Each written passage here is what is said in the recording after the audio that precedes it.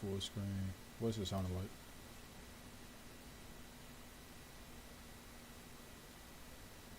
Full screen. What's it sounding like? Okay, that sounds pretty cool.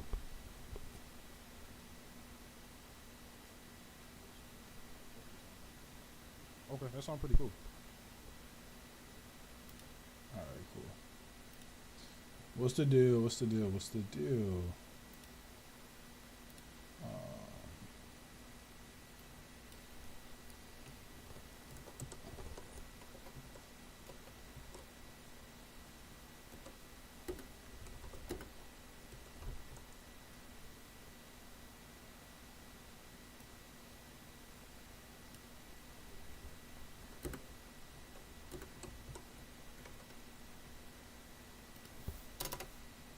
120. All right, chat. Okay, this is what we about to do. So we are about to, let me get this split up right here. We're about to react to a video first, right? A video I wanted to watch. I ain't gonna lie. Bro, so apparently it was a Shia LaBeouf interview that was through Andrew Callahan. Has Kyrie texted you back? I don't We want to about talk to watch about it. that. How was the math test? Like a All right. family. It goes back to the whole thing. Whoa. What's that? I just built a So budgeting app we in are Base about 44. to. Guys, Nina just built an app. I've been having the time of my life. You know, I got some Channel 5 news. What's up? What's We made up? it. Yeah, we made it. Yo, this is crazy. What's the deal, Tom? What's going on, brother? What's going on, bro? What's going on? What's going on, bro? What's going on, bro? What's going on? You know, I've been playing DNF Duel on the low key. I got it downloaded too. If you don't believe me, look. No cap. What is this right here? You see it? You see it? I'm telling you, bro, I'm gonna come back a beast. Oh, you can't see it. My face came in the way. Let me move the app. Let me move the app. Put it over here. You see it? You see it? We gotta run it. We definitely gotta run it. I've been just relearning the game. It's a lot of tech in that game, bro. I've been in the lab. You see it? So I gotta get right. But what's going on, brother? What's going on, bro? Shia, I'm not gonna lie. Obviously, it's a lot of controversy with Shia, bro. A lot of controversy, right? But I'm not gonna lie, bro. I like people like Shia LaBeouf, though, bro. It's something genuine. I love genuine, authentic people, even if they might be kind of crazy and cuckoo. Now, it is different from Kanye a little bit. I ain't gonna lie. Ye kind of like, but he could be just misunderstood. That's a whole different story. I'm gonna keep it on Shia. Shia, bro, we all not perfect, bro. You know what I'm saying? We not perfect. We gonna make mistakes, X, Y, and Z. That's what I'm like. Unless you did something with some kids or forcibly took something from a girl regarding her, you know what I'm saying, her situation, I can't mess with you with those. Those two things, I can't mess with you. Everything else, though, is kind of like, yeah, he was actually trying to trigger people. Everything else, though, is like, okay, not saying I stand for this. I don't stand for this, chat. I don't stand for this stream. Not advocating no other behaviors, you know, being disrespectful, hitting women, anything like that. Definitely not gonna advocate for that ever. However, though, bro, however, I always think about that story in the Bible where everybody was throwing stones at the prostitute, saying she was dirty, saying she was this and this, and Jesus came and was like, well, if you perfect, then you can keep throwing stones at her. But if you got stuff in your life that you're not proud of, stop throwing stones at her. And then everybody stopped throwing stones. You know what I'm saying? So I think about that a lot. Bro. So hold on. Give me a minute, chat.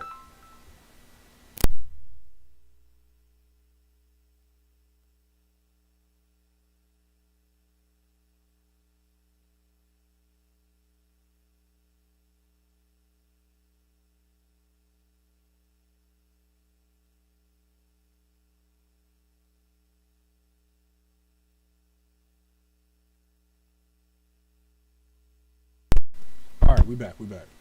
Yeah, you know what I'm saying? Let me check, make sure levels is good, because I could go the whole stream. All right, we back. Okay, we good. So that's what I'm saying. Now, Shia, yeah, he done did some stuff. You know, put his hands on a woman before. I can't. You know what I'm saying? That's different. But I also can't just be like, you know what, Shia, for the rest of your life, I'm not gonna, you know what I'm saying? I can't do that. I can't do that. So, and especially since if you show remorse and you don't repent and you going through your sins, X, Y, and Z, we all got stuff we done did. And it's like, I can't view my sin as less than yours because, or it wasn't that, but I sinned this way. It's like, no, we've been sinning, bro. It was a sin. You see what I'm saying? Now, if you still doing it and you just actively doing it and you're not proud of it, that's like you tripping. Now, I can't involve my somebody with that don't want a gross sense of self. You can't really get out of it. I mean, look at Paul in the Bible. He was killing people. He was killing Christians. Jesus was like, I got a mission for you, bro. You know what I'm saying? That could have been the worst thing ever. You killing people that's pretty much Hitler. That he was pretty much like a little Hitler at the time. You know what I'm saying? But he wasn't the most talked about inspiring stories in the Bible. So I think about stuff through that lens. It's just growth. You learning like, bro, you know what? We gonna all fall down. It's not how bad we get knocked down, Master Wayne. It's about how we get back up. I think about stuff through that lens. It's just growth. You learning like. Live from uptown New Orleans. Did it. Less than 1 week after Mardi Gras, right? We did it. Oh, exactly did 1 it. week since Fat Tuesday. Bro, the fact that you're still talking, didn't you have a voice problem earlier? Yeah, I had a voice problem. What was the voice problem? I've just been touring a lot and just like yelling. What's touring? Bro, and the fact that, bro, Shia been in so many good, like, bro, he's one of my favorite actors of all time. Johnny Depp, Shia LaBeouf. Johnny Depp and Shia LaBeouf is my top 2 favorite actors of all time, bro. I'm not gonna lie. In that way, Johnny Depp and Shia, bro. Just like going to different cities and Disturbia, Transformers, Tank, screening documentaries. Hoes. That's what I'm saying. Hoes. He's a Disney kid. When I get on stage, I yell the name of the city, so I'll be like, Orlando. You should, yeah. So gradually it's faded. But I haven't yelled New Orleans yet.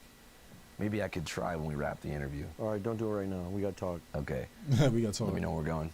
I like this setup, bro. It's so solid, bro. It's holistic. Well, bro, thank you for making the time.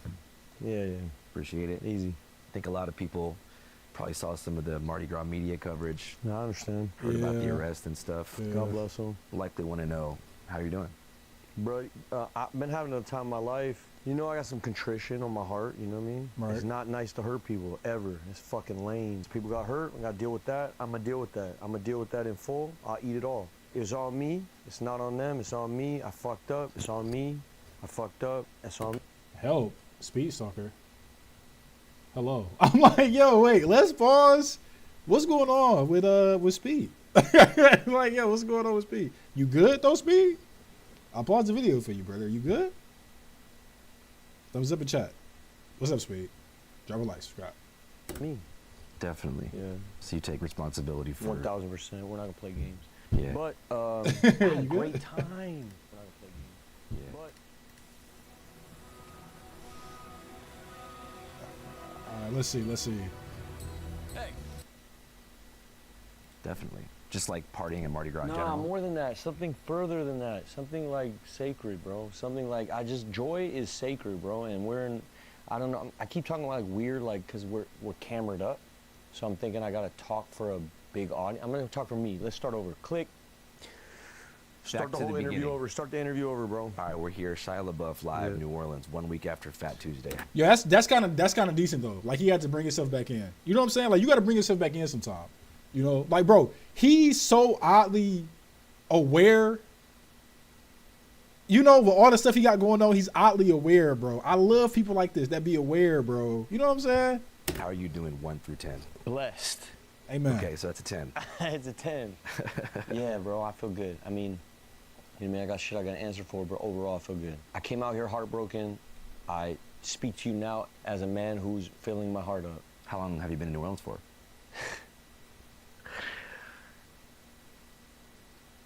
14 days, 12 days. So did you 12 come down days. like for Mardi Gras or you came down like as a No, planned move? no. So the fires happened in Pasadena.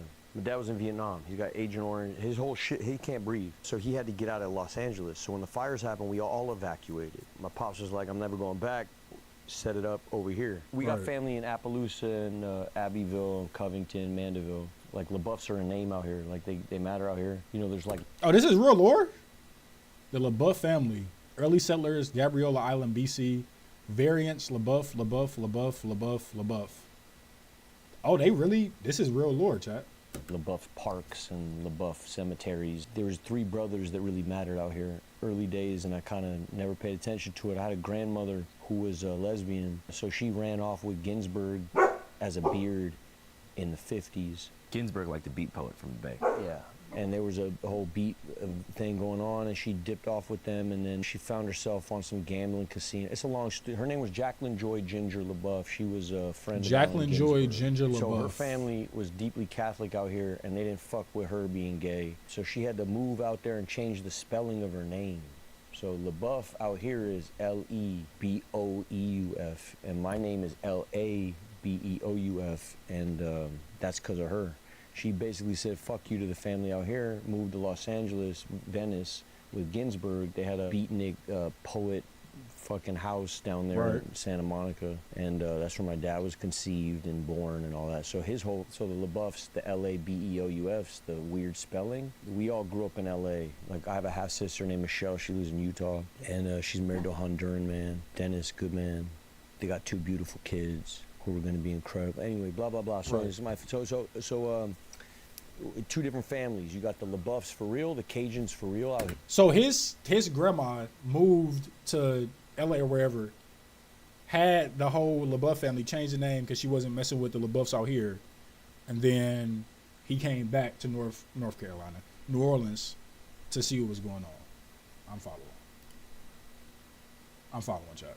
Here that I'm trying to get to know little by little. I haven't looked at you in a long time. Sorry, bro. It's okay, bro. I've been looking at you in a long time. Yeah. That's no good though, huh? I need to look at you more. So let's start there. So Right. what'd you ask me even? I mean, most importantly, like, how did you get down to New Orleans in the first Family. place? Yeah. Yeah.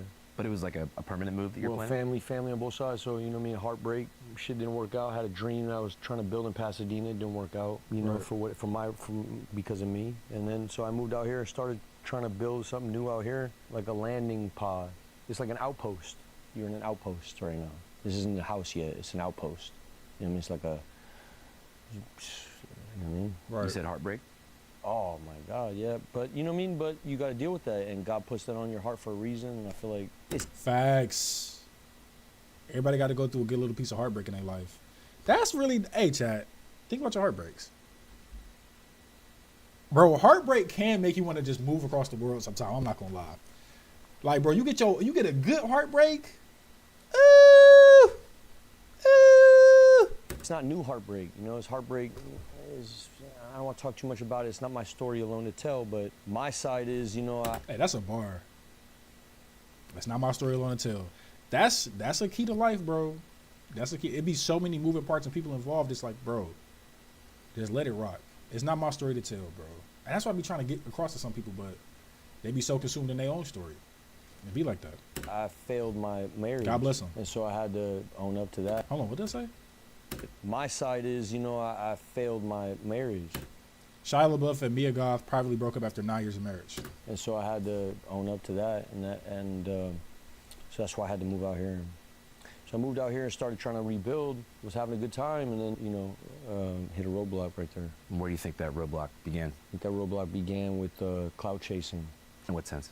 I'm a bright light G, so I come out here. I'm out here, and sexy. Sexy, sexy. Still waiting on my heartbreak arc. He said, "Come out here, you know, sexy." I feel it though. I feel it. Hey, bro, that's an arc, bro, where you can just. It kind of got to get there, but you can wait on it, right? I'll be there for you, bro.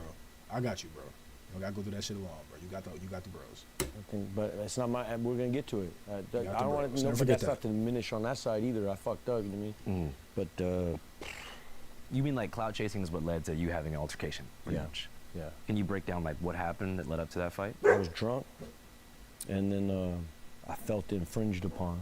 Infringed like, upon. in terms of my proximity, but I wasn't in my right mind, and so it's on me. Yeah. Yeah. Just trying to get into the mechanics of how that happens, because, you know, so much of this story is about you being a public figure and being in the limelight for so long. Look, Anytime look, you pop look, out, look, look. To this story is about you being a public figure and being in the limelight Iconic movie, iconic film. Iconic film. for so long. Anytime Hoes, you pop out somewhere, especially on the Transformers, party tip, like, bro. the first thing people are going to say is like, let me get a picture, let me take a video. What was it about these particular interactions, like at our bar specifically, that like made things escalate, you think? I don't know, bro. I have no idea, bro. I'll be honest with you, it's probably just my fault, bro. Somewhere. I don't know how. Well, I'm gonna figure it out, dog. You're catching me. This is why this is beautiful. I don't know many people be open to this. I don't have answers yet. You know what I mean? I don't have any answers yet. I'm in the middle of it. I'm on the path. You know what I mean? I don't have answers yet. Those scars from his movie, those scars on his cheek right here, these 2 scars, he did that to himself when he was filming that Tank movie with John Bernthal and them. He cut himself for real in real life to do that, and put out his tooth in real life too. And usually when people come here, they got answers. I have no answers yet. So Like I'm on the in right side of middle his face, something. notice his Ask your cheek, the 2 question little one more time. scratches. I guess, what about this particular infringement on your privacy? I'm a Catholic, bro. You know what I mean? I don't fuck with the. God, be careful. Count me now. I'm a Catholic. Hey yo, what was that? What was that? Who was he talking to, bro? Be careful. Count me now. Okay. I'm Catholic. Okay. All right. What does that have to do with like you feel like? How does that connect to the?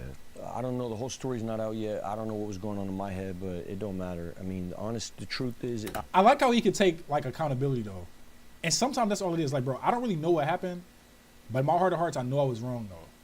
You know what I'm saying? Like, and that's the best I got for you. I said words not okay to say. I don't want to hurt nobody's feelings. Whoa. Shia LaBeouf used homophobic slurs while assaulting the New Orleans bar patrons, police say. You yanking out a 2 for a check? I think he did that just for the love of the game. I don't even think it was for the... I think Shia just do that for the love of the game. I'm not doing it for the love of the game, but Shia is. I'm never just yanking out a 2 just because. He did that for the love of the game, for sure. Actor Shia LaBeouf was arrested in New Orleans during Mardi Gras and charged with 2 counts of simple battery after allegedly assaulting 2 men and using homophobic slurs during the incident. Okay. One alleged victim, Jeffrey Dammit. No way that's his real name. These are bots. Look at his name. Jeffrey Dammit. He deserved it. Reported that LaBeouf physically assaulted him while shouting homophobic slurs, believing the attack was motivated by Dammit's appearance. It was probably motivated by your last name. Video footage of police reports show LaBeouf acting aggressively, hitting multiple people and mouthing homophobic slurs during his arrest. He was released without bond. LaBeouf has a history of legal issues, including prior arrests and a settled civil lawsuit involving allegations of abuse by FKA Twigs, which he publicly acknowledged. That's what I mean by being. I'm a Catholic.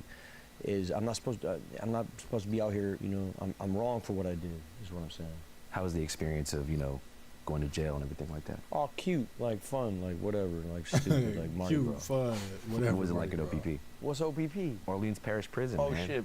You got all the fucking slick ass names. I don't know, bro. I went in there. I was like, hey, let me get a coffee. They're like, shut the fuck up. You know, we don't give you coffees out here. So, but Yeah. they were all nice to me, bro. I got cold. They gave me a blanket. Nobody. Respect that though. So many celebs try to bury and lie about mistakes instead of owning and growing. That's what I'm saying, bro. Like, bro, I done made so many mistakes in my life, bro. Granted, I'm young, and I'm still kind of young, right? And I don't think that excuses anything, to a degree. But even Shia, he a little older than us, got some grades going. He still make mistakes. There's no age limit on mistakes. However, he's still trying to work with it and grow though, bro. And I got respect for that. You know, granted, was most of my mistakes I made when I was younger, like before 20, for sure. I was like a kid. I was a child, bro. And still made mistakes even in my early 20s, being honest. But it wasn't, honestly, it wasn't until I found God. It wasn't until I wanted to make a change for myself. I don't like that stuff weighing on my heart. You know what I'm saying? I don't like that feeling, right? And other people get hurt, you know, when you going through stuff or if you hurted somebody else. And we not perfect. We not perfect, bro. But for him to sit up here and admit all of this and be like, yeah, bro, I did that. You know, that's a different type of strength. You know what I'm saying? Like, that's the sense of like, you know what? If you rock with me, you rock with me. If you don't, you don't. And that's real life. People will turn their back on you, bro, because of a mistake that you made. Real life. It's happened to me, bro. It's happened to me. People that I thought was super close to me. Super close. Like, bro, it's nothing that could ever da-da-da-da. You make a mistake, it's over with. You know? And it couldn't even be directly, it could be a mistake you made in your own life. Years ago that you made this mistake in your own life. I guess that's atonement, right? So it's like that, bro. So life been teaching me a lot lately, man. And I gotta kill this. Life been teaching me a lot, bro. But I do value that Give me a minute, bro. Hold on.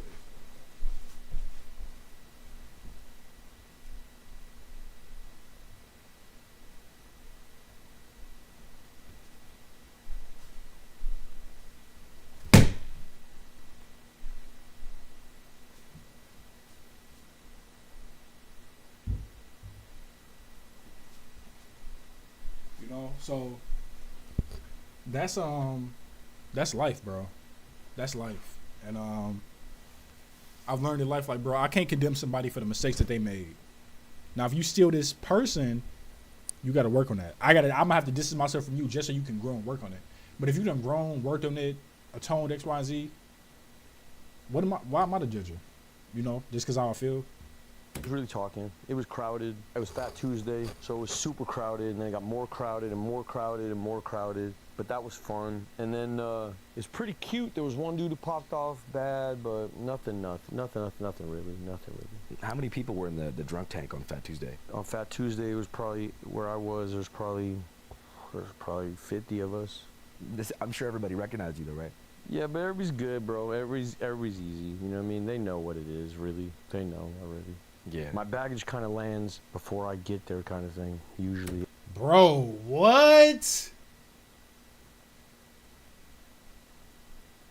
That's a bar. My baggage kind of lands before I get there. Bro, what? Y'all not hearing him, bro. Everywhere. You told me you shared a blanket in there, though.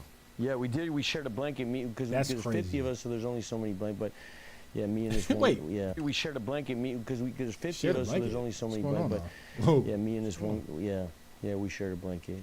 He was, yeah, we talked. He was a good guy. Actually, he was. So usually when you get processed, you become friends with whoever you're getting processed with. Just the innate reality of meeting somebody before you meet everybody else. Yeah. And so the guy I got processed with became sort of a quick buddy. We didn't even talk. I don't know much about him, but just like one fisherman could see another fisherman from afar kind of thing. And we had that kind of connection. And then, yeah, black kid. Shared blanket, and we also shared meals. Like it was quite intimate, actually. Huh. Fuck was his name? I don't remember.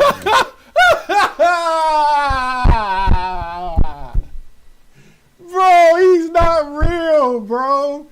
Yeah, so like me and this black kid, we it was like 50 of us in this pod. We had to share a blanket. It was ice cold. I told him a lot about me. He told me a lot about himself. We even shared meals together. We did workouts together, things like that. He cried to me, I cried to him. And fuck was his name? I don't remember. Older cat. I don't know what his name was. Bro, William, if you're out there, go ahead. bro, he's not real, bro. I got He's 2 not real. misdemeanor battery charges. Shia LaBeouf arrested on battery. Like, you see what I'm saying? Like, bro, he's not real. Shia LaBeouf arrested on battery charges in New Orleans. Okay. But they might up it to something, whatever. I know they got a DA, very liberal DA, that who knows what goes on, but I know there's a guy out there who thinks it's hate charges, I'll live with whatever goes on. It is what it is. Yeah. God bless them all, Have they told you, like, what the penalty might be for something like that? There's like a battery charge, I think you go do 6 months, and hate charge would be more than that. Felonies, hate crimes, penalties. Listen up, chat. Don't be hateful.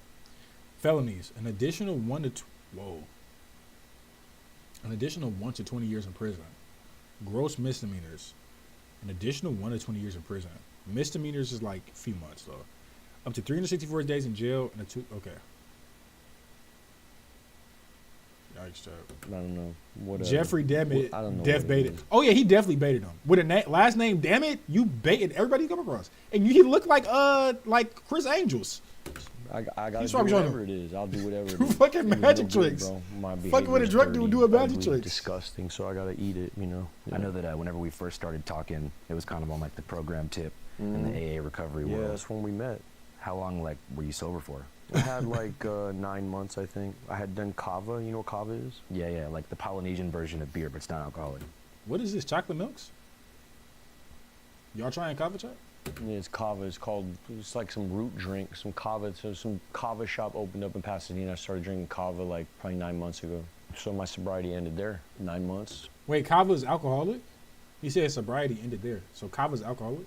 So I had 9 months, but that was 9 months ago. So I've been off for 9 months, like out of it, searching in and out, putting it down, picking it up, reading books, sponsorship, all of it. I'm more just wondering, like, before, in general, like, what was the longest sustained period of sobriety? Probably 2 years. Okay, I was cool. probably sober for a year before the birth of my daughter, into a year of my daughter's birth, and then life became life, and then Kava. Damn. Yeah. So Kava Dang, was the bro. gateway to more, like, regular bevs? Kava was an acceptance of, like, I had heard people talk about California sobriety and stuff like this, and it started floating around the rooms and shit like that. No, I'm not gonna say his name, but some people that I know, and I was doing camping trips and stuff. Dudes were talking about ayahuasca, spiritual journeys and shit like that. And we were talking about deep, like how to get to God and stuff like that. Joe Rogan, Yo, Joe Rogan.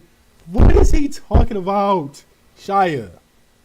You just get flooded with a whole bunch of info, and He's just as a like sober us. man, He's then really it just was like us, bro. I remember being on a road trip with a kid. Joe We wound up Rogan. in Barstow or something like that. Went to an AA meeting, and one of the guys that was in the meeting was, I shouldn't have said it. I said it again. Hey, bear with me, bro. You know what I mean? I'm not on the wagon at all. And so everybody who fucks with that, I don't claim it. I don't want to hurt what you got going on, I know there's people that depended on me and people that look to me to be some kind of sobriety, stability, and like some pillar of this shit. I'm just a man. I'm trying to find it, and Elior. A mother stretches one plate across all 5 of her children. A father skips meals. Bro, shit. Hold on. Take your time, Shia. You get me? So let's get no. It's not like that. So the shit that hurts in terms of me feeling free here now, in terms of my sobriety, is the guys that were under me, that I was sponsoring, that depended on me, and they're Oh yeah, bro. That's probably tough though. I'm not gonna lie. That's probably tough. That's actually probably tough. Like real talk. All jokes aside. Cause you got to think about it, bro. Like it's people that's like legit looking to him like, bro, you came through it. I can do it X, Y, and Z. And then they see him spiral out of control like this, it probably do something to your psyche though when you're dealing with that. I never personally had a problem with like alcohol or like hard drugs, but that probably do mess with your psyche though. lives were in precarious spots that I was sponsoring that I'm gonna deal with. You know what I mean? That shit hurts the worst. You know what I mean? If you ever been in this thing, you know what sponsorship is, and it's a big responsibility, and there's a lot to deal with, bro. It's like your mentor. I'm honest with in a you, way. man. Okay. And this is crazy stuff to say out loud, I guess, but I need to say it out loud. Bro, I grew up in these rooms, you know. So I've probably run a program since I'm 18 or something like that. Yeah. In and out, in and out, in and out. Longest I ever had probably this 2-year clip, but it wasn't the best part of my life.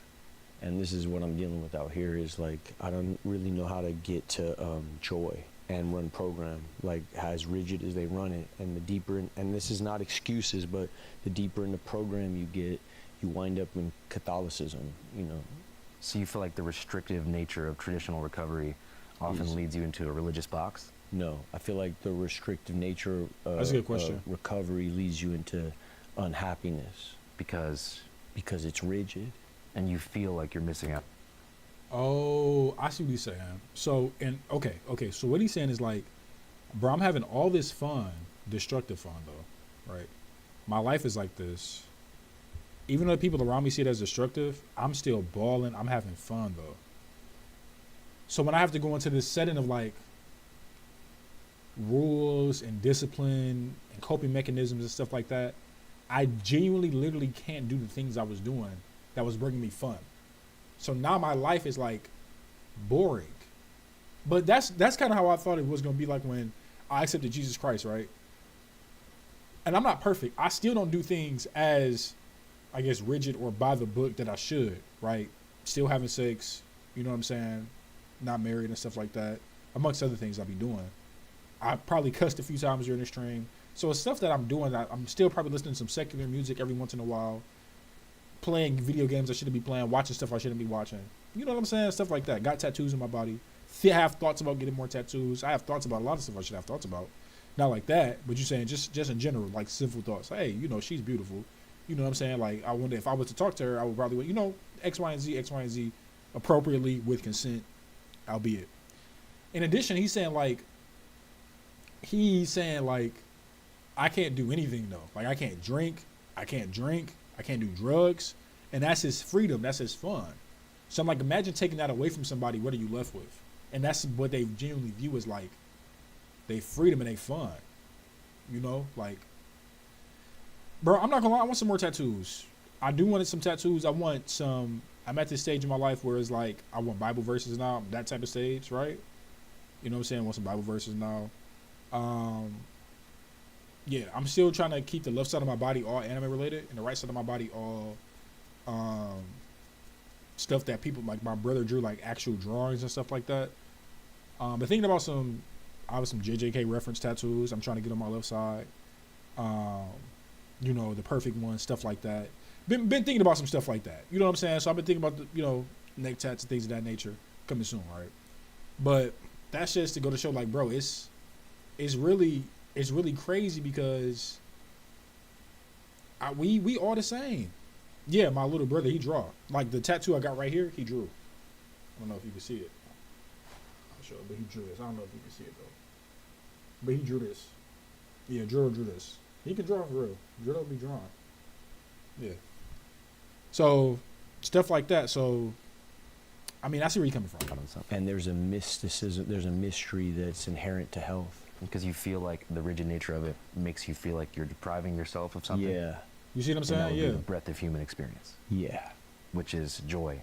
Which is not just joy. I know program dudes that experience the joy I'm talking about. I remember how it first came in. There's a different kind of joy I'm talking about. I'm talking about a different kind of unhinged, maniacal joy. You see I'm what I'm not talking saying? about giggles. Like, I'm talking about freedom. I'm talking about complete, something like a existential, Yep. like something further than just like some giggle, like the normie joy. Like flying on the highway Like what? Yeah. on a motorcycle. No, further. Okay. Further than that. I'm further than that. Is what Mardi Gras is. So it's like a chaos therapy? No, it's can I read something to you? Yeah. You fuck with G.K. Chesterton? I don't know who he is, but I sound like I fuck with G.K. him. Chesterton, this is big OG stuff, yeah? Okay. This is G.K. he's a Chesterton, real big OG bandito stuff. in this thing. Yeah, go do whatever you want. In terms of this Christian shit, he's real bandito, this guy Chesterton. Let me read this to you, yeah? And it speaks to me. Mysticism keeps men sane. I'm not trying to be dramatic, yeah? I heard some motherfucker say I was performative today, you know? Bothered me. Bothered Doesn't me. sound like me. All right, mysticism keeps men sane. As Right. long as you have mystery, you have health. When you destroy mystery, you create morbidity. The ordinary man has always been sane because the ordinary man has always been a mystic.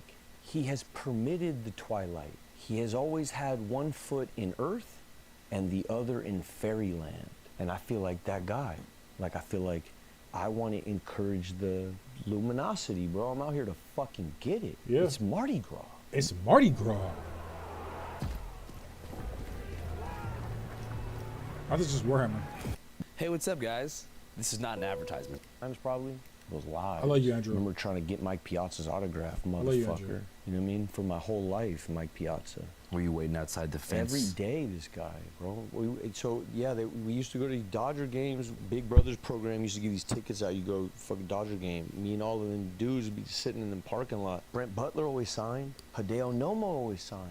Hideo Nomo. Shout out to Go. Just a cold Mike heart. Piazza, you're a bitch, bro. He don't like Mike Piazza. He not laughing. How many times do you think he no, rejected? No, chat. Look at his eyes. He don't like Mike Piazza. Piazza. Just a cold Mike heart. Piazza, you're a bitch, bro. Look. He don't like Mike. Fuck Mike Piazza. How many times do you think he rejected signing up? Every day, bro. I used to go out there 90 times probably. Rejected me 90 times. So what it did was, I'm going to sign them all. So when I got on, it was like, yo, fuck Mike Piazza. Yeah, fuck So you Mike don't turn Piazza. down any pictures? Never, ever. Not unless I'm with my kid, or I'm eating some food, or I'm chasing some ass. Because you feel like you're helping people, validating. Yeah, what did God do it for? Why did he do it? Why did he do this to me? You know what I mean? What is the purpose, bro? Like, why did he do this for you, Andrew? In terms of giving me In that. terms of, yeah, why did God do it, bro? What did he do? Why? All right, so shut up for a second. What are you good at, Andrew? Being Andrew, doing this shit. I'm good at this thing that I do, yeah? All right, okay, we got that. What can you do with that, what you're good at? What can you do? That's the arithmetic. What are you good at? All right, now, how can you help people with that? So I take pictures of people because that shit, it'll help their day. Maybe motherfuckers like, hey man, can't make my tax season. Hey, my fucking mom's diabetic. But who knows, bro? You don't know what people's problems are, you know? Just crashed my car. I was jogging the other day. I was jogging. Dude couldn't believe I was in the street, which I was flattered by. But then he fucking crashed his car into a pole. What? Oh my God, bro. You know? Yeah. How do you help that guy? How much of your life have you been living like this for in terms of people taking pictures with you, like living as a public figure? Did it start when you were 18 or was it younger than that? Man, I was on a Even Stevens shit was like popping hard. If you were a broke kid in America, everybody watched Disney Channel and Nickelodeon. You know what I mean? It was like everybody would just sit at home and watch that thing. So I grew up with everybody. We all grew up together, and that's what it is. So I know what That's that is. true. It'd be like me running into Will Smith. Give me a picture. I grew up with you. You Yeah. owe it to me. You're my uncle. You That's know? how I feel about Will Smith too. He's my fucking uncle, bro. It doesn't matter what he. I don't give a shit. It's my fucking don't give a Uncle Will. shit. Like everybody That's my else in Uncle America, Will. don't act like, you know, it's just what it is. So I'm in this weird category of, I have this familiarity with people, and yet I'm trying to do this artist thing, and yet, but it's deeper than that because it's like family. You meet people, they don't give a fuck about art. People just want to hug you because they're your cousin in a weird way. Kind of goes back to something you mentioned earlier, which is like, you know, there are people who like cross boundaries. But that's what I'm saying. We low-key did grow up with Shia, though, bro. We low-key did, bro. As a public figure, but then you also want to please people. Yeah. So how do you walk that line? Well, you got to be authentic, or you know, otherwise you go to hell. Which, you know, Yo. I don't want to speak too much about it, but I know intimately about people around me. You know what I mean? Got to keep it authentic, I think. And I think, you know, I'm Robin Hood, kind of. I don't know. I've always been kind of, I don't know, man. Maybe it's like I got this Grey Goose Hold on, Jack, calm me sneaker down. soul. Does it make sense? Let's go grab this from the door. No, Do you Wait, know no, what I have Grey to- Goose no, I have sneaker is? no, I just Fake dirty sneaker. they're kind of like They're like strawberries. really wealthy, fake dirty sneakers. No, I didn't know about this. I don't know, something about it feels too close to home for me to ever wear. I've never but heard of so these shoes before. intrinsically true. Go I sit down, grew homie. up poor and then I got rich as fuck. Early, you know? Rich to me was $8,000 a week. He was a That's what childhood I actor, paid on too. Even Stevens. You gotta keep that in mind. Crazy fucking stupid money, bro. You're rich. So for me, I never thought Eight about money thou- again after $8,000 Bro. a week. I thought, all right. $8,000 a week? People don't even make $8,000 a month now. Like, brother, I would have felt the same way. 8 bands a month, 8 bands a week. Shit, 8 bands a month, I'm rich. Fucking shitting me? I am fucking balling. Everybody quit their jobs. You could have gave me 8 bands every houses, 2 so that weeks. changes, alters your perspective. 8 bands a Echo Park. week? Echo Park before that. And Brother. then we couldn't afford to stay in Echo Park. When the riots happened, Echo Park changed. The police force dissolved. down, There man. was a whole Rampart Division police. The whole Echo Park I knew disappeared, and it was replaced by Echo Park Now. Hipsters. I'm not gonna say nothing, but it's different, and it lost whatever was there before. And there's a pockets, but a lot of us moved to Boyle Heights. A lot of us moved to Bakersfield. A lot of us moved to. And he grew up in LA during a time like Sunland, it was Reseda. different LA. You had a little scratch, you made it to Burbank. You know, that was like They said, Beverly "What's up, Hills Charlotte?" for the people that got pushed out of Echo Park. And so, Talking to you, mommy, in the so chat. we went to Bakersfield Yeah, first, first, and then my dad was in Tehachapi. He had to go to prison. That's why we were in Bakersfield. My dad went to Tehachapi for a while. My mom was selling fabric out of Bakersfield, made some scratch, moved us closer. We wound up in Sunland, Tahunga, and that's where I sort of grew up there, like from 9 to getting on. And then- 8 to 9. So it really was like a luck of the draw thing, or just talent randomly. No, I won the lottery. What the fuck is talent, Andrew? I won the lottery, fool. Now that's something that Tommy told me one day. I'm not gonna lie. There's no such thing as talent. That's something Tommy would say. I'm not gonna lie to you, bro. That's a Tommy line. That's a Tommy line. There's no such thing as talent. He probably gonna start talking about just hard work and reps. That's the only other thing it is just hard work and reps. Because I'm like, bro, there's no way you was just born like this.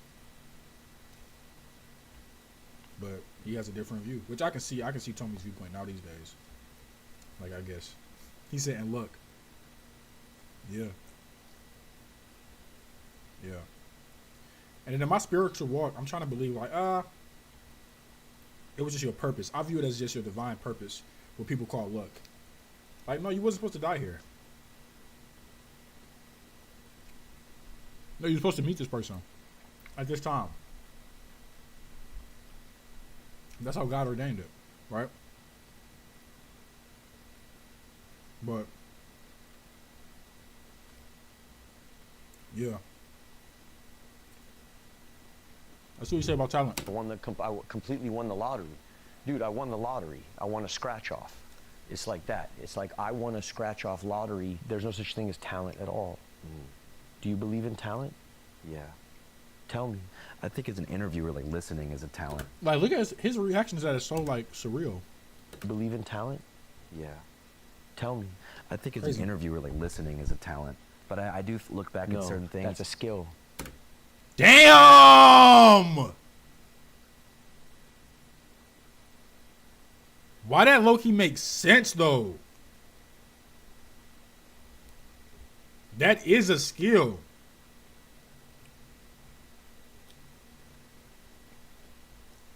Bro, this is shaking up my mind right now. I think as an interviewer, like listening is a talent. But I do look back at certain things. That's a skill. Bro, this is fucking me up. This is fucking me up.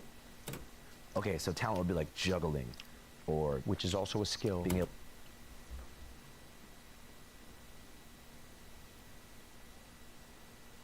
Bro, this is fucking me up. But to exhale for 2 minutes straight. without Which is also inhaling. a skill.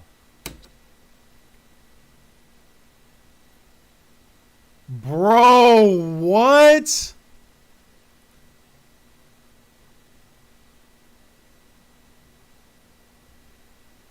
Okay.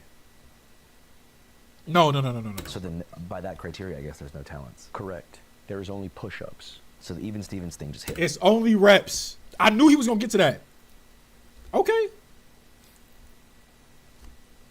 So then if that's the case, we are the same.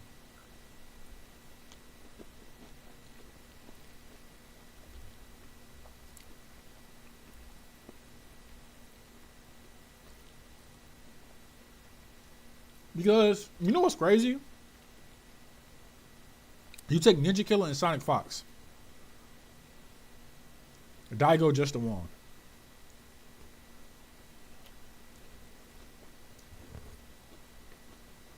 Bro. Rob TV, Smug. All these people I named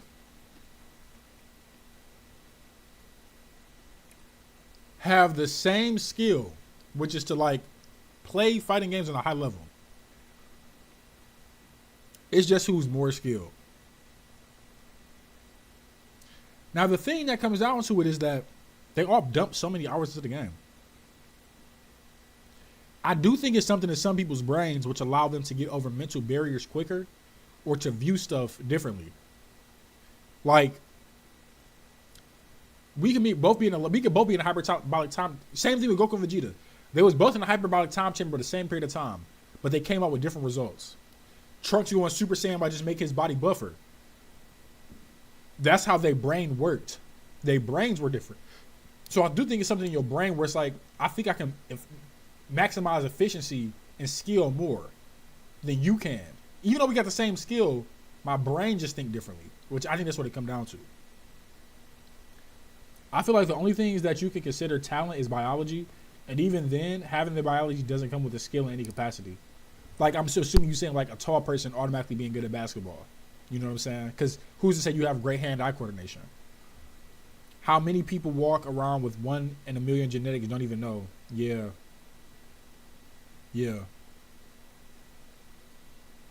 Bro, this got me thinking stuff different.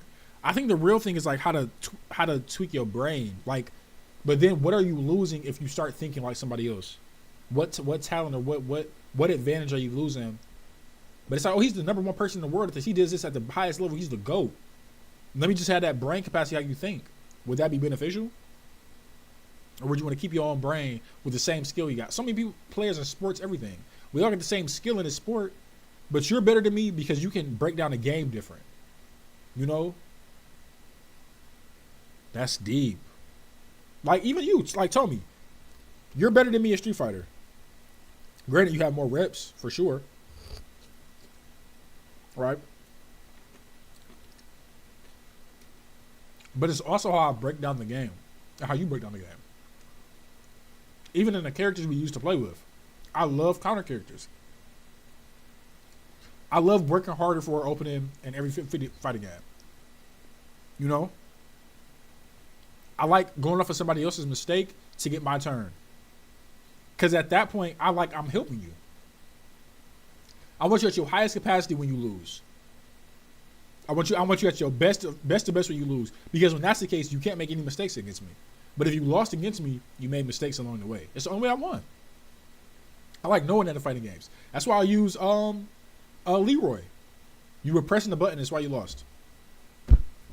You were pressing the button. And then what are you supposed to do? Not press the button and just give me the turn for free? What do you do?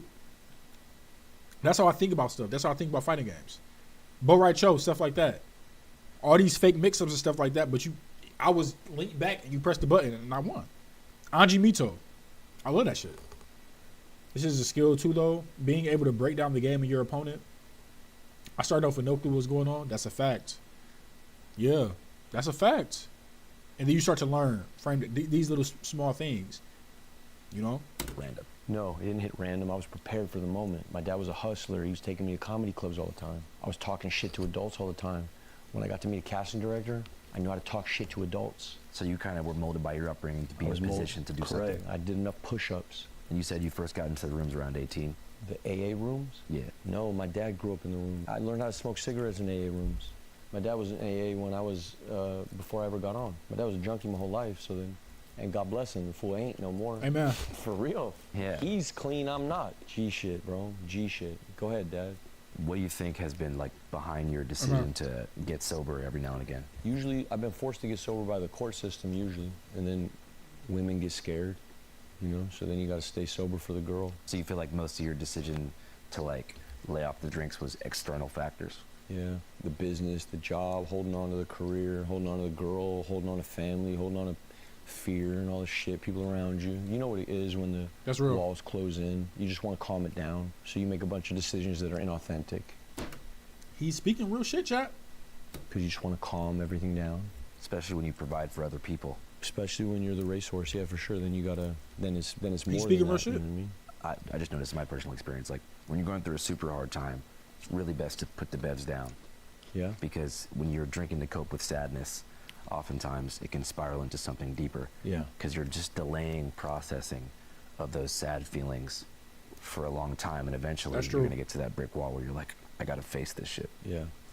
And I understand the context with which you said it, and also like the assumption one makes when a man gets divorced and is publicly sober and then publicly drunk and then fighting people in the street, getting arrested, trying to come back, trying to earn the bureaucratic Hollywood shit, trying to get back on. All of these things that are just kind of things that don't really fucking matter, just kind of these floating things that are kind of, who gives a fuck about all this shit, you know what I mean? I guess it only matters if you care about it. Here's what I care about, my daughter. I care about my daughter, and I was in a situation with, I can't speak too much about it. We were deeply unhappy, bro. We had a lot of resentment. I made a lot of like mistakes early on. Look at this ladybug. I made a lot of mistakes. Oh shit, a dead ladybug? What's that? No, she's alive. She's Good. still alive. Alright, She's been through a little bit here. I made a lot of mistakes early on before we tried to have baby. I had violated trust in a big way. And then we tried to use program, albeit one-sided, to try to fix it, and it was impossible. Right. And we both became very unhappy. And it's not good to be unhappy around a baby. It's not good to be unhappy around kids. But yet it's important to be proximate. You must be around. And this became quite a weird Tetris. You understand?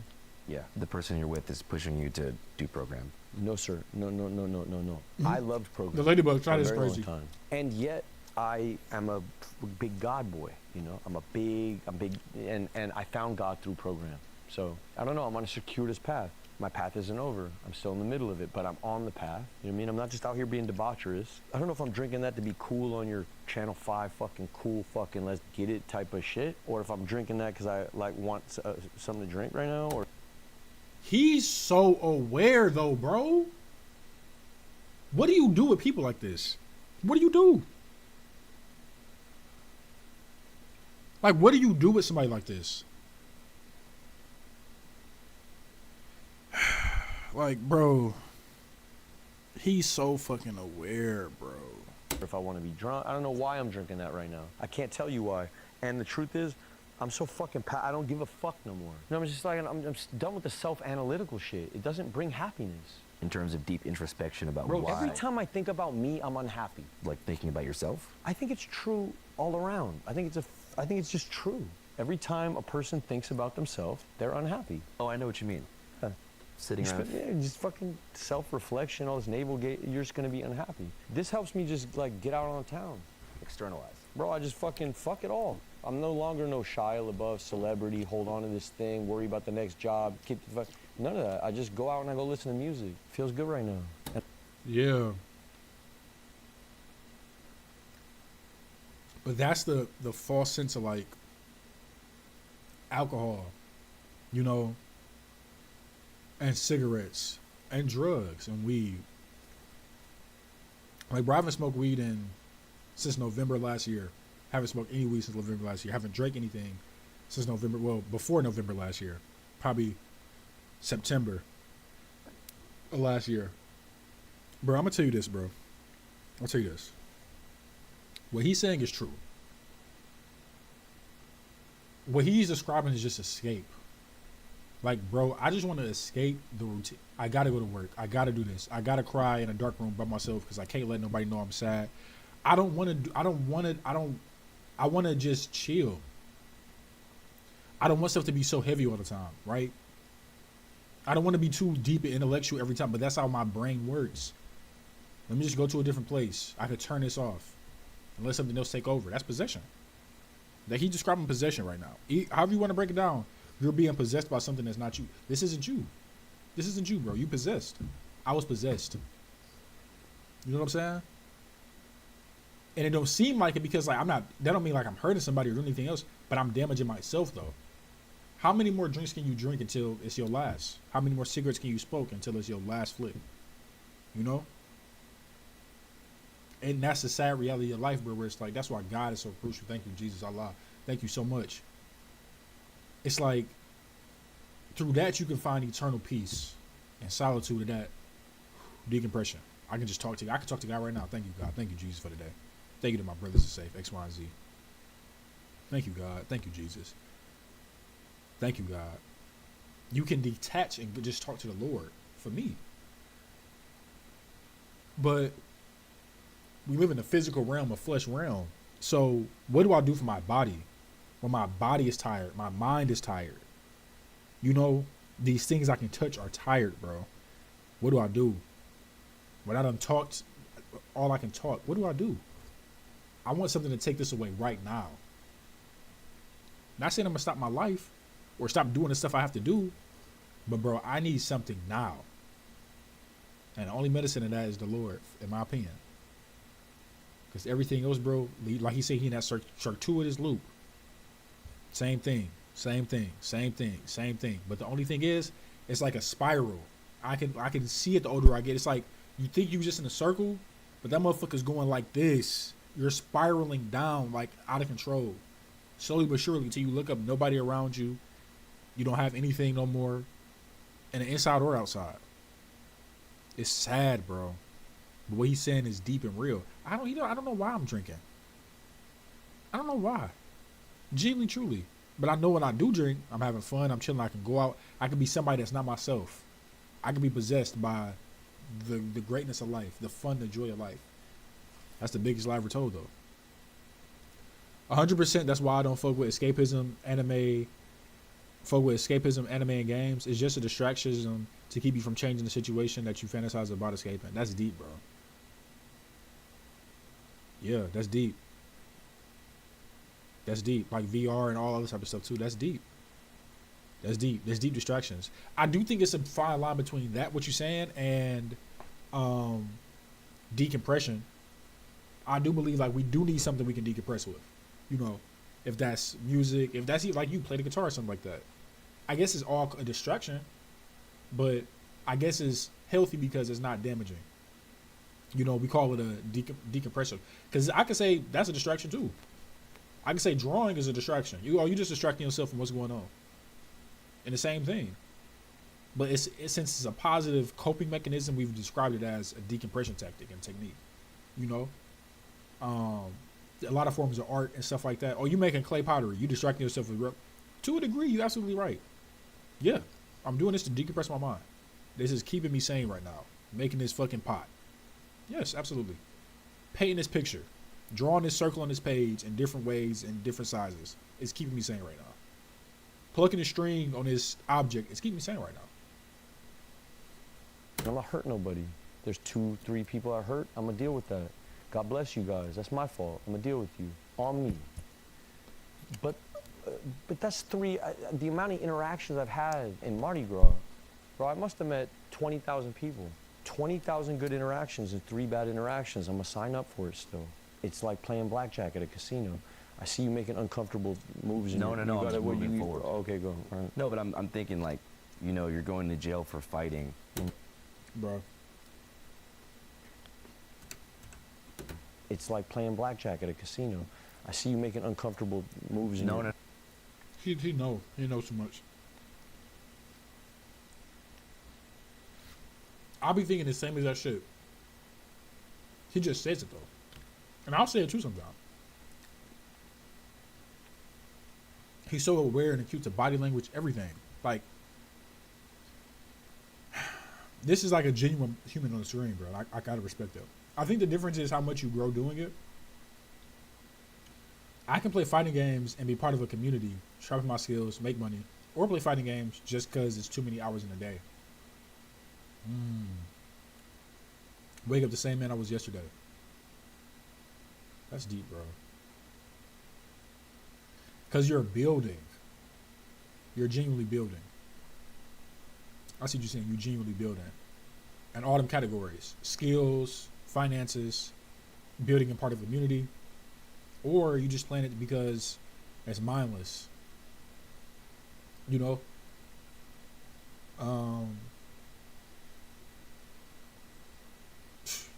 But would you still get results, though, at one of those things? Like, you playing fighting games for so many hours in a day, what does that lead to?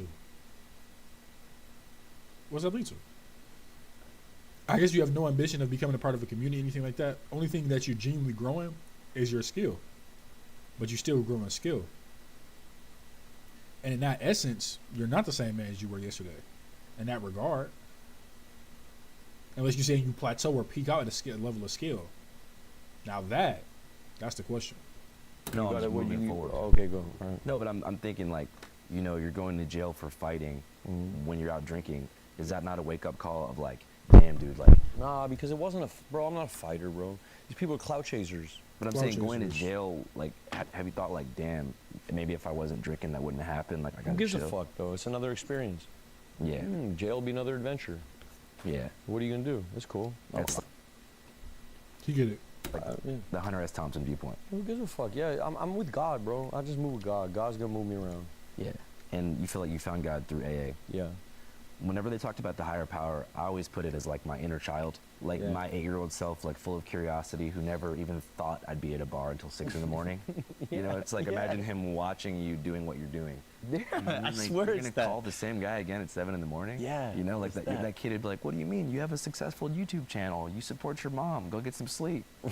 And like that ended up sort of being like my big homie was my little self. I know for some people, Ooh. it can be like a God thing. I like that. Yeah. Do you think God's like a monotheistic singular deity? Do I? Yeah. Yeah, I believe in the Trinitarian Church. Yeah, I'm a Catholic, full blown. Yeah. Yeah. I got baptized Catholic. I just haven't really followed it much. I get it, and if I had probably come up like you, I'd probably shuck and jive too. You know what I mean? I didn't come up that way. I came up with my dad was in the Mongols. My mom was a hippie. We had no God in the house. We had a whole bunch of religious art. My mom loved art, so I had a whole bunch of Caravaggios and shit in the house. We loved art, but we never read the Bible or nothing like that. And then I got bar mitzvahed. I wasn't into that shit at all. Big internet lore is also that you're like down from a hood in LA. It's true. Can you elaborate? I was 13. My key holder is Conejo. It happened through a film. I was prepping a movie. I asked if I could. He told me what the requirements were. I said yes. We love each other, all of us. We are all, most of us fathers. Most of us are trying to live good lives. Most of us are God-led. Did you have to get like jumped in or anything? Nothing silly like that. No, come on.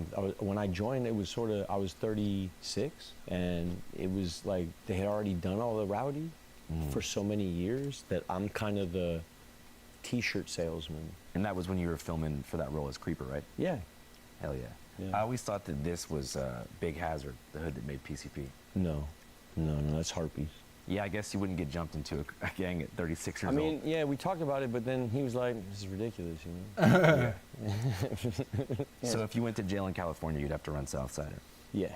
But here at the Marty Southside Shia. you just It'll be what- gotta run Shia LaBeouf. You have it listened, you type it in, and then you go dig it. You literally just drag it. Music not even our thing no more. This shit pissed me off.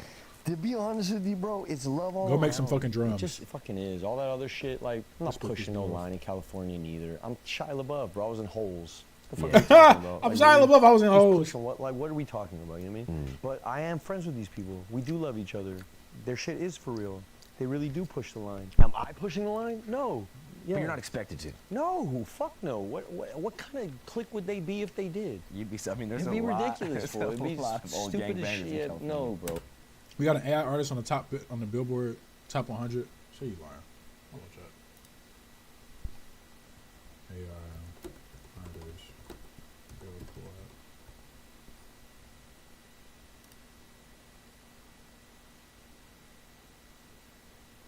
No fucking way.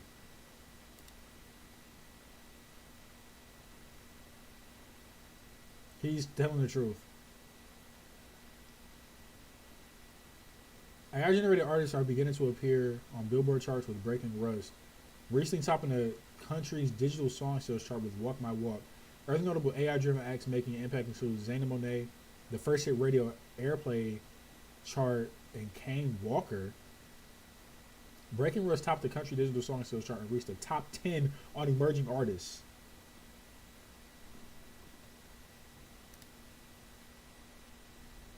Only listen to Enigma nowadays. That's good. That's good quality. Shout out to Enigma, bro. Just signed a $3 million label. Like, what?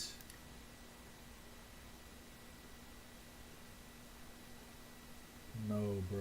This is getting. We got to talk about. I got to get into that whole thing. In a minute, bro. Everybody, they were good before I met them. Would you say Holes is one of your favorite movies that you did? Just the first. I mean, I love Cleo very much, so I made a good friend there. He's a Cleo good was boy. cool. Yeah. Yeah, I like Disturbia. yeah, that's another one. Disturbia! I didn't make no friends there. I didn't make no friends there. Golly, what is this interview, bro? I'm gonna get in trouble anyway, so who cares? Fuck it. Fuck it. Fuck Yeah, you. God help me. Cat's out of the bag, yo. Shia LaBeouf is a celebrity.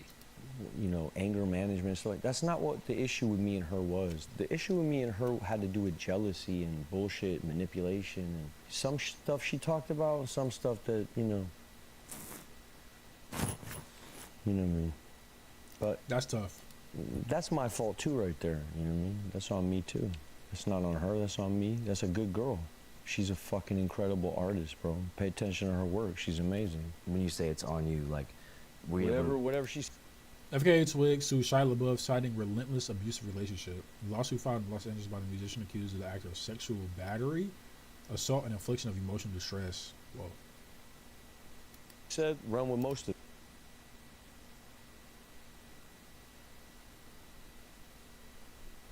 That he shot stray dogs to prepare for acting roles? Interview with Elliot likened her abusive relationship with Shia LaBeouf being slowly and unsuspectingly boiled to death. Yeah. That's not on her, that's on me. That's a good girl. She's a fucking incredible artist, bro. Pay attention to her work. She's amazing. When you say it's on you, like, were you ever- Whatever she said. Yeah, okay, now this I didn't know. Just after Valentine's Day in 2019, the musician FKA Twigs was in a car speeding towards Los Angeles. At the wheel was her boyfriend, the actor Shia LaBeouf. He was driving recklessly, she said in a lawsuit filed on Friday, removing his seatbelt and threatening to crash unless she professed her love for him. Okay. They were returning from the desert where LaBeouf, the star of Transformers, had raged at her throughout the trip. FKA Twigs said in a lawsuit, once waking her up in the middle of the night, choking her. Like, unprovoked. It wasn't like they was in a scuffle where he was trying to defend himself. It's interesting. After she begged to be let out of the car, she said he pulled over at a gas station and she took her bags from the trunk, but Mr. LaBeouf followed and assaulted her. Throwing her against the car while screaming in her face, according to the suit, he then forced her back in the car. The gas station incident is at the heart of the lawsuit that says Mr. LaBeouf, 34, abused FKA Twigs physically, emotionally, and mentally many times in a relationship that lasted just short of a year. Her aim in coming forward, she said in an interview, was to explain how even a critically acclaimed artist with money, a home, and a strong network of supporters could be caught in such a cycle. I like to be able to raise awareness on the tactics that abusers use to control you and take away your agency. FKA Twigs, 32, born, Taya Debernay Barnett said. That's a lot to digest, bro. But you know what's crazy? These artists, bro. Cause I ain't gonna lie, my boy Johnny was doing some crazy stuff too, like writing some stuff in blood and like, bro, what's going on, bro? What's going on with these artists, bro? Like, he was writing messages in blood on the walls, and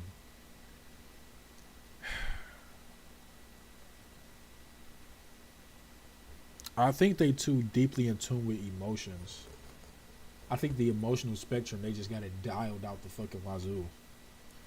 And you do crazy shit like this. Granted, I'm on a new leaf. I can't judge them. You know what I'm saying? Unprovoked doing stuff to people is where you're like, you know what I'm saying? Like, that's tough. That's tough. That's tough.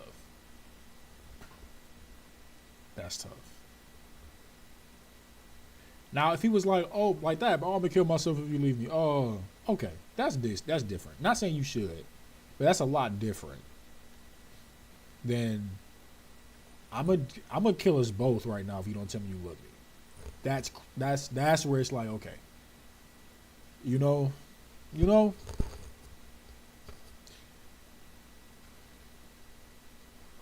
Run with most of it.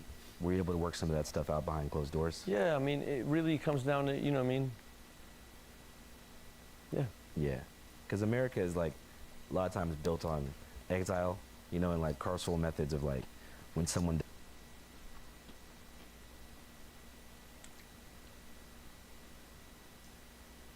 Shooting the stray dogs, though, I hope that's not true. That right there would be like, all right, like, he might be psychopath. He might have to go sit down for a minute. You know? Yeah. No matter how much I fuck with you, Shia, and I'm not judging you, but bro, you might have to sit your ass down, bro. Think about some things. Like, you was shooting dogs, bro. You was method acting shooting dogs.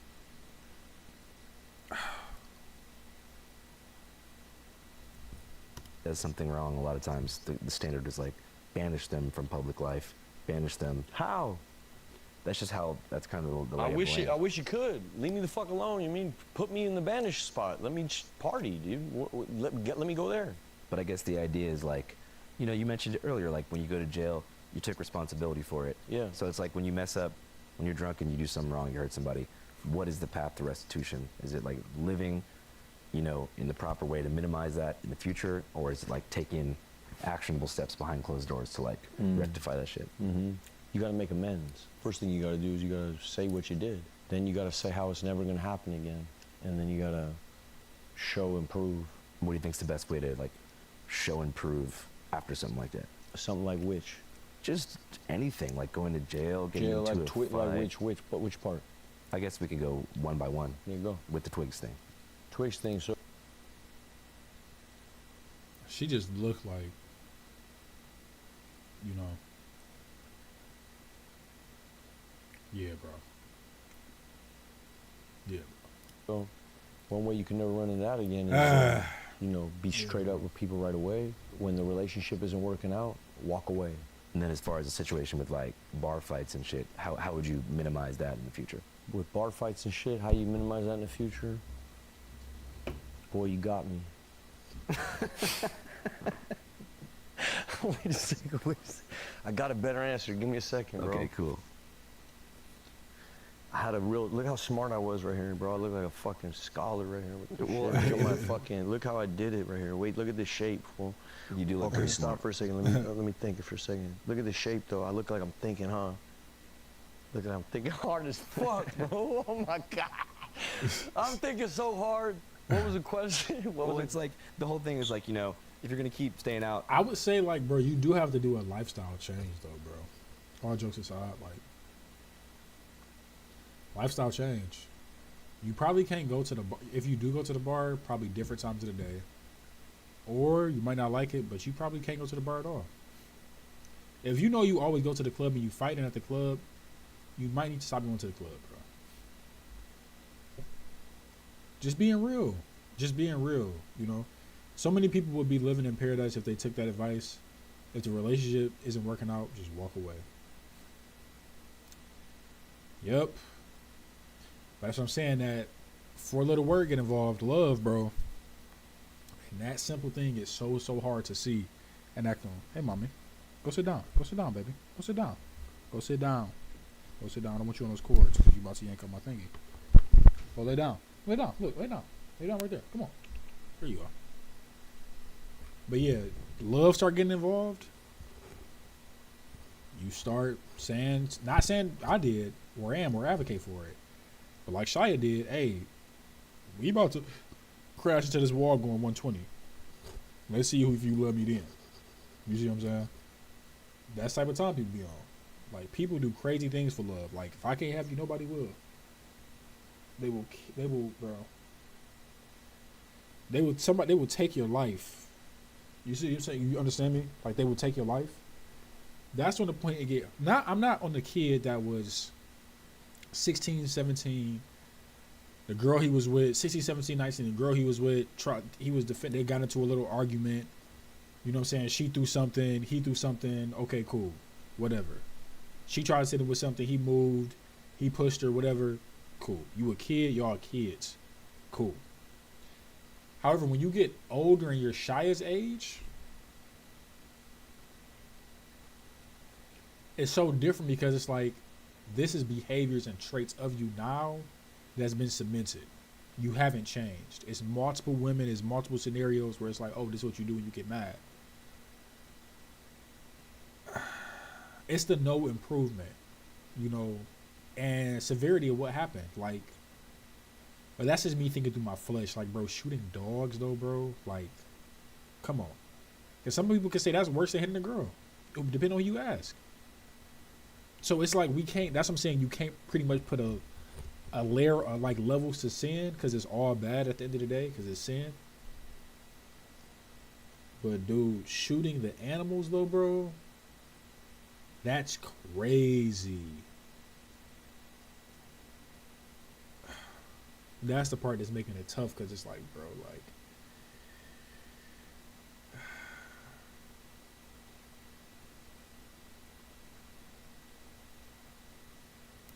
partying, having fun. Yeah. Probably gonna want to like create almost a harm reduction Here's strategy for the yourself. truth. Here's the truth. Here's the truth.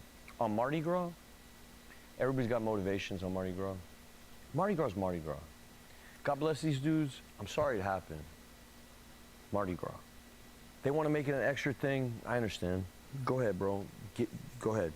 Get it. Go. Well, I just think, right, like, if you're going to stay... He pretty much saying, like, they want to make it extra saying it was hate speech. Just they trying to get that bag out of Shia. Which is what he's saying, like, Cloud, that's... He's like, all right, bro, go for it. They is milking it. And it's like, some things I learned in my life, though, being honest.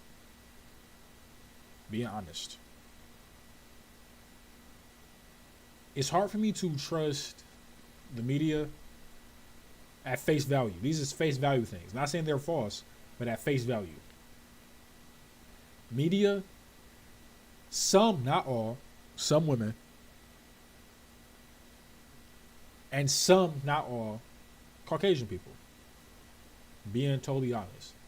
It's hard for me to trust these three factors at face value the older I got in life. Because they all three share motives for different reasons. Some out of fear. All three of them share that fear motive too. Image, everything. Prime example. Let's go back in the day. Newspaper says, oh, black man does what he does to a white woman. X, Y, and Z. Done. White woman comes out and says, he did it. Nothing's been proven yet. This is just face value to the audience. Right?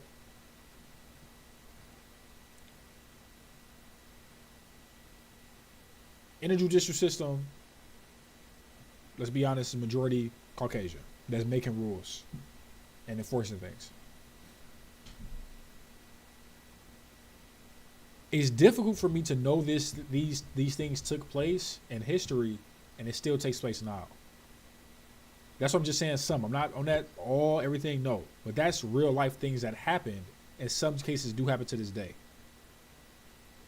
So it's important, bro, the older I got, to realize, like, you have to look at the full story. But none of us out here in real life, we will never, ever, ever know the truth. But God and those two people involved in the situation. It's literally impossible. Unless it was filmed all the way, but even in AI. Not even just saying it. Stuff can be cut and edited. Nobody will ever know unless you were there. Not even a fly on the wall. They got 100 eyes. You're still not going to see everything. So it's like, unless you're God, you're not going to know the actual truth. You saying this, and then it's the truth. But I'm about to say, I'm about to put all my eggs in this one basket because I heard it, and I want to believe it's true, and I make my decision off of it. I wasn't there. I don't know if Shia shot the dog. I don't know. He could have said that he wanted to out his mouth, and the girl said he was doing it. Oh, he was doing it. We don't know. Have I ever seen Shia LaBeouf shoot a dog? No, I've never seen that. Not saying he didn't do it. I'm not making an excuse for him. I'm not that deep of a Shia LaBeouf fan. Not that deep. But I am saying, like, we get so quick to make just judgments on people off the back when we haven't seen them, talk to them, spoke to them, nothing. It's just baseless claims. We hold him in the same regard as Hitler.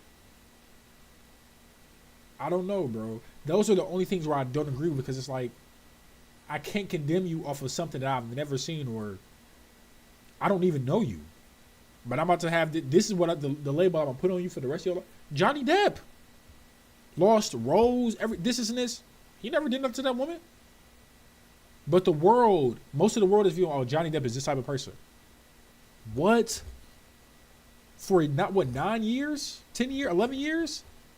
What? That's part of a whole lifetime. And that meant the criteria was met.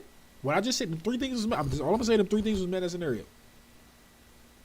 At the same time, some dudes, absolutely. That's what I'm saying. Absolutely. You do gotta be held accountable.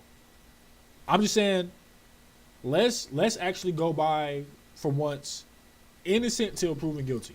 Even if it sounds crazy. Okay. This is what was said, what actually happened. Because the other way, I feel like that's just outrageous. Now, if it is, okay, bro, you gotta do what you gotta do accordingly. You know what I'm saying? That's what it is. That's what it is. Out and keep doing this. Look, here's my truth. I'm in the street all day. Yeah, I'm outside all day long before Mardi Gras. After Mardi Gras, I'm outside all day long. This city is love, bro. I get no fucking weirdo from no weird. There's not an ounce, not a smidgen of any weirdo out here. Oh no, I'm not saying that. I'm not saying. I literally just said prior. I'm like, bro, Johnny was doing something great. He was writing with blood on walls. Like, he was stripped out. Yeah, he was stripped out. I'm not saying like he was just totally. No, he wasn't totally cool. You know what I'm saying? It's just that the major outlook on the situation was like, oh, I'm like Amber was considered the angel for this whole time. Oh, never did this. Oh no, I never even raised. Oh no. It's like, Amber, come on now, you got to be held accountable, my guy. What happened to that bed? It wasn't the dog, Amber. With me walking around. Yeah. It's love, nonstop love. It's nonstop love from both sides. You feel like it's different in LA in that way. No, LA's love too. Bro, I'm like Will Smith. I'm like an uncle, dog. I'm like, yeah. So I just move around. It's love everywhere. I don't get love. I get love pretty much everywhere. The minute I get into trouble is with a person who is after something. After what kind of thing? Like inciting a reaction? I am an opportunity sometimes to someone. That's not to minimize my behavior, but I get it. I'm bright as fuck when I walk around, and I get, listen, if you're like a Twigs fan or something, like, I don't know, bro. I have no fucking idea, bro. It's not my business. It's not my business. Here's what I know. I can only deal with my side. My side is this. My behavior, bullshit. I gotta deal with that. Does that mean I gotta go to rehab again? I'm just not into it, bro. I don't think my answers are there. I don't. But that's the thing what I'm saying, like, it's the thing about Shia, it wasn't a situation where it's like, bro, I blew up that one time, I was out of my body. He's never done nothing like that before. It's like, Shia, you've been doing this though, bro, for a minute, gang. You know what I'm saying? Like, you might not want the help, but you need the help, bro, because only certain places you end up going right now. You don't got that many options. So you don't really have that luxury to be like, I'm just not into that. It's not really up to you at this point. Like, yo, you have destructive behavior.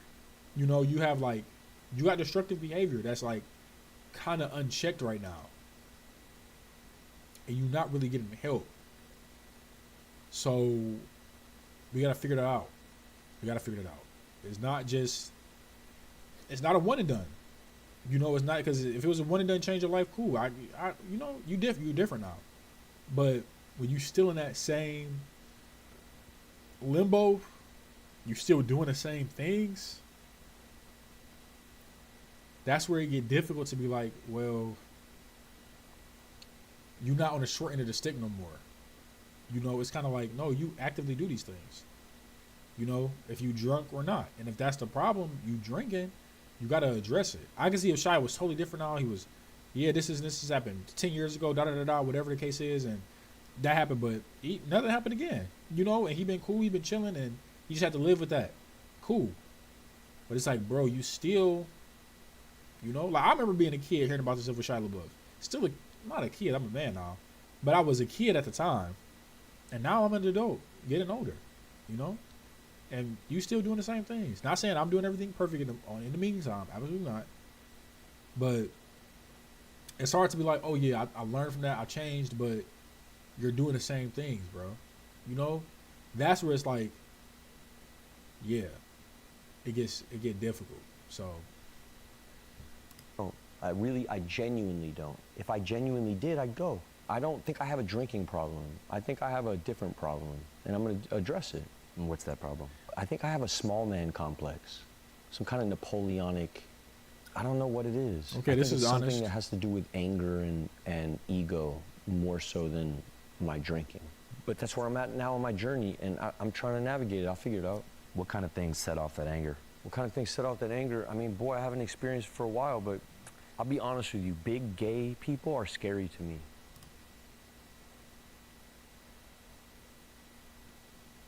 I know his lawyer is fighting for his life right now. I know his lawyer is fighting for his life. Fighting, brother. What did he say? What did he say? What did he say? Hold on, bro. Let me put this to the side. He said what?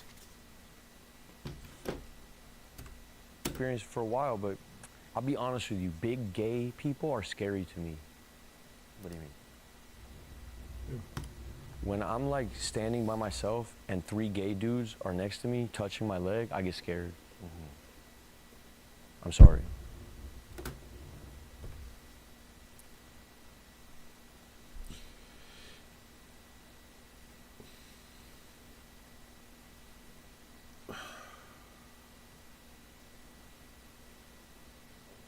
What are we thinking, chat? What are we thinking, chat? What are we thinking, chat? If that's homophobic, then I'm that. Yeah. Does that happen a lot? No, it just happened one time. Recently? Well, that's why I got arrested. Oh, okay. Yeah. So you were sort of being groped and surrounded. I'm not gonna say that because my lawyer said, "Oh fuck." I knew It's it. okay, it's I okay, it's knew okay. it. I No, knew it. I knew it. I I knew it. am wrong for touching anyone ever, and that's the end of my statement on this whole Gotcha. shit. Sounds good. Cool.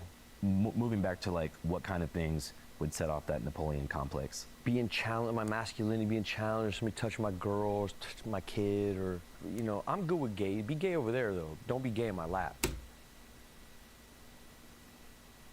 Sorry. So you feel like when things that you feel that you possess in a way are challenged, like your girl, your kid, if someone gets in the way of what they want to Yeah, do. if somebody, there's personal space type stuff, you know, which gets weird it's Mardi Gras. That's why, bro, I was drunk and it's Mardi Gras. So everything I'm saying is nonsense. It's Mardi Gras, you know? But it sounds like this complex is maybe something that you noticed for a long time. I mean, maybe, bro. I mean, my dad was raped by his cousin, so he was in my ear all the time. I don't know, maybe I am. Who the fuck knows, bro? I'm open to whatever somebody wants to say. It didn't feel like that when it happened. Look, and this is the worst thing to say, and I'm not gonna say it. I never had no problem with gay people, never.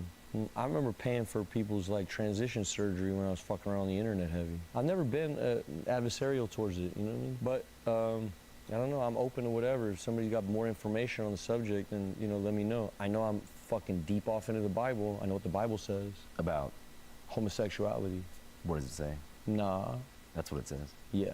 A Bro! long time ago. You can do whatever you Bro! want with the text.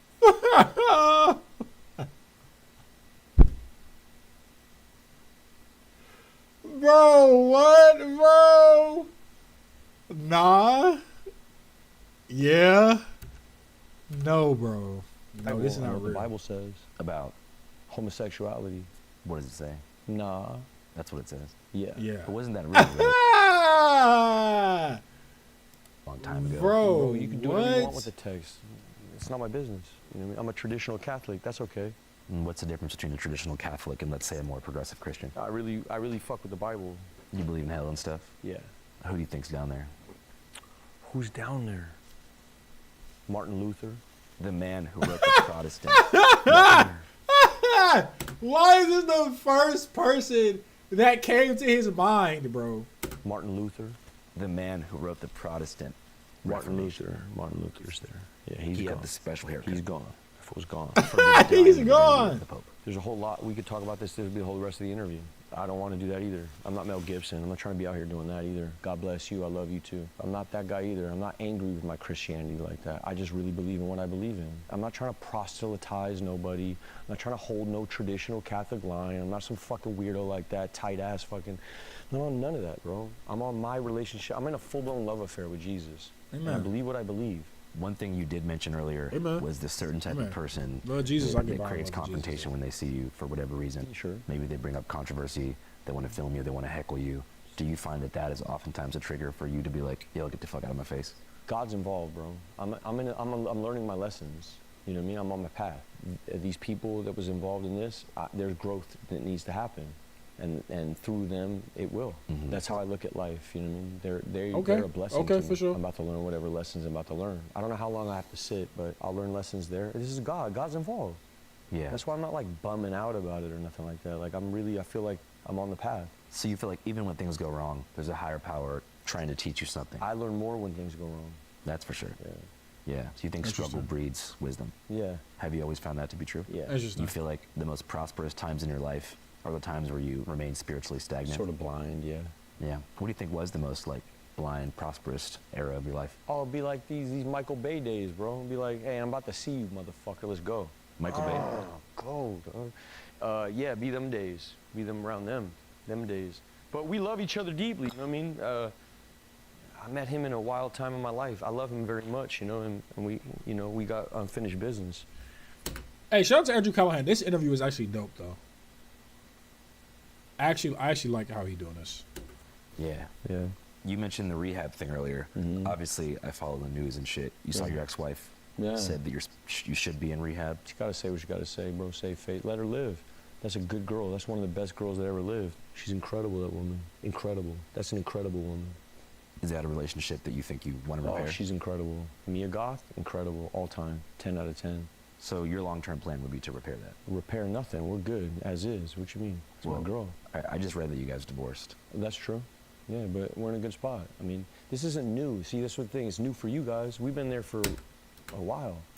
That's another thing about people in your life. Like, some information might be becoming new to certain people, but it's like, bro, this happened a lifetime ago with me and this person X, Y, and Z. But for you, it's realistic right now. It's not like that for us. You know? Like, I can't just go through the same, like, that was years. I'm not going to, my grandma used to always say this. Rest of my grandma's soul. Don't let nobody beat your ass with the past. She used to always say that. Don't let nobody beat your ass with the past. And that's real life. You don't know the dark days I had to go through atoning for my sins. Just for you to bring it up and talk about and try to beat me up with it again. What I did was wrong. Even if it was half and half or full 100%, I took accountability for that. I atoned for that. I had made amends with that. You're not about to sit up here, though, and throw it back in my face or make me feel shitty. Absolutely not. No. Nope. Now I can see if it, like I said, Shia, same destructive behavior, but you're not about to do that. Nope. We're not doing that. And we're trying to figure out co-parenting, and we're good. She's a good girl. Even through all this, like, she gives me grace. I still talk to my kid twice a day. She's a good woman, bro. Yeah. Any other woman would be like, yo, fuck you, get out of here. I want to talk. She don't do that to me. I'm on my phone with my kid twice a day. You know, even when things are hanky, she's a good woman. That's a great woman. Yeah, I grew up with co-parenting my whole life, so So? it was great because they had a functional relationship. Like you said, when you argue around the kid, it's terrible. Terrible. So we're trying to build something else, you know, and we're there.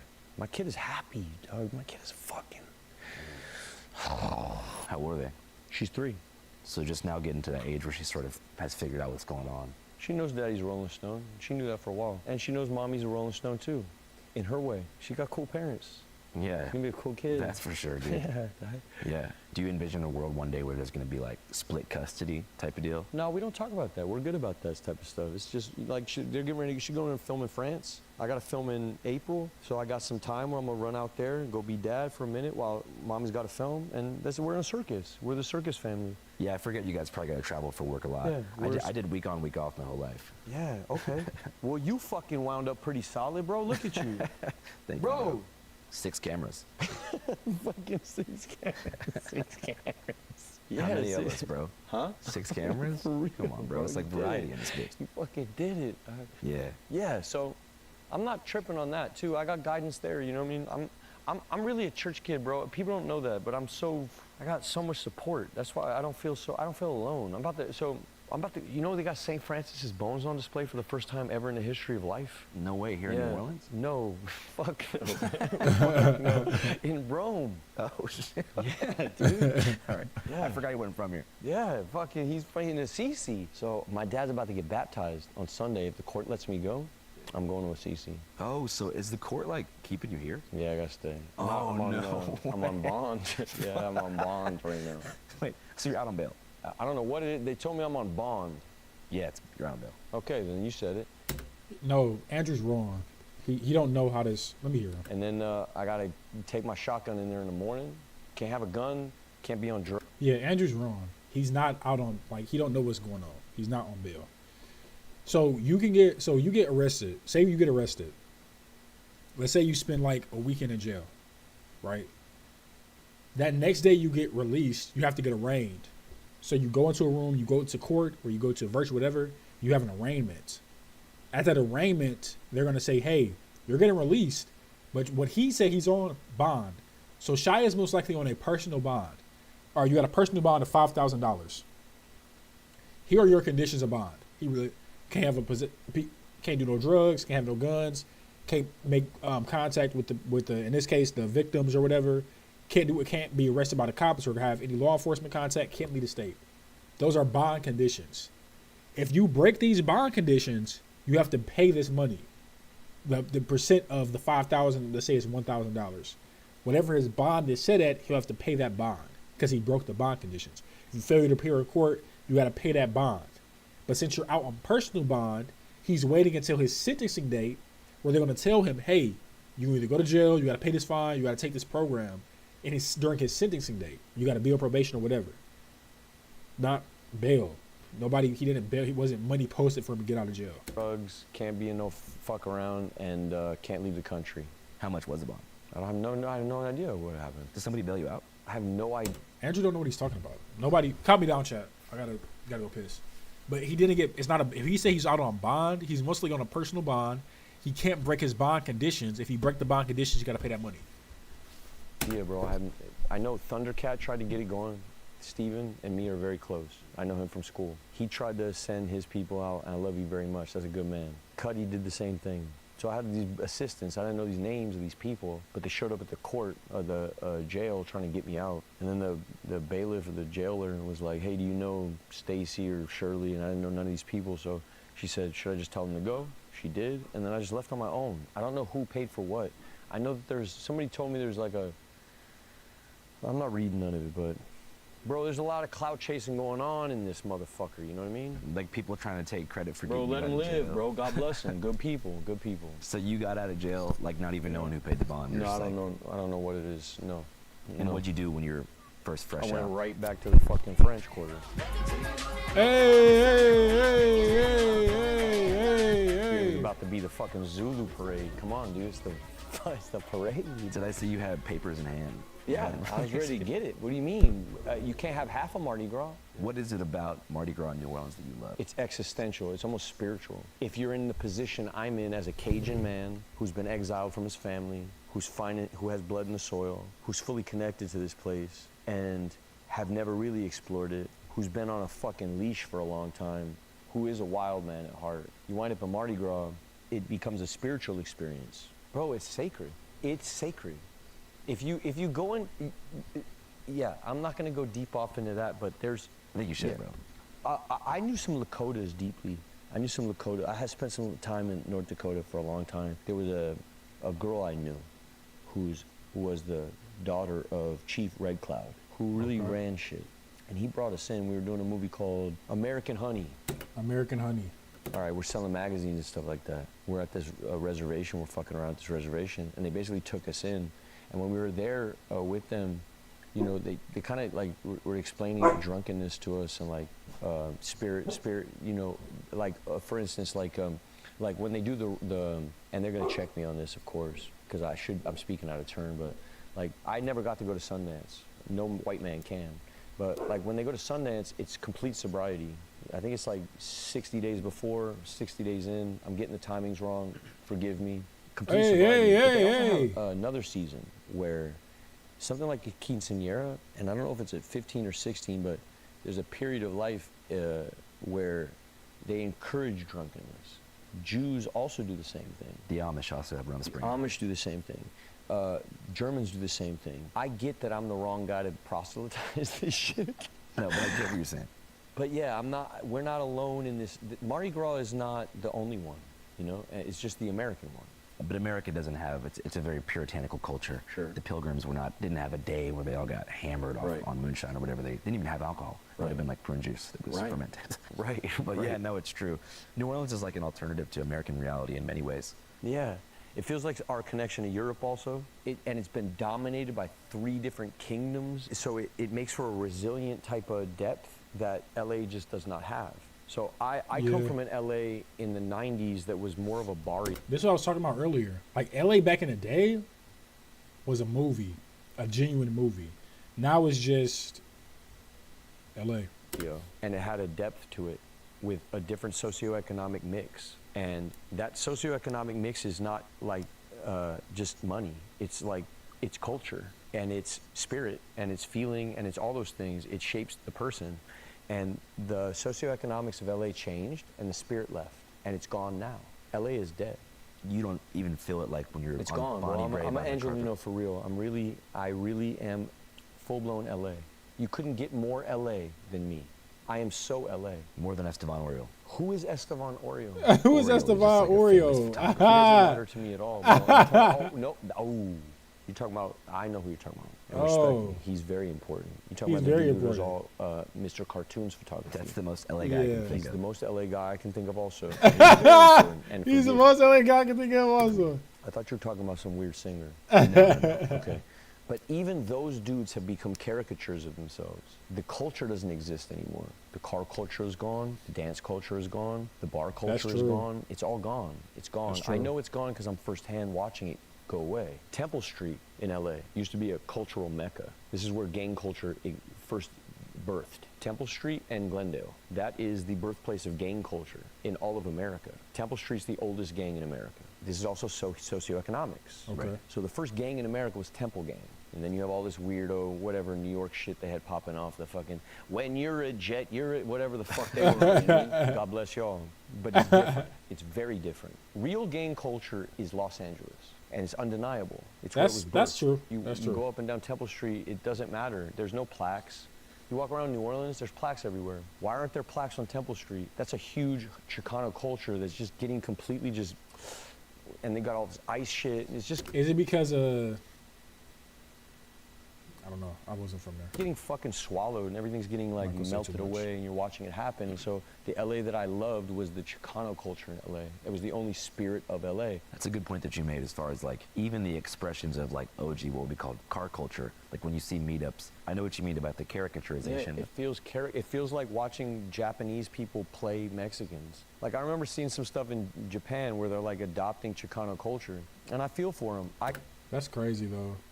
kind of in a way am also. I'm a Jew. In a way, I'm just like a Japanese Chicano guy. A Japanese I'm Chicano I'm guy. still like a fucking Grey Goose sneaker out here. But I do it because I want so desperately to fit in, bro. I just want to fit in, which again goes back to this drinking shit. Goes back to AA. Goes back to this whole thing. Goes back to marriage.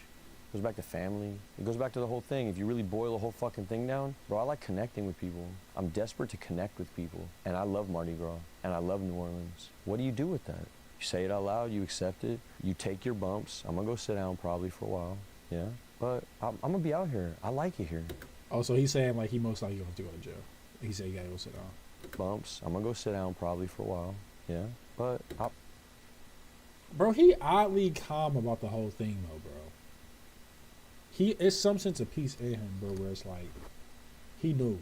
And I think this is gonna make him better for the simple fact that like we was talking about earlier, like you doing the same thing, right?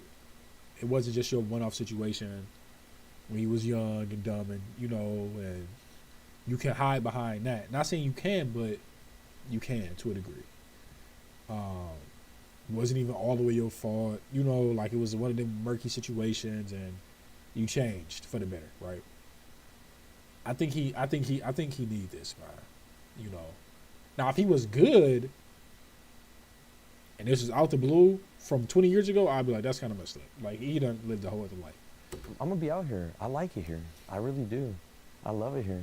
It's the best. It is the best. Especially if you like have accomplished what you want to in life and you Yeah. get to just sit down and focus on engaging with people and only swear. connecting. If you have career aspirations, no, Probably not the spot. not the spot. If you're Okay. like, yeah, if you're thirsty, this isn't the spot for you. Or if you're someone like me who was 21, This isn't the spot. graduated, Yeah, you I'm like, can't. You got to get out of here. am I going to write Yeah, about you gotta get out of here. beignets and street cars, It's true. destinations? It's true. You Or got to get out of here. Yeah. But this city did.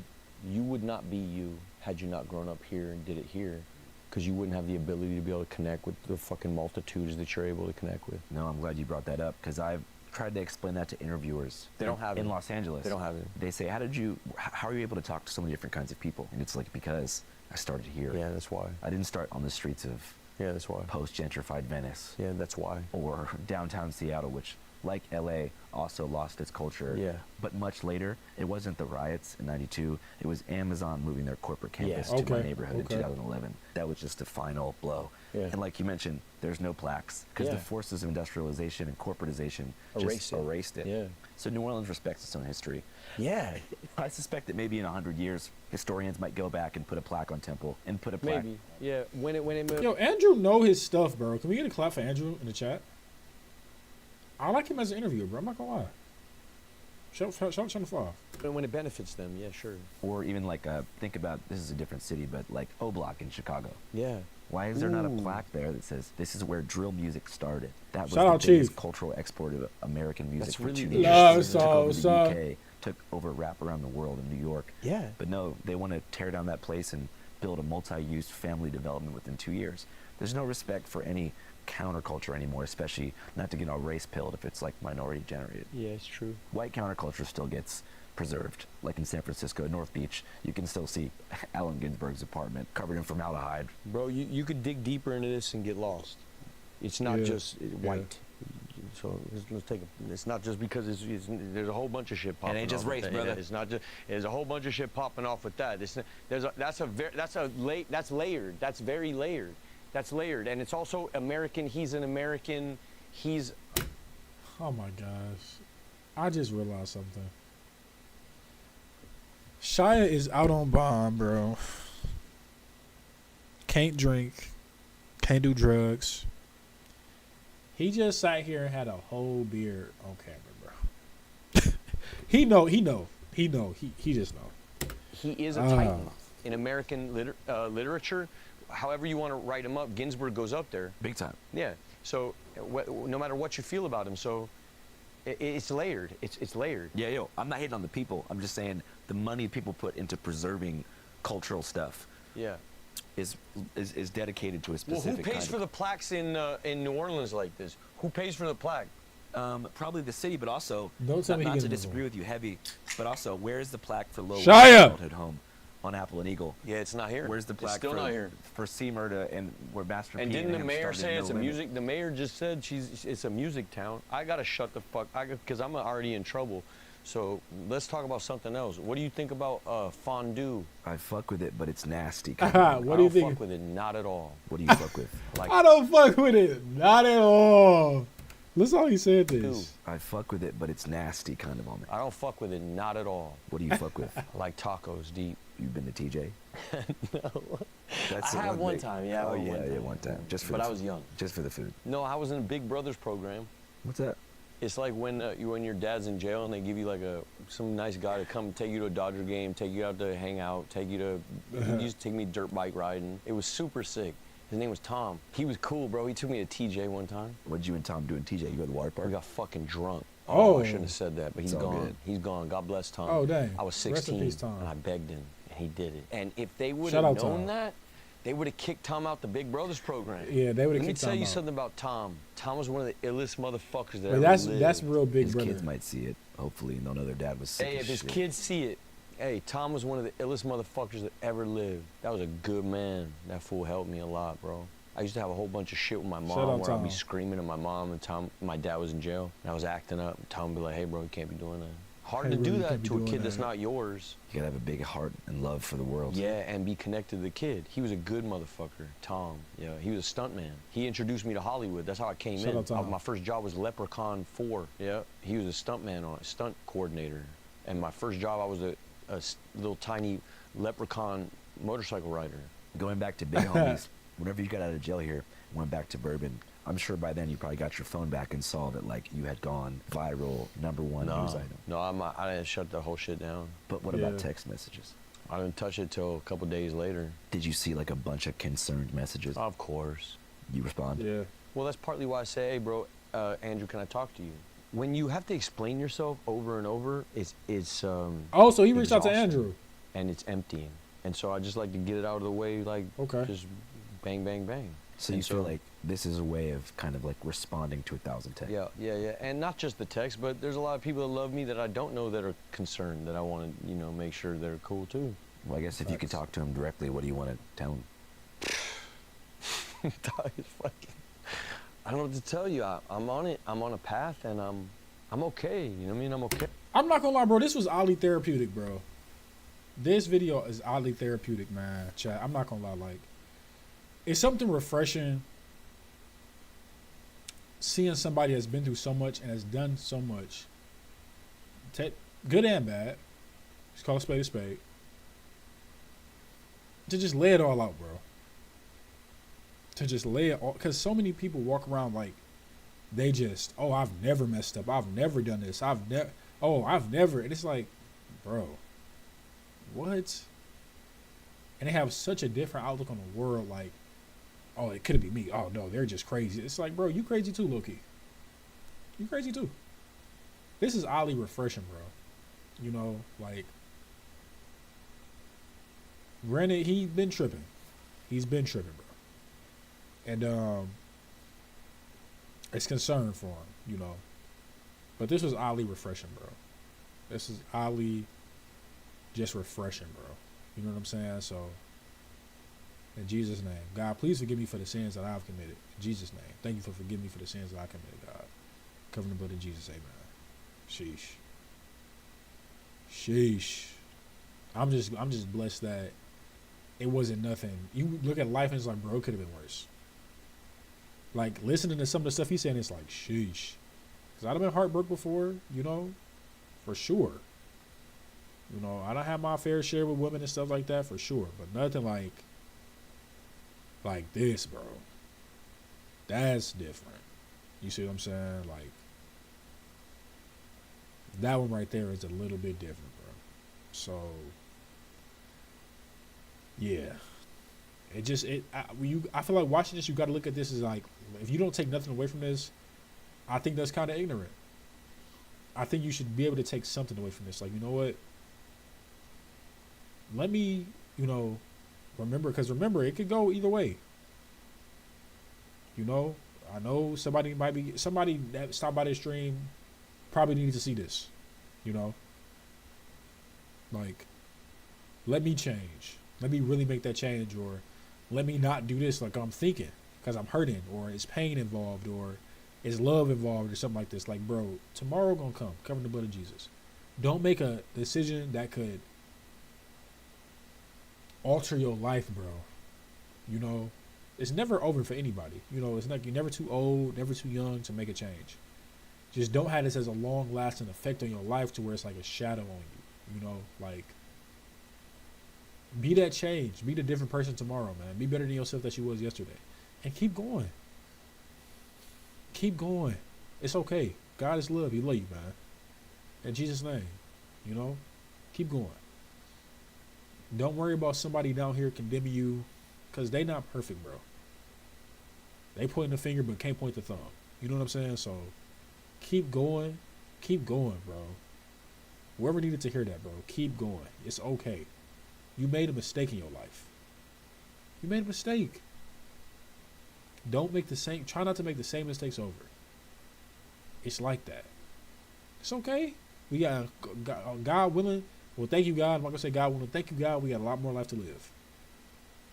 And just keep going like that, man. Hey, I think that's important to know, because that's important to know. you are doing okay. I'm okay. I'm curious, and God's got me. In Catholicism, it's more forgiving than Protestantism. Bro, I've already earned the love. From God. Yeah, I'm straight. You know what I mean? He already did the thing. You see all the Epstein stuff when you were on the sick one? Hey, people gotta get right. You know what I mean? You gotta own up. You gotta get right. People gotta get right. People gotta get right. But were you peeping game when you were like out and about, like on the same day all these documents are dropping? Nah, I mean, nah, bro. I was fucking chasing ass on Mardi Gras. What do you mean? I wasn't paying no attention to Epstein files. Nah, this shit is beyond me, bro. I don't get into this shit. Yeah, I just wondered. It was like the biggest news story in the world for a couple of days was Epstein. If you got no life, you know, you're just sitting in a fucking hole all day. You're not, you know, chasing ass and getting at it. And motherfuckers that are in the street, they don't give a fuck about this stupid shit. You know what I mean? It's if you're sitting home all day, just like, who got kidnapped? You know what I mean? Your life sucks. You know, you're a normie. Fuck off. But if you're out here, nobody gives a fuck about none of this shit. No, facts. I remember asking Kendrick one time, like, bro, hey, Trump or Kamala, he was like, you think I give a fuck about this shit? Like, he got real life. Yeah. You know? I just remember there was one day where it was like either Epstein does horrible shit or it's you having fun, and it was no. Right, so if you got to pick, hey, man, come with me. I'm the good one. Yeah, and you're not. I'm no fucking weird files, bro. Yeah, I was gonna say. Yeah, I'm you're not no weird files. All my shit's in the street, bro. I'm open-hearted. And that's another thing. That's what I'm saying. We can't really waste sand. Because Epstein did crazy shit, crazy things, for sure. That's like, to me, that's definitely not forgivable. Shida does some crazy things too. You know? So that's why we can't really waste sin. It's all sin, it's all bad. Repent, ask for forgiveness, bro. Only one that can judge you at the end. You know what I'm saying?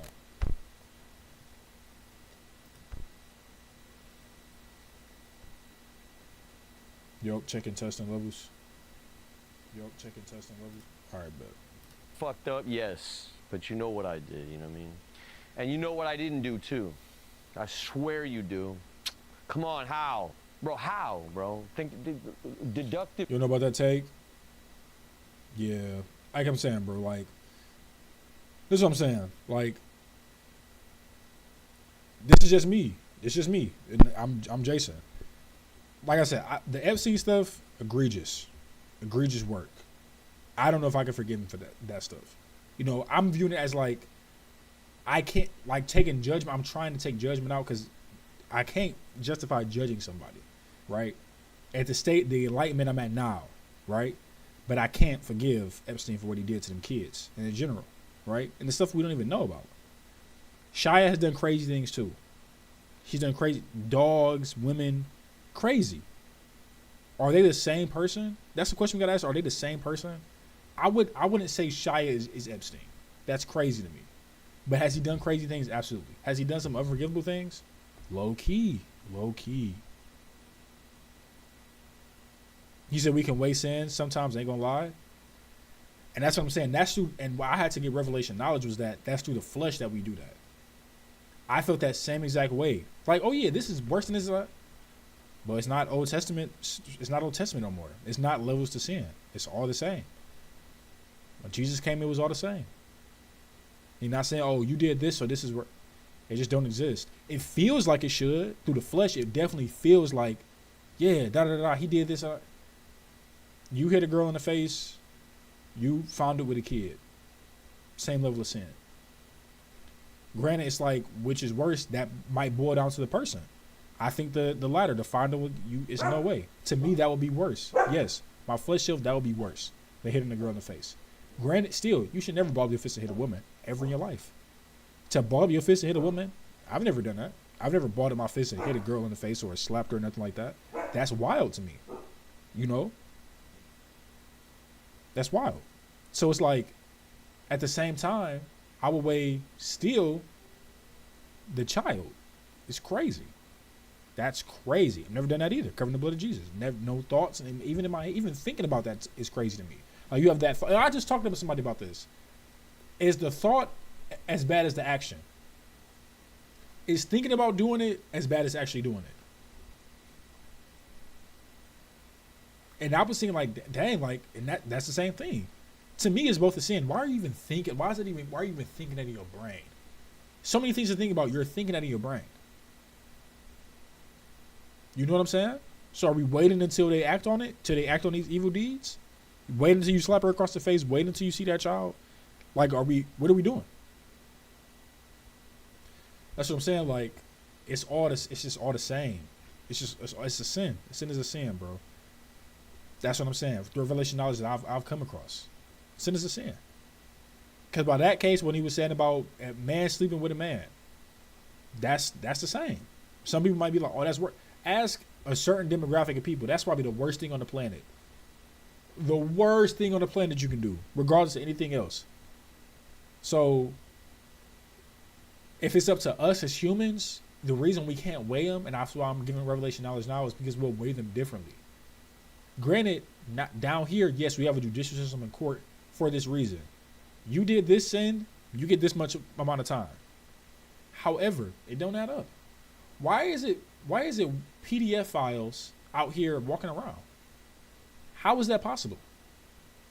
But on the same token, somebody that got caught with an eighth of weed was in jail for how long? Well, not even the intent to distribute. When we weigh sins, when we weigh that, how is that being weighed? Through what lens is that being weighed when it comes down to the flesh? What magnifying glass is that being weighed? Who is making these rules? It's not God. That's when I talk about weighing sin. It's no way that should be it's no way.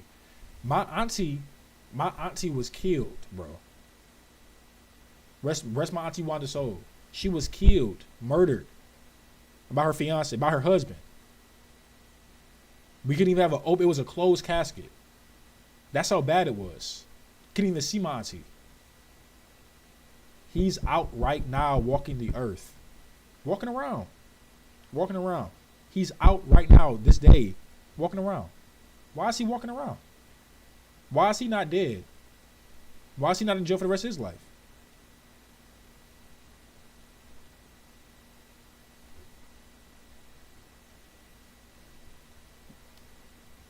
Deductive, what is it called? Deductive logic, deductive rationale, deductive reasoning.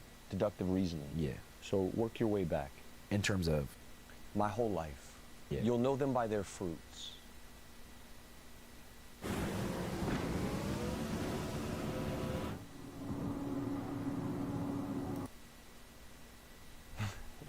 do you like, I wanted to talk about some old shit. Go ahead, bro. The He Will Not Divide Us project. Come on, dog. I was just thinking today, I was like, that was Shia. Yeah. And you were kind of ahead of the curve on that.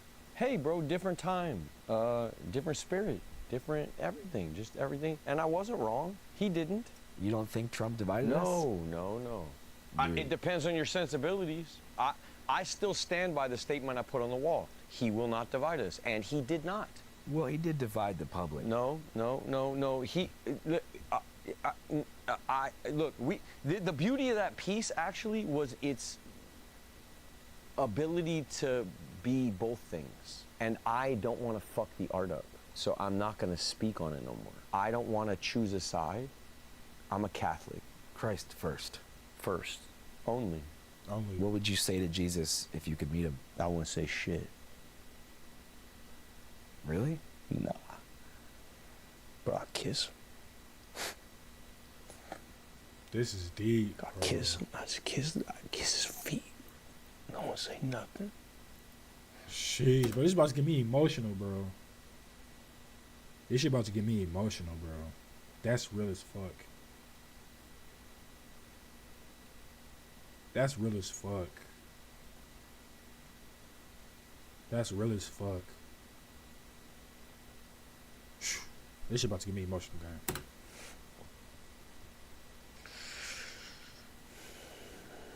Chill out with these questions, Andrew. My bad. I didn't know it was gonna make you emotional. I'm a real with it. Catholic, bro. A real one. I just thought you had thought about No, it. I'm a real one, bro. I want to believe Mm. in something. Well, hey, bro, you gotta hit your head into the wall hard enough where you just go, fuck it. Shit, bro. It's the Shit. only way. I think we gotta weigh sin to protect ourselves. Some people we gotta separate from us just because they prove they're a risk to us. Yeah. But that's different from. I see what you're saying, because they prove they're a risk to us for sure. That's not condemnation though. That's, you know what, I gotta walk a different path than you. It's not safe to be around you. You know, that's something that you and God gotta work out through your journey, and I can't be a part of that journey, bro. You know, like. And that's your own moral. That comes down to your moral compass too. And I agree. Like, I'm not disagreeing with what you're saying. Like, you done something so egregious, and you're still this egregious person, I gotta separate myself. Even if it's something that's in your moral compass that's like, some people, say for instance, let's keep it light. Well, it could be heavy. Let's keep it light. Like, it could be somebody that's gay in your circle that you talk to. You could be very adamant on, you could be homophobic because of whatever you believe in. Oh, this is this. That's a sin. You doing this, X, Y. They got a tattoo of a skull on their body. I can't be around you, bro, because you got a tattoo of a skull on your body. The same person that does something in your brain that's egregious, oh, you robbed the store. I can't talk to you no more because you robbed the store. You're a criminal. You're this, you're that. You doing this because you're saying, not in that in terms of risk, or you're a thief. You can steal from me. Whatever is your compass of how you think, it all comes down to that. Do you believe that some people are evil? Yeah. I do.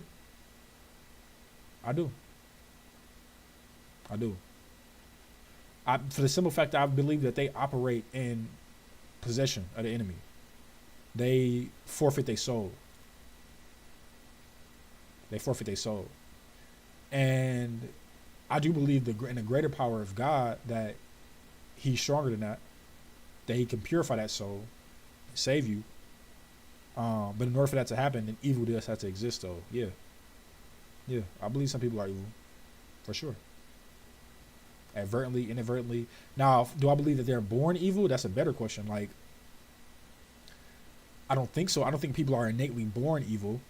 I don't think so. I think people, your life experiences in life can make you become, but you can't become something you already are or meant to be. So,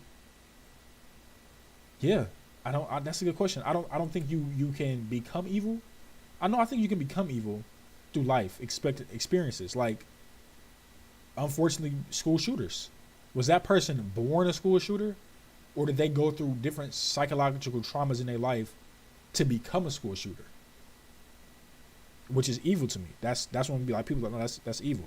It's not like, oh, well, he just bumped his head. Like Chris Benoit, murdered his whole family. He has CTE, but that's evil. You know, evil. Now, evil acts versus an evil person. That's another thing too. Did this person just commit an evil act, or are they innately evil? It's so deep. But premeditation is what I feel like is true evil. Like, you planned it and acted on it. Like Hitler, he planned and acted. That's evil. It wasn't spur of the moment.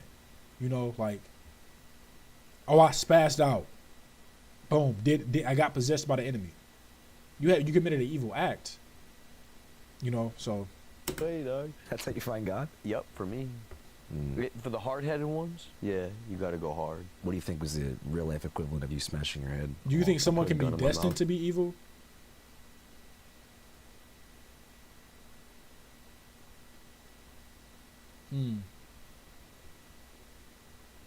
That's a good question.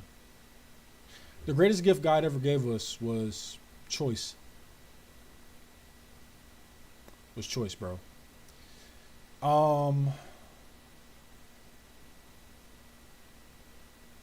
This is deep, bro. I think life can set it up for that person to go down an evil path, but it's a choice at the end of the day.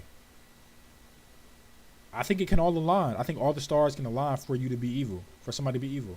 Not you, rebuke that in Jesus' name. For somebody to be evil, yeah. But it's the choices you make along the way. As if you end up like that. I hate to bring this back to anime, but Vegeta, prime example. Piccolo, better example, I can use Piccolo. Literally, almost we could say he was born evil. Born a demonic presence. Everything was set up for him to be evil. To be destined to be evil. His title, everything. What did he turn out doing? The choices he made. It's your choices you make in life, bro. It's your choices. I was ready to kill myself, blow my brains out, writing letters. Yeah, dark days. For real, gone, ready to go. Why didn't you do it? Why didn't I do it? Because I'm pussy and also my mom. So God bless her. She kept me alive.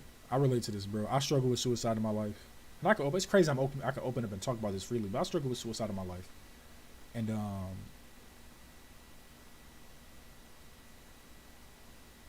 dark times, bro. Dark times, bro. So it's like, I ain't gonna talk about it. Live that night. And also, some dude, I've said it already, but there was a dude who hit me up, this guy from the program. I used to save all the numbers in my phone, you know, Joey AA, Bobby AA, Tommy AA. And there was a cat who hit me up that night. I was ready to go, and he hit me up. He said, hey, what are you doing, or something like that. And then I was like, trying to explain myself, like, bro, fuck this, I'm out of here. Fuck life, I can't take it no more. I just lost my girlfriend. She's walking out the door. My wife didn't know. The ex is fucking suing. It's all just shit. I can't wrap my head around it all. That's real. That's real. That's real. I'm out of here, bro. And he's like, oh yeah, cool, tell me about it in the morning. And I thought, you motherfucking insensitive piece of shit. And he bought me the night. I was so angry I needed to talk to him in the morning. Sometimes that'll save you. Sometimes just being fucking like, sometimes madness, rage will save you from really scary stuff. I don't know. I'm not in charge. You know, God's running the shit. I just try my best, and I'm not refined, and I'm one of them dirty Christians. But it might benefit you to work out some kind of strategy for minimizing the harm you cause to yourself and others. Well, definitely to others, for sure. You know, just figuring out what makes you upset, like what situation. And that's what I'm saying, like what Andrew is saying now, like, it has to be something in place so this doesn't happen again and again and again and again and again, bro. You know, like bare minimum, it got to be something in place, bro, to where it's like you tripping out so much and people love you. It got to be something. This trigger. Well, that's kind of, I gotta, you know, yeah, I gotta look into that for sure. But to be honest with you, bro, I think it's just Mardi Gras. Mardi Gras is over, bro. He I know, said but it's just Mardi nobody's Gras. getting in fights after Mardi Gras. You can always get into a fight in I New swear, Orleans. I haven't been, I don't experience that out here. I don't feel no pressure. Nobody G-checking you, nobody being weird. I just feel love. I've been out every night since, and I just feel love. Maybe it's just the time, the season, maybe it's me, maybe I'm stupid. I don't care, but I have not experienced any pressure in the city whatsoever. Yeah, also the crowd of people that come for Mardi Gras. Yeah. During Mardi Gras, 2.5 million people yeah. come here, so you're dealing with like a whole different demographic. People here, it's nothing but love. Yeah, I swear, like, I'm in Uptown, so, you know, my 10-mile radius, I do my little runs every day. Everybody on my, it's me here, I go here to Audubon, basically. I'm never in the French Quarter. Most locals don't go down there. Yeah, I lost a bunch of weight in college, like 40 pounds or some shit my freshman year, just running on the streetcar path. Yeah. From Carrollton to Napoleon and You in back. St. every day. Charles? Yeah, on St. Charles. But, you know, you run on the path, I would race the streetcar like Forrest Gump. You Amazing. know, and tourists would think it's something that just happens regularly. You know, so they're like cheering me on and shit, running as fast as I can, trying to beat him. How fast does that streetcar go? Not that fast. You can beat it. Fuck, it goes, though. I seen them pull it down. I got an RTA. Yeah, they go. That motherfucker moves. Yeah, but if you're hauling ass, I think you can beat it from Loyola to Napoleon. I don't know how well dead you know the sprint. streets. Dead sprint. Yeah, damn. That's But not a your big first challenge. try. No, golly. Uptown's got so many places to run. Yeah, and like I'm learning about, yeah, that's the cool thing. I like how Andrew's like, kind of like nudging him away from drinking, like trying to redirect him and give him different stuff though, bro. Shout out to Andrew. Like I peep game. Too is like I get to explore and like fall into cool things. I found a little running group and it's dope, dude. It's community. You're still keeping the exercise shit moving. Oh, I gotta get to work. You know what I mean? I got a rodeo. I gotta get on a fucking bull. What? Yeah, I'm getting ready to go to work, dude.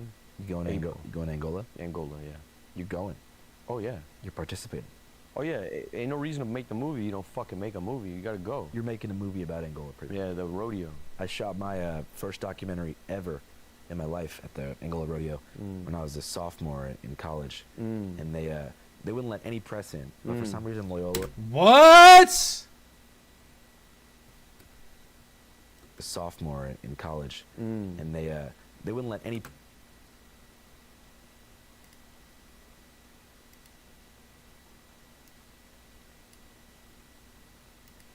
Press in. What? For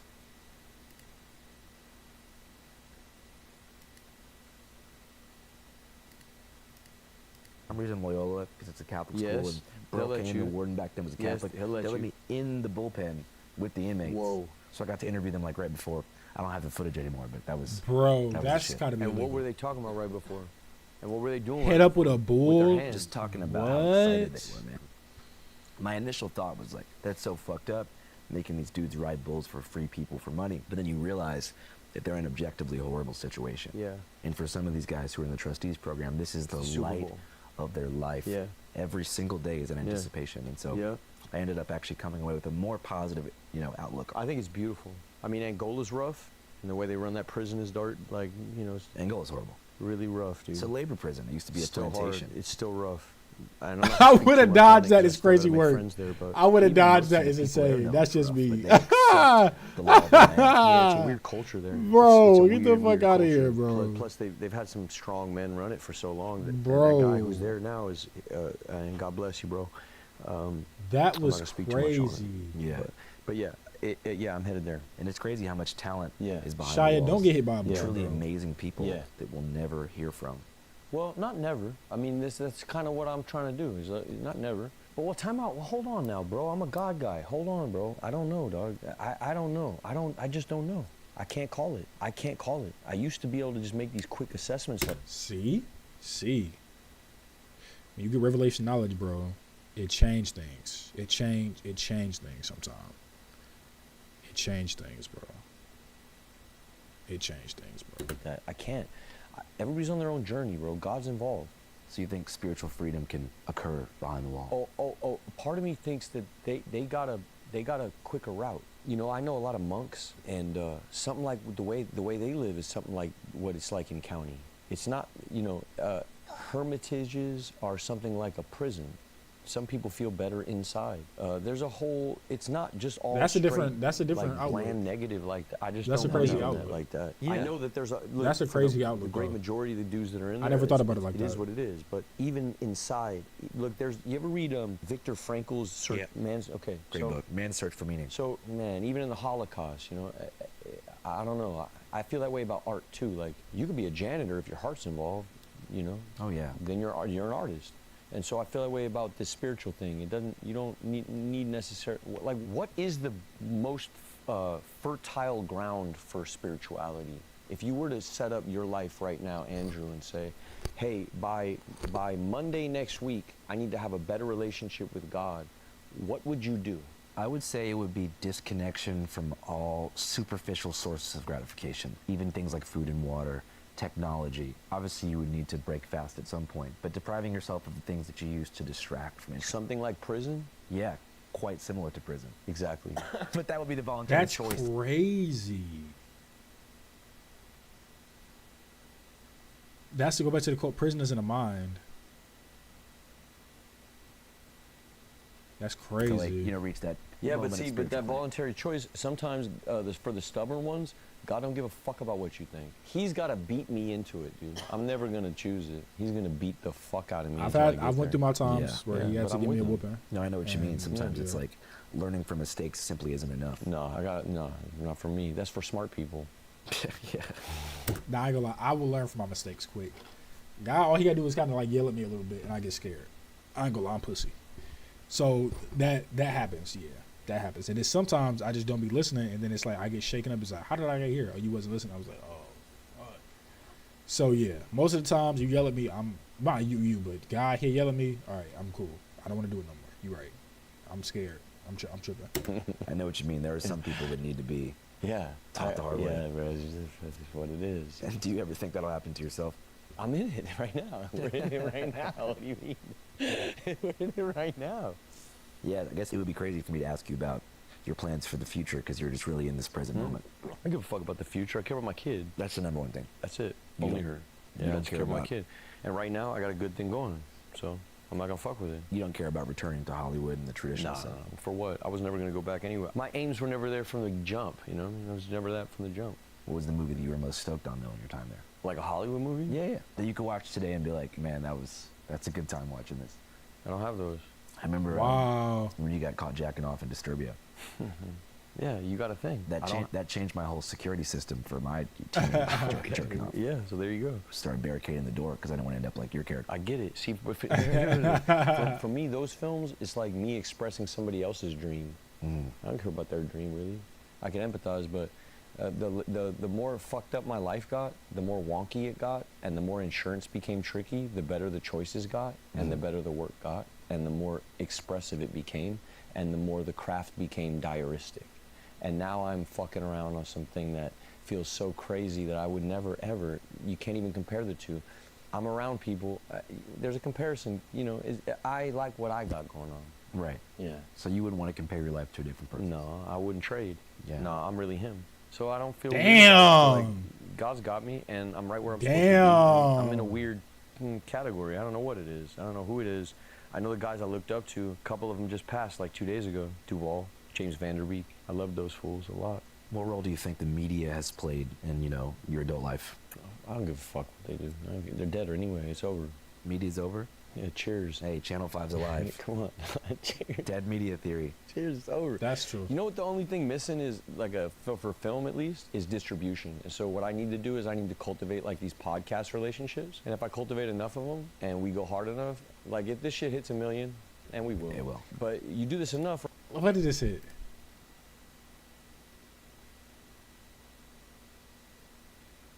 $2.9 million views, bro.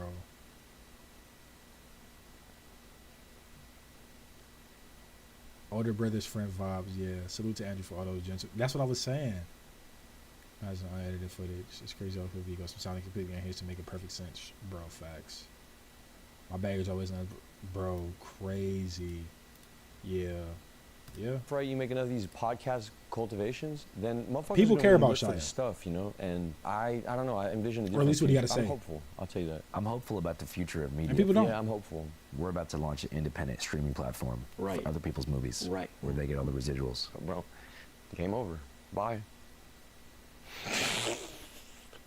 Game over. That's all I need, Andrew. That's the end of it. I don't give a fuck what they say. Fuck it. We win. I don't give a fuck what they say. Bro, are you fucking kidding me, bro? Oh, I just broke my wall. Damn, dude. Damn, bro. I just broke my wall. And I just had these walls painted, bro. Fuck. Damn, bro. I broke my wall, bro. Oh, man. I was so excited. I'm gonna fix it, dude. I'm gonna fix it. Oh, damn, bro. I'm gonna fix it.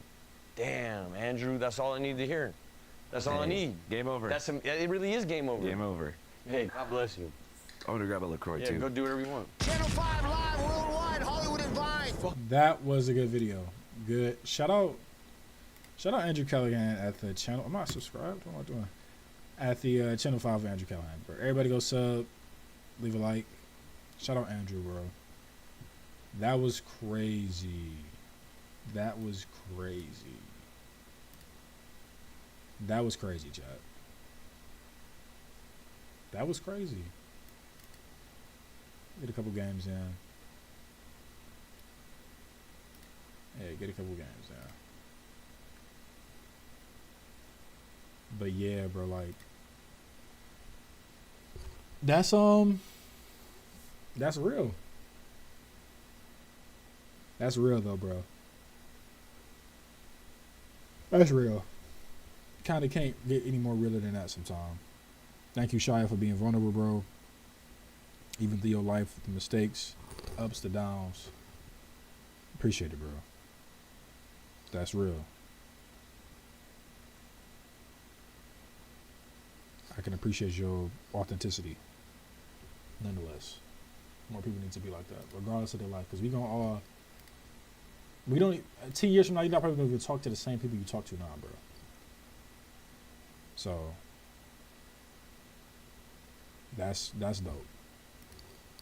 That was dope. So,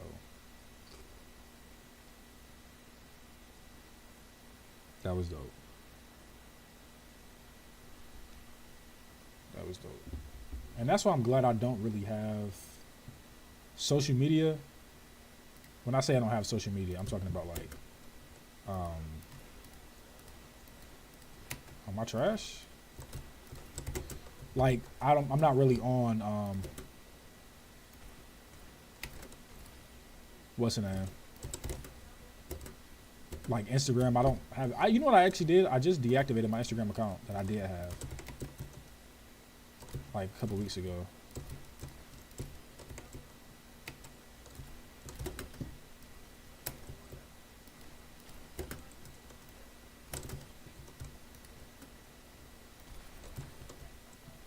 So I'm actually glad about that.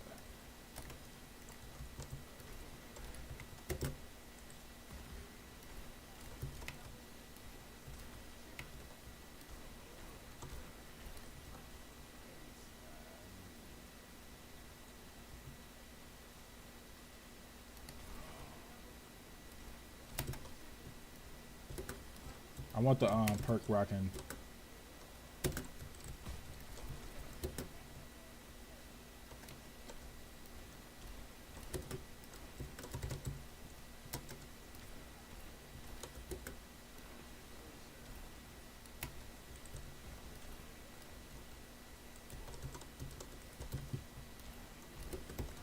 How much longer until I can get the? I'll be notice I'm so quiet when I'm on DPS characters. There it is. This I love, bro.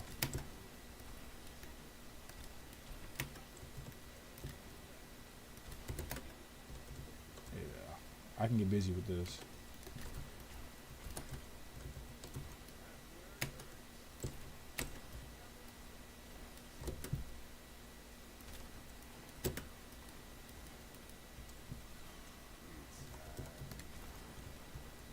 Never used social media my whole life. Installed Instagram and it cooked me so fast. Been nothing but sunshine and rainbow since I uninstalled. Amen. It's just like it don't even seem real sometimes.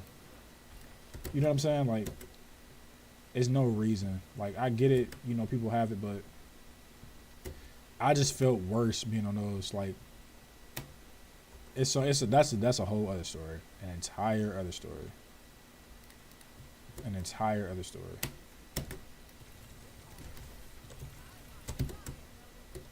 Shout out Sojourn.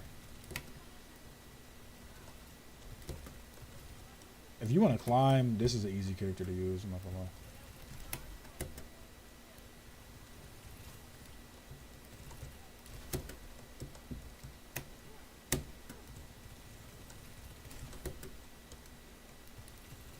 You don't even have to feather the shots because it's a look.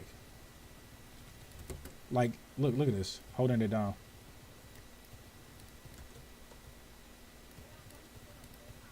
It don't matter. Like, you just hold it. It ain't die. Think. Like, this is crazy. Think. They made this character like. It's a reason I would use Sojourn just over McCree because you get.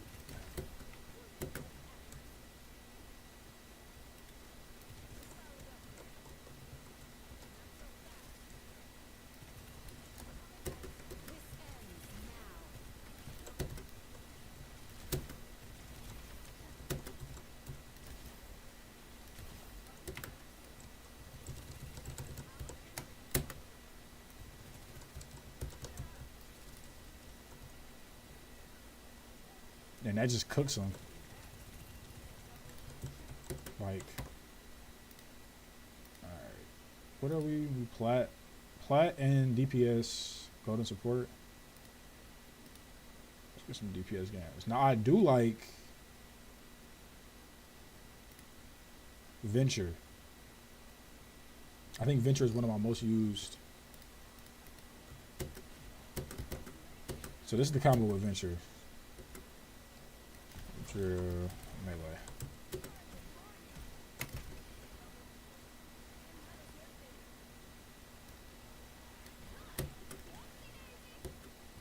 The thing about Overwatch over Rivals 2026, good question. I'm taking Overwatch though. Definitely taking Overwatch. Yep. It's a reason they did it first. I will almost say do it better. Does it have problems? Yeah. Every game has problems. But does it have the problems that Rivals has? Nah. I think Rivals is fresh and new, but it needs to be seasoned a little more. I haven't played Overwatch in a long time. You know this, so. And I'm pretty pretty decent in both. I mean, I was what, Grandmaster, highest rank, or Celestial, highest rank in Rivals. So, and I was higher ranked than I was in this. So, that was higher ranked than this. I peaked out at Diamond in Overwatch. So, oh, Bandit, Domina, Jetpack Cat, yeah, Sombra. No, Sombra. So, I would honestly say I'm better at Rivals than I am at Overwatch. The game, though, it's a support thing. It comes down to support. In this game, supports will sustain you, but they're not healing through everything to where it's like, oh, I can't kill somebody because they get. I'm supporting you. I'm healing you. What's the name? You're not killing anybody if the supports are alive. And it's just the sustainability is crazy. Too much. Like, I can't just depend on my supports in this to be like, oh, let me They banned Venture? Wow.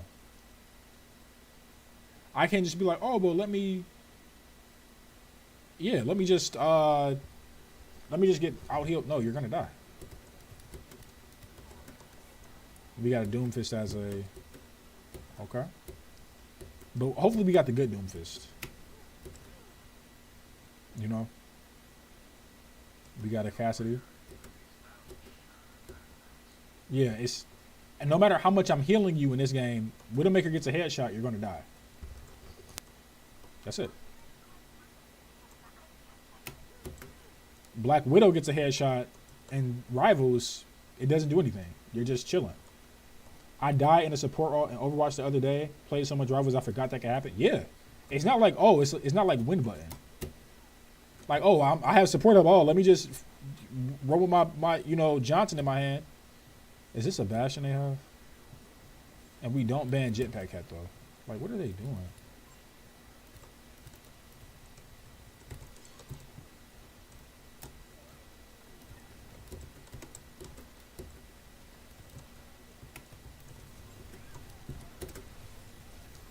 I'm tripping. Getting tunnel vision. What kind of skin is this?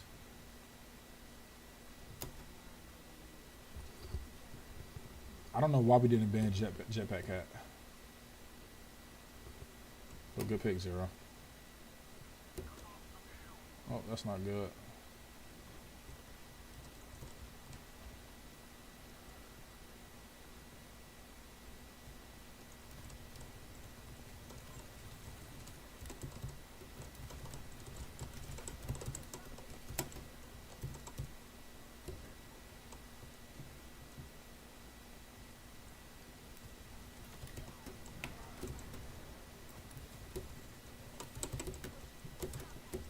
Back up, back up. Nice.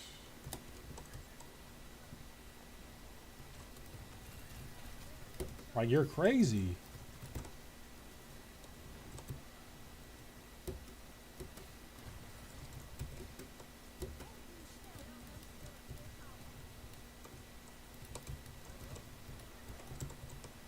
Hammer down.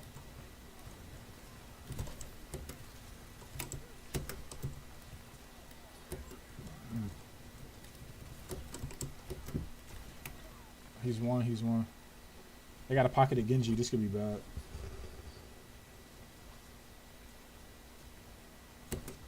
This could be bad.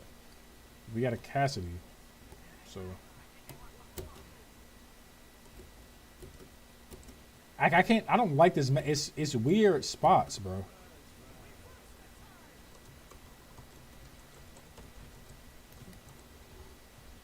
Is this a Jetpack Cat over here?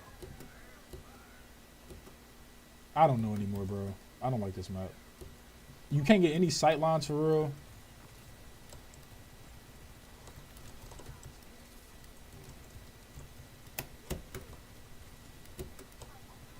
Okay, pocket in a Jetpack Cat is crazy.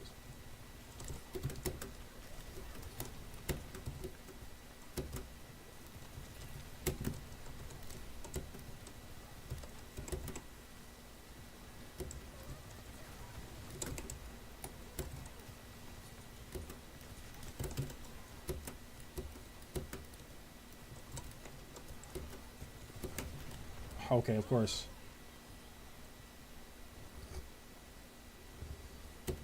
It's so weird. There we go. Good off angles. Nice. I got all. I mean, we holding. Honestly, we holding. I guess I'm doing enough pressure, but I'm gonna just off from up here. I'm not gonna lie. I'm literally just off from up here.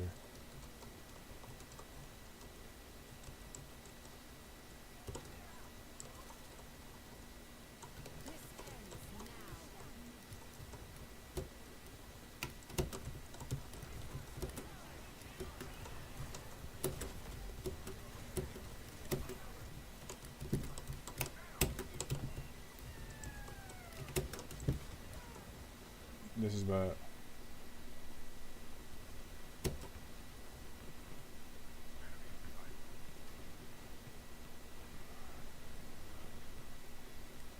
They got it.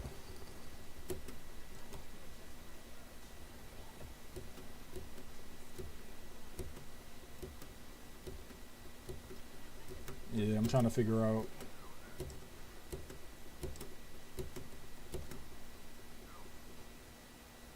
Because I really don't have any.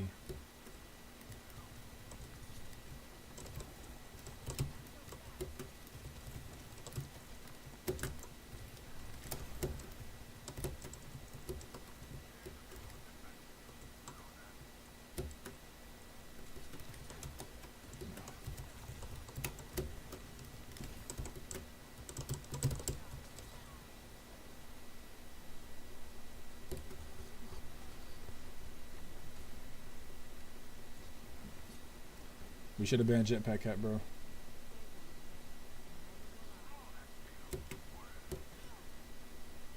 I'm about to run Genji in a minute.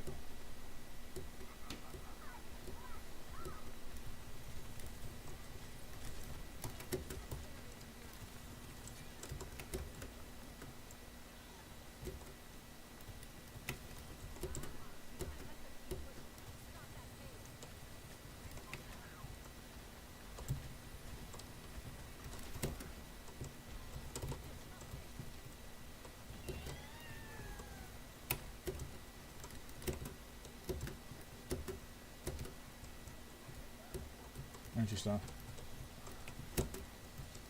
Like, why do we not ban this character?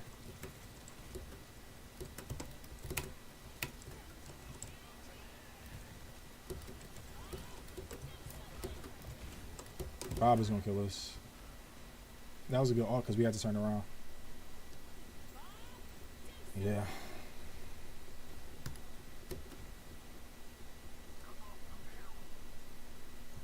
And they got shield, we got Doomfist. I don't think they push it all the way though.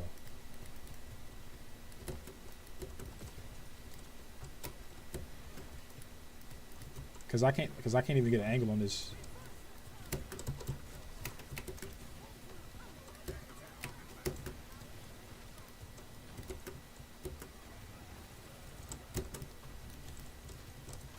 He always got shield up.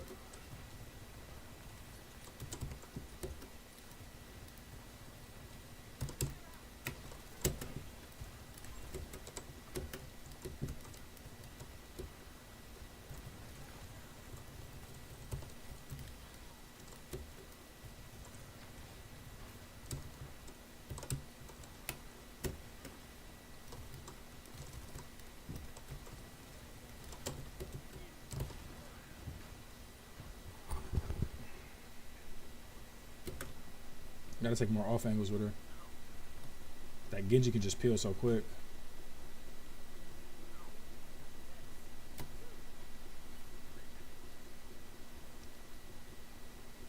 I gotta use my ult very wisely. Very wisely. Because I don't want to get caught out too crazy.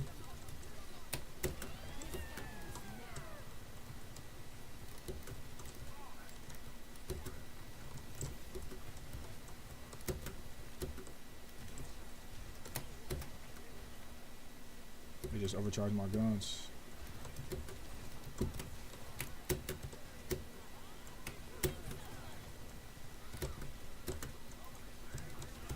Fuck.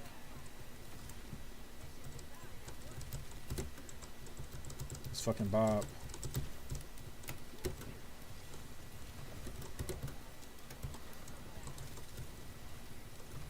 Kill it, yes. Sheesh, that Bob had me pinned down. That's crazy. Sheesh. Yeah, it was a jetpack cat. They didn't have jetpack cat. We would have probably stopped them first point. But we have a Genji slashing and dashing us, and then we got a jetpack cat high in the sky and in space healing people. Like what, bro? What? I don't know.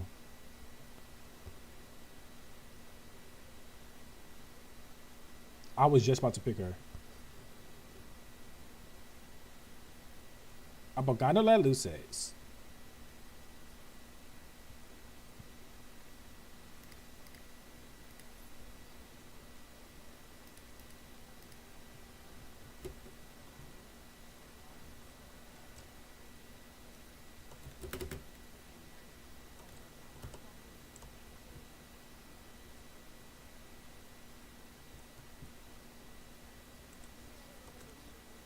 What is that? What is that?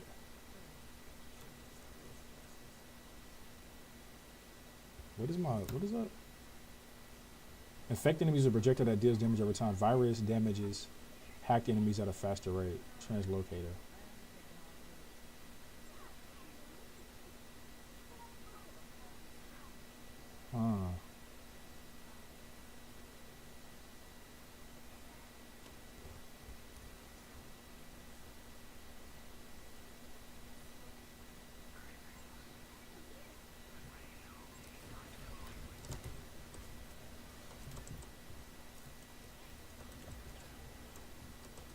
Look at this, bro.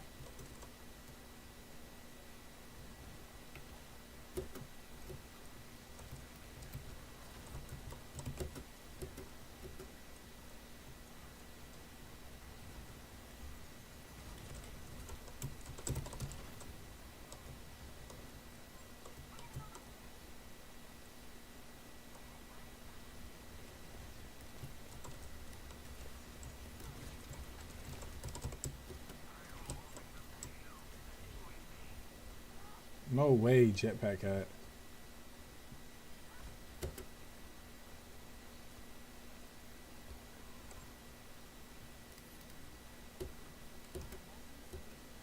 Bastion and jet. That's what I'm saying. That Bastion jetpack hat combo is gonna be nasty.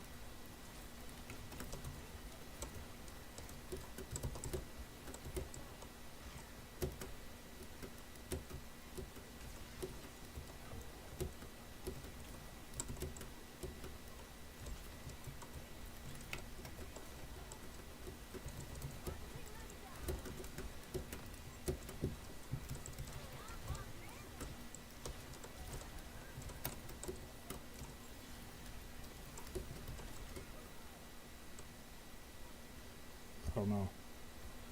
Yeah, you need translocator to invis now.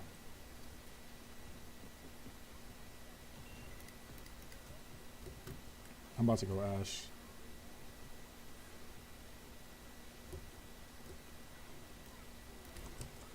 Oh.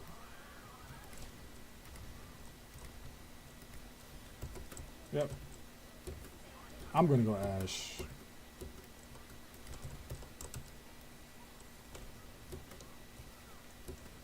Let's get on payload. Let's just get on payload.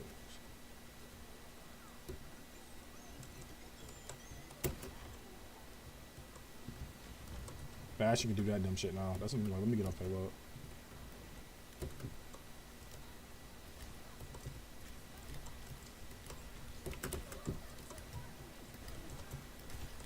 Stop it. Stay on orbit.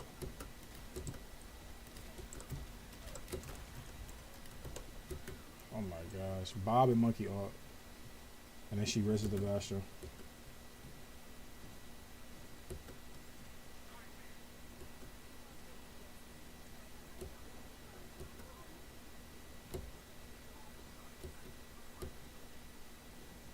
like win or lose this map, I don't really care. I just don't like this map at all.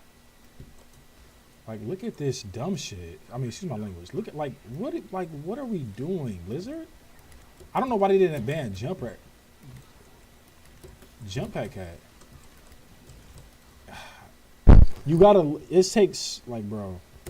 If I'm looking up monkeys down here, X, Y, and Z, Bastion, Jetpack Cat just make an unrealistic target to shoot at. It's so many resources you got to do to kill the Jetpack Cat.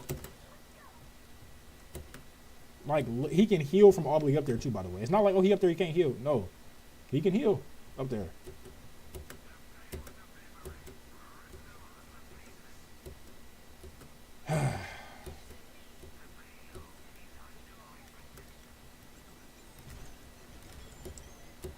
And he moves at Mach 3. Like, he just moves at Mach 3 and gets out the way. Like, what?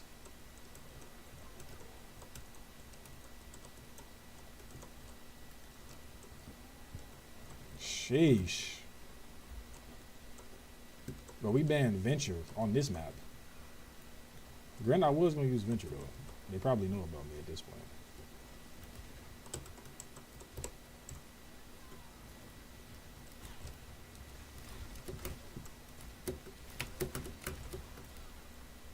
Here come Bastion around the corner, bro.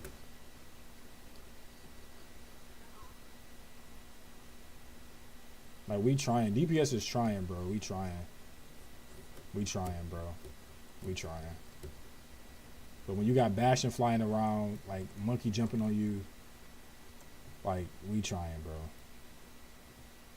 We trying. You got Jetpack Cat just in the sky.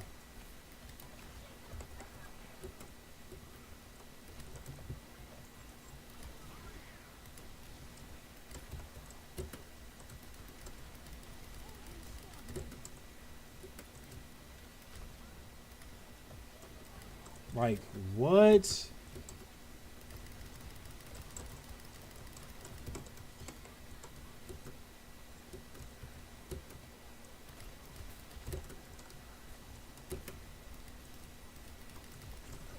Like, what do you do? What do you do? I got monkey on me. I got monkey on me, bro. I got badges shoot at me. I got jetpack. It's like, it's the Jetpack Cat, bro. And they have more sustained healing. We got a brig. You know what I'm saying? Like, it's over.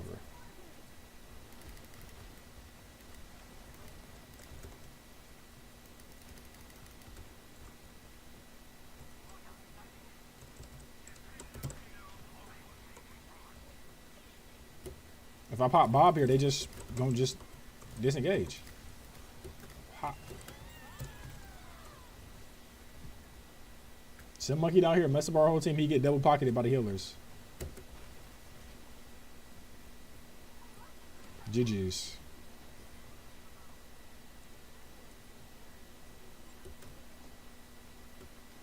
I don't know why we didn't go Jetpack Cat though. They got Jetpack Cat and Mercy.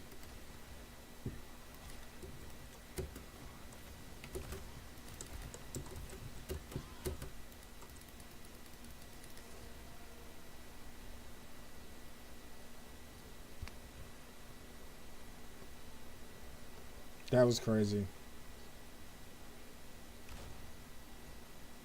That was crazy.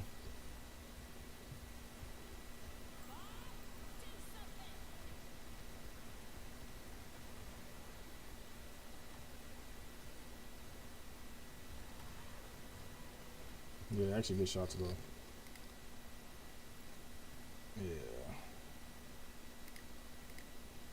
Hopefully this game we get Jetpack Cat banned.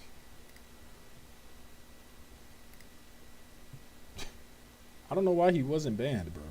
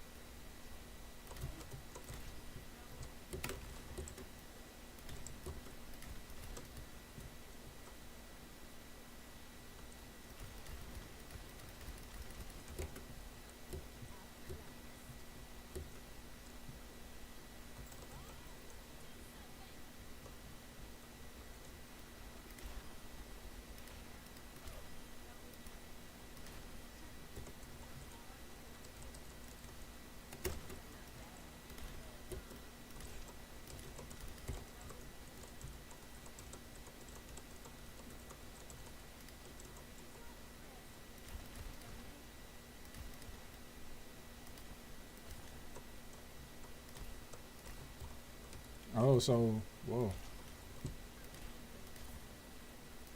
You do damage every time as you get the second shot. All right, let's see what we're going to get into now.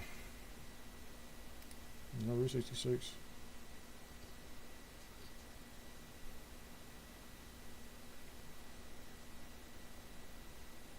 Everybody want to go Route 66. Yeah.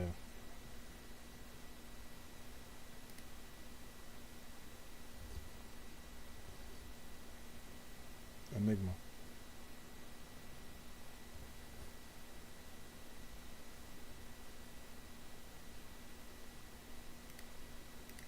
Can we get Jetpack Cat banned, bro? Like, that was my first game. I haven't seen it. Like, I don't know what they was doing. I don't know what they was doing. This looks better. I don't know what they was doing.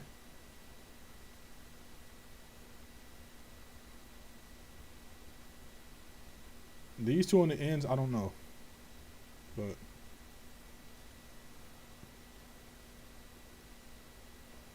I don't know.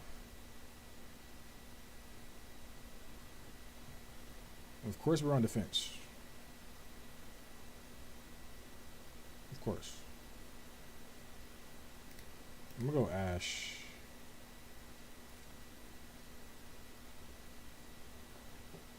I'm gonna go Ash and see how it goes from there. I bet Jetpack Cat makes it bounce when you hitting it from the back. Alright. Alright. Switch to Brig. I'm about to say, I don't know why people are using Brig a lot lately. Granted, I got golden guns with Brig though. But I still wouldn't, you know, do all of that.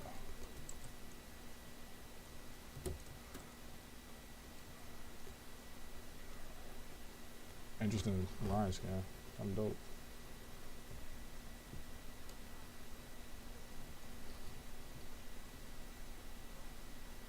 So he want to defend up there?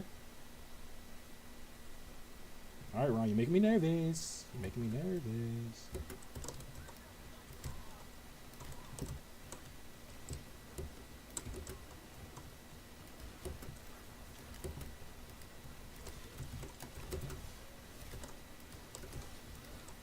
This is going to be an issue.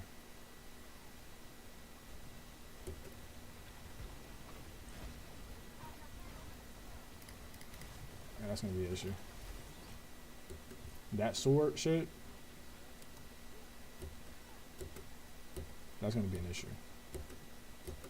Especially if we got his Zenyatta's. They get first point here, though.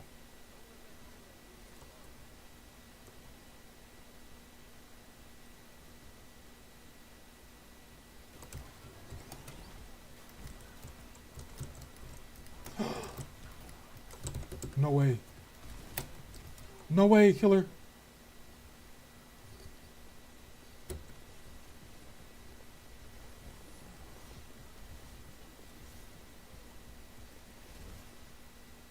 That sword stuff is going to be kind of crazy.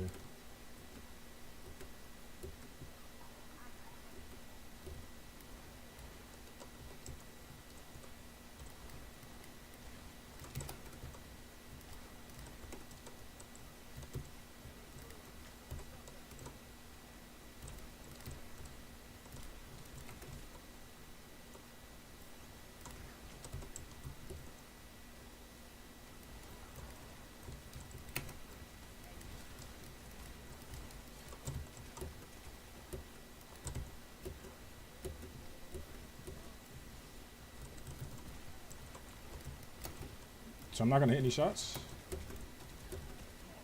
I'm just not going to get any shots right now. All right.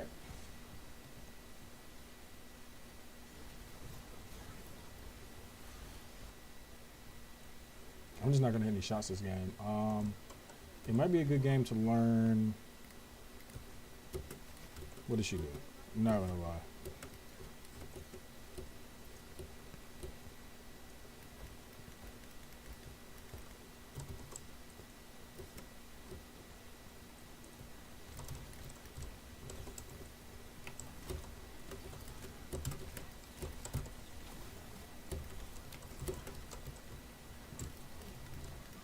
I don't know what she's doing.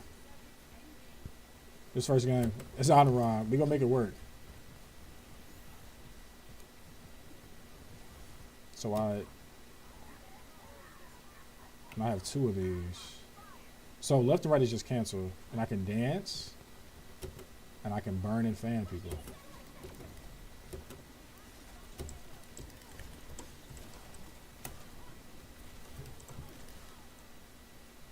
I get sliced though.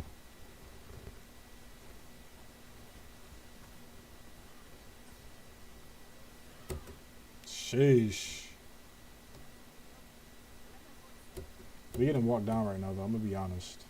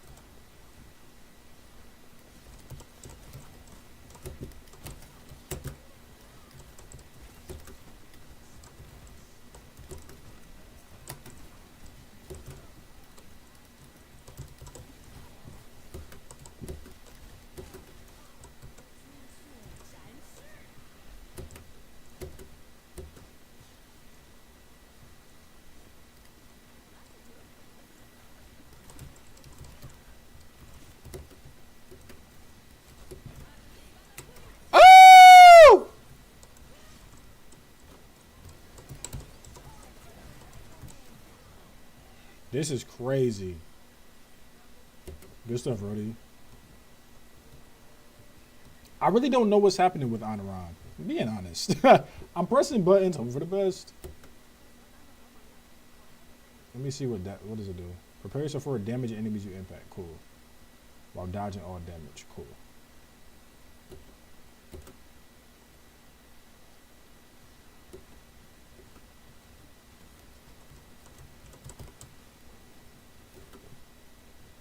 Who's going up here? What are they doing? So they all just going up top. They just all going around. They're coordinated.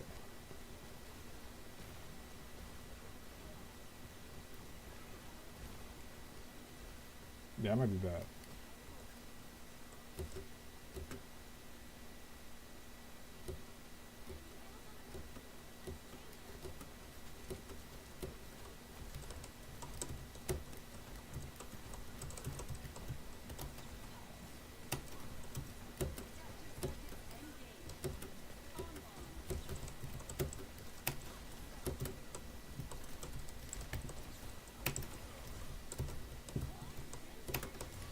I might want to have one of those what's the names when I get out too.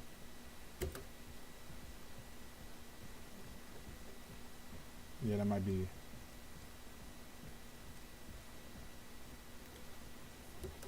Extra health wouldn't be bad.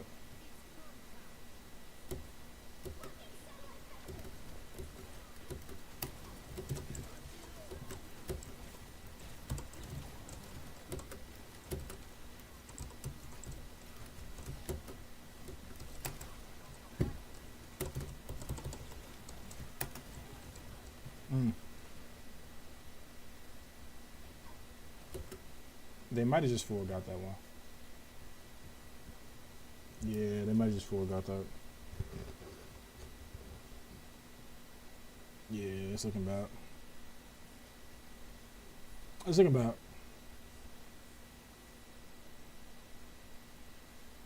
Yeah. First game is Honoron. She's cool, but we just getting diffed. Like we just getting hard diffed. I don't know. Every time I stream, they give me the harder opponents. Like I got to plat, I was chilling, vibing. Turn on stream and they say you're gonna have just a different outcome. Just a different outcome. So do I go venture?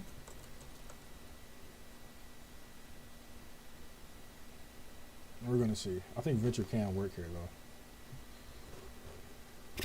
We gotta see what they do. Stream sniper for sure. Yeah, for sure. For sure. So I could go. That if a good what's her name is crazy. I remember I was queued up with Kyle, and the enemy had another Vendetta wiped us. You thought Vendetta had ult all the time, and she was killing us just bare kit, just pure kit.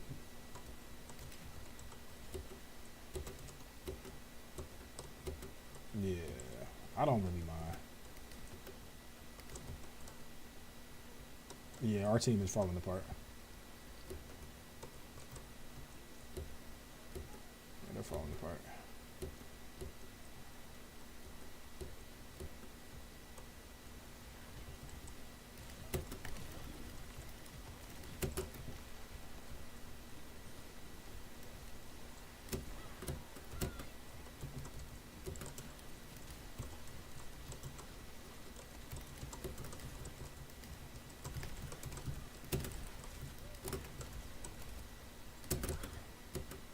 No way.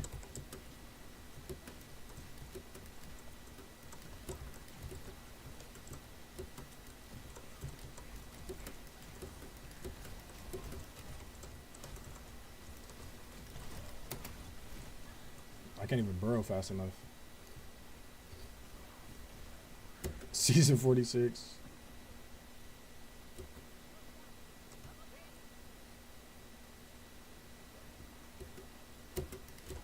Yeah. So we have a gold. Oh, we have a gold in our team.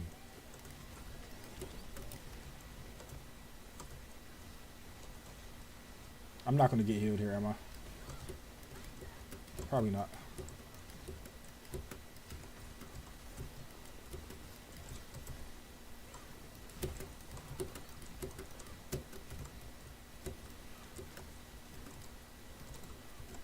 I'm going to just go around and try to get a pick.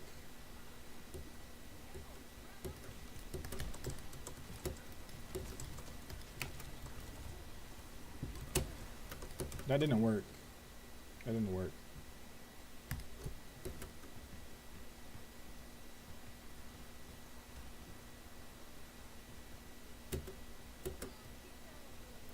Yeah, we gotta get these games out the way.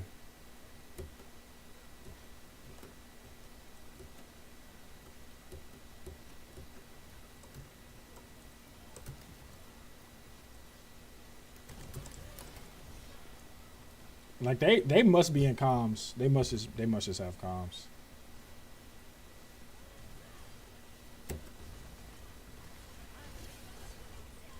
They gotta have comms.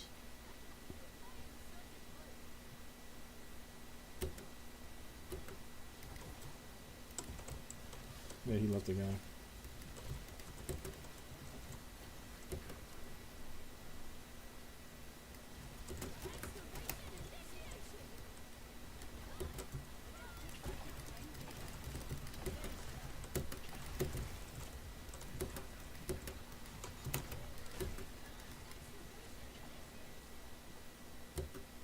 Sheesh.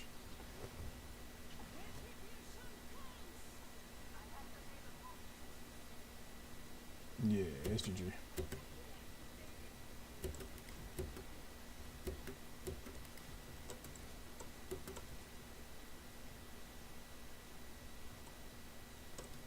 I might just swap Widow.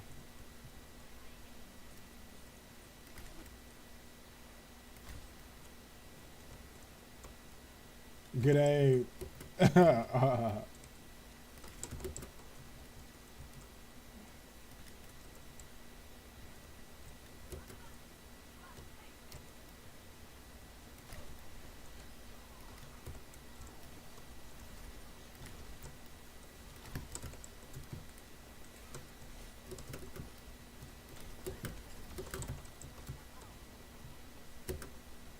He just standing there chilling.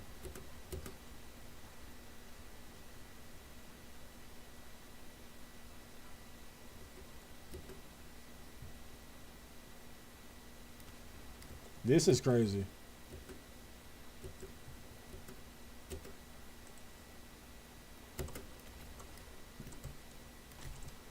She's won.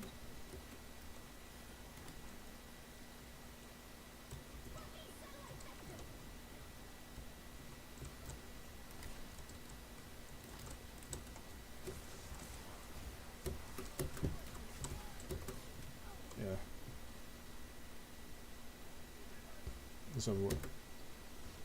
Zen typing hateful slurs for sure. A full manifesto. He didn't even care. Oh, get me away from these people. Should have let us cap so we could keep our other support hostage. And my Juno just better. They did have better support players.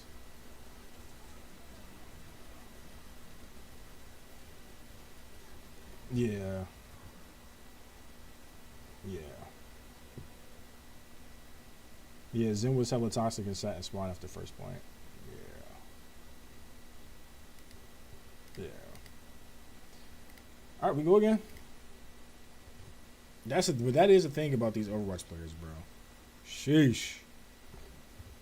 They are some little whores, for sure. You lose one push in this game, it's over. It's over.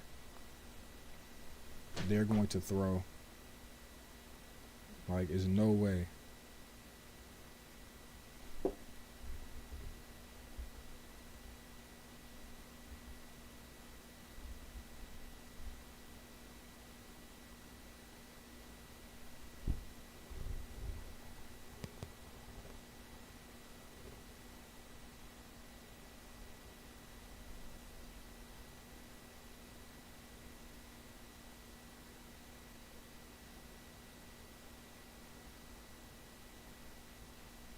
Whew, shit.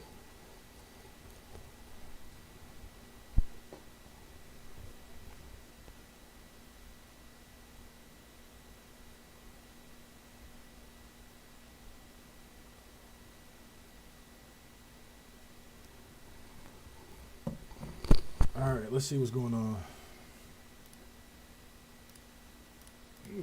I'm banning Vendetta down here, bro. I ain't gonna lie.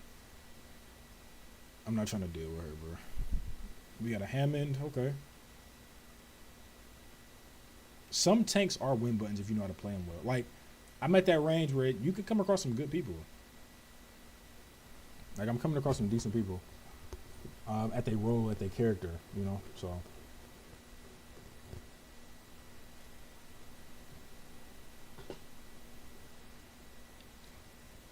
I hate defending first. I hope we're not defending first. And we're defending first. Like, bro, I hate defending first, bro.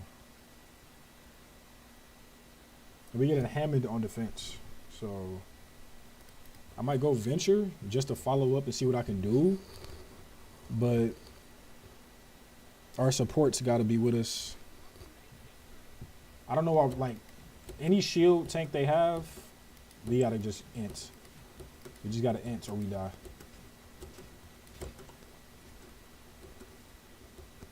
We don't int, we die.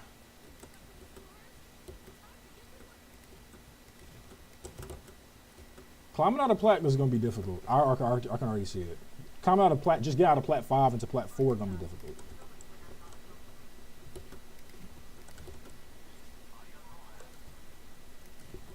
Like, I already know what it's about to be.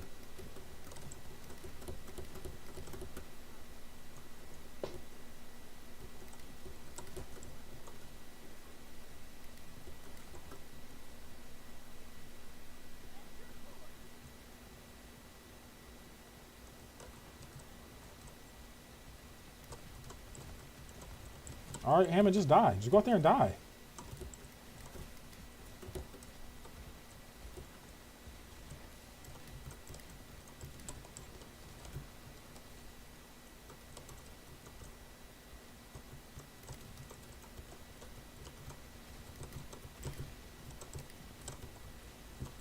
The monkey is by themselves. Chase me, chase me.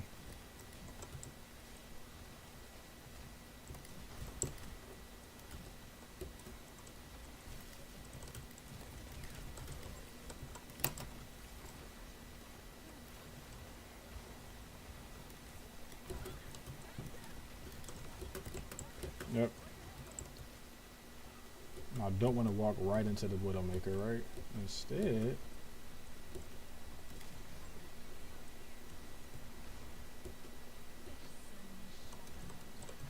yeah, we don't want to pick that.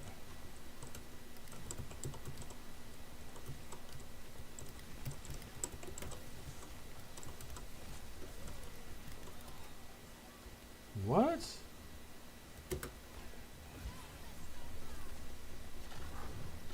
Nice. Nice.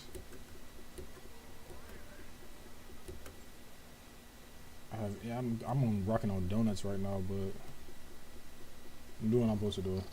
Feel me? Yeah, because I get tagged one good time by the DPS they got. GG.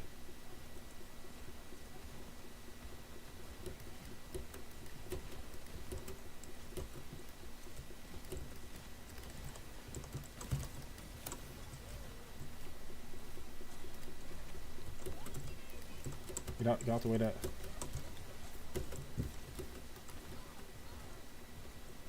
Sheesh.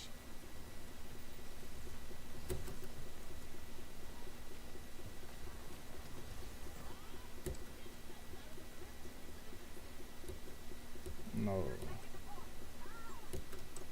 Monkey's gonna be an issue.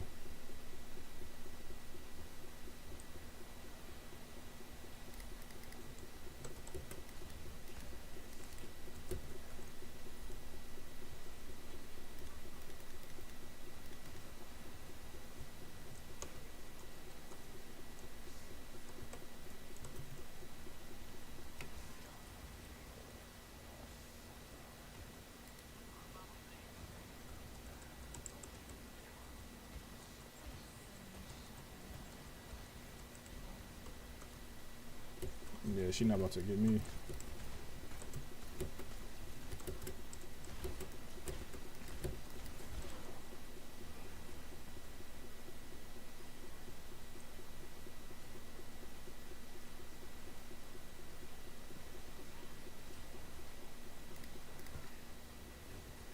Yeah, bro. Let me go Sojourn, bro.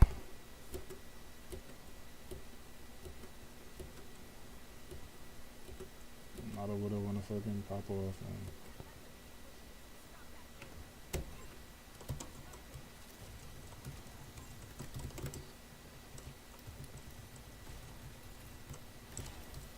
There we go.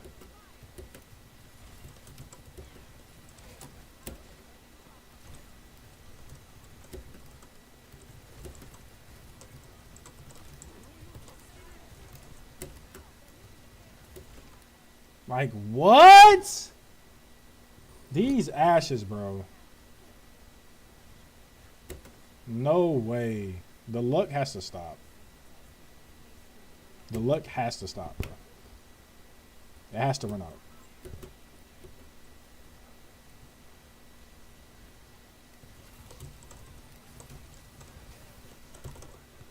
Like, what?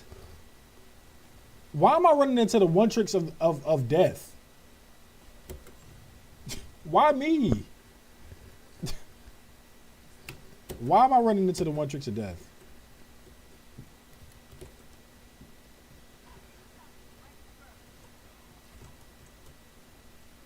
Like, what?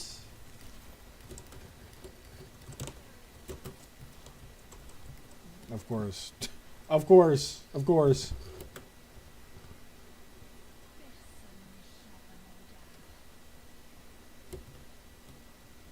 And these Winstons I've been coming across.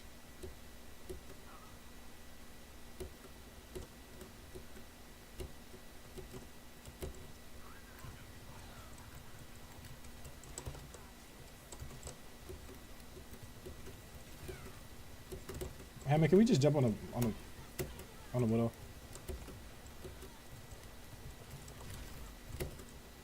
Sheesh.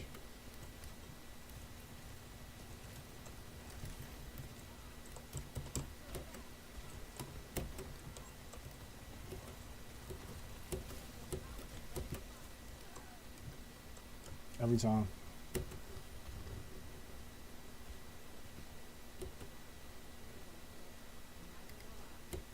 Every time.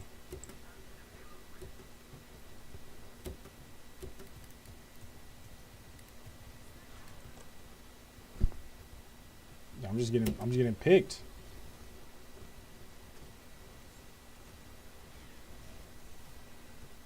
And I'll be thrown if I go widow because they got a monkey.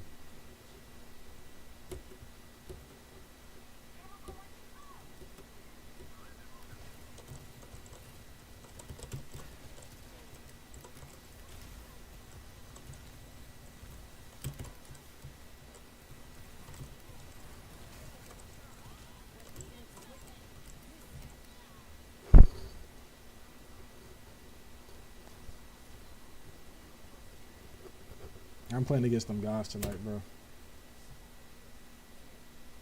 The Widow one tricks, everything coming out tonight. Sheesh.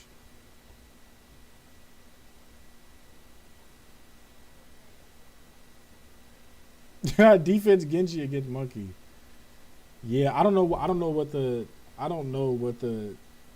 Genji pick was, bro, with that, bro. I'm gonna be honest.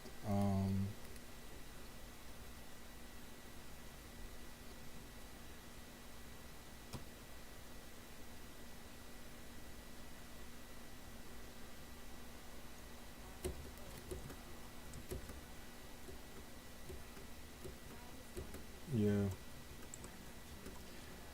But that's the thing, like, it's no communication, so Winston eats. Like, Winston is gonna eat. He's gonna eat.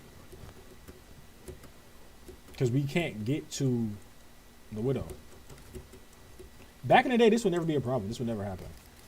Like, what?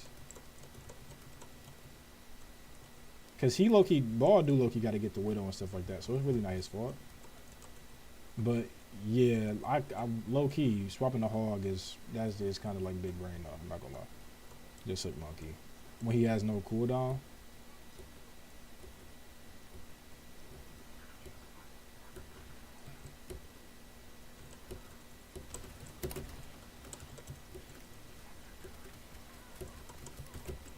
Yeah, I am doing pretty shitty.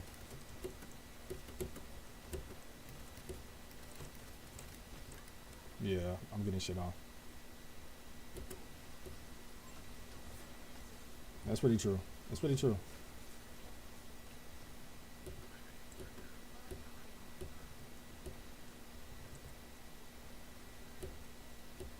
Like, she's just picking us.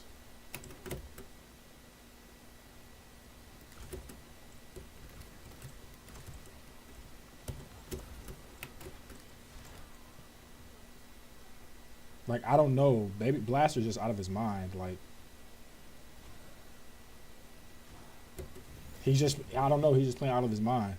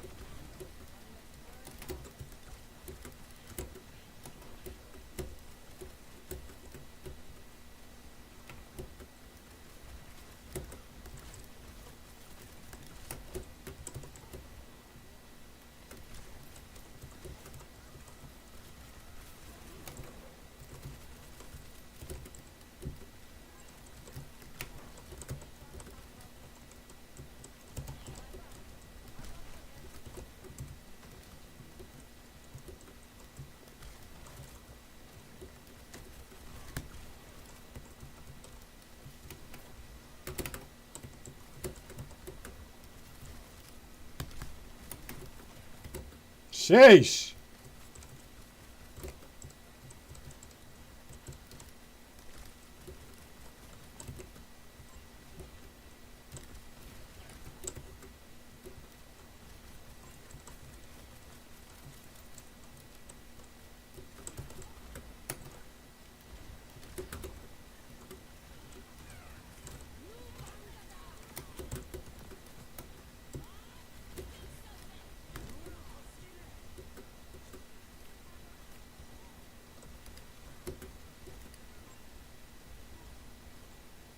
I don't know.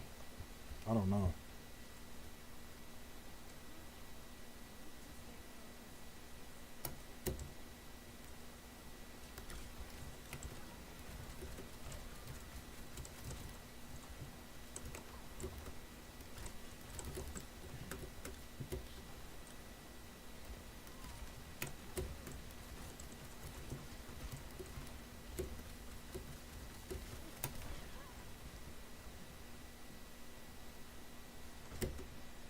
And the thing is, we don't have any shield tanks against like a pure sniper team.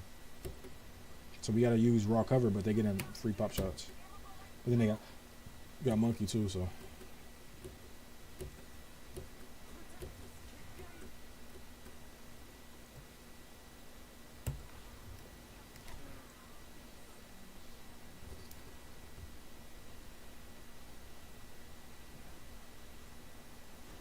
Yeah, he got it.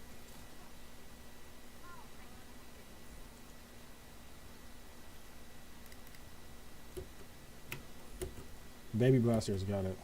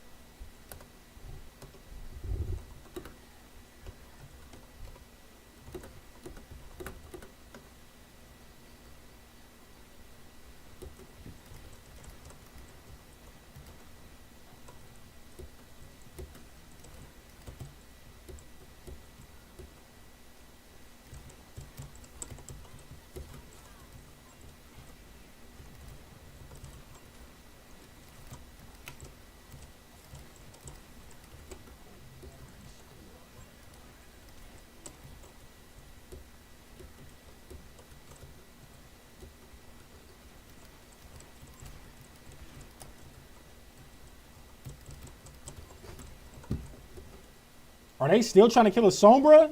No.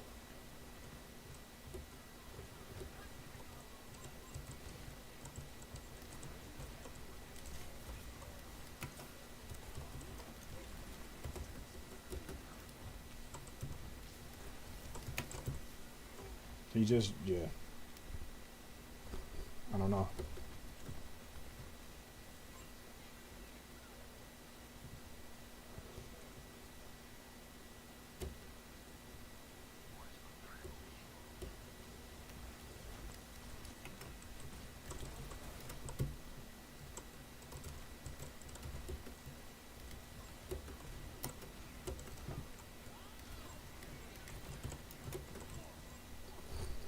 Okay, that's 2 down. They got a Bob up though.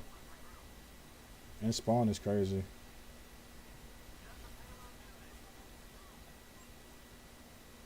They down 2 though.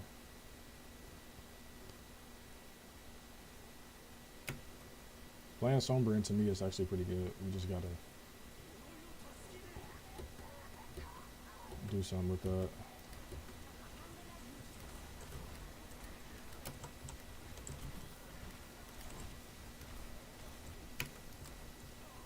Like, yeah.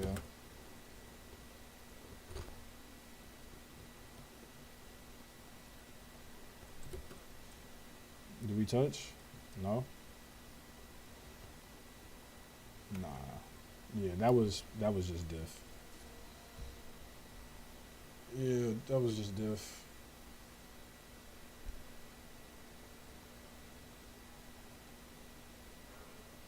Yeah, that was just diff. Yeah.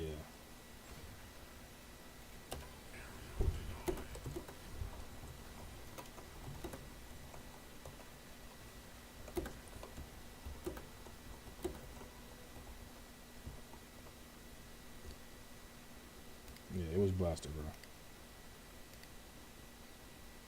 It was Blaster, bro. We gonna go another one. That was honestly just... I went up against a guy, Widow. We had no... It was a couple problems there, right? Let's break this down. We had no shield tank to get us through that. I had to just be better than the Widow. So I could have countered... In essence, I could have counter-picked Widow, right? I could have went counter Widow and tried to just contend with her, but I wasn't about to throw and do all that. I wasn't about to throw. I wasn't about to throw. They had good DPS. Their DPS was just better.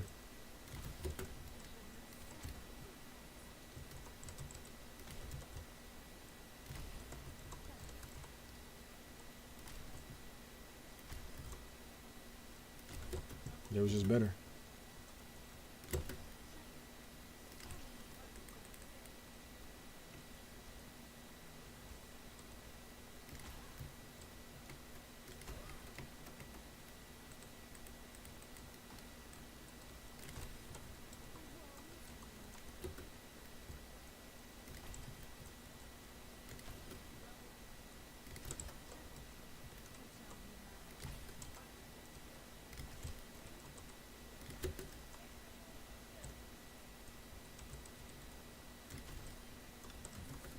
Is Widow the answer though, bro?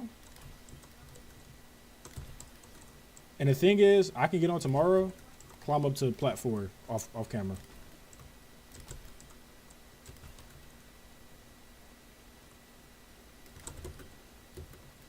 I don't know what it is.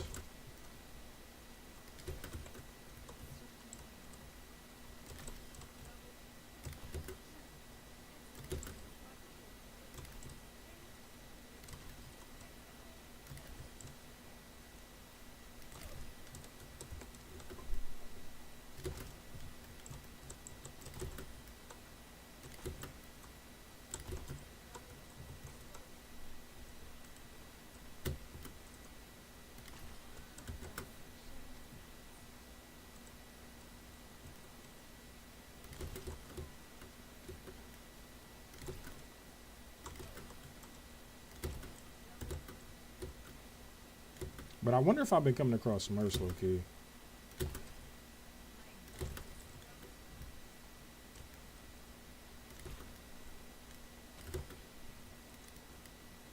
We're about to see.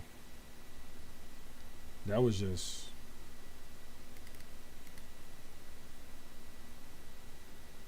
That was just tough. That was tough to play and watch. I'm not gonna watch it. I apologize for that shit. That was some bullshit.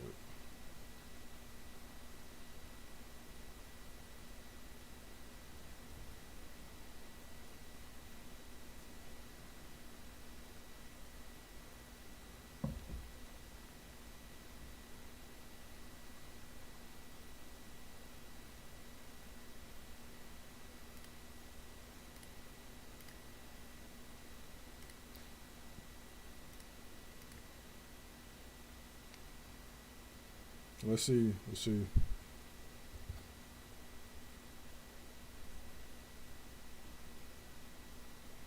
I'm just getting cooked today. Getting cooked.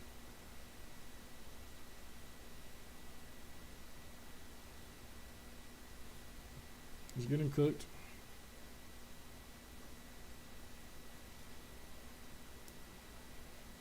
Can we please be attacking first? Please.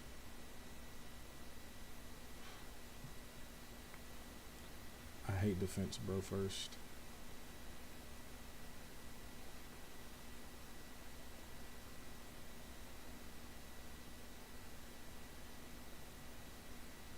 Like, what do I do?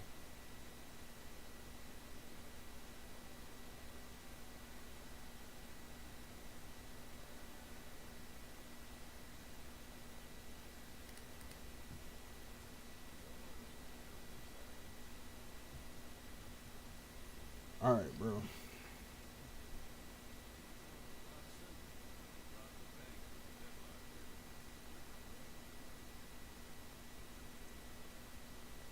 But that's another thing talking about good and evil, though. Back to that, like, if that's the case, like, nobody should get a second chance then. Like, you're not even gonna know if the person is gonna become good if you either, like, kill them or lock them up forever or something like that. Like, if they don't get a second chance and stuff.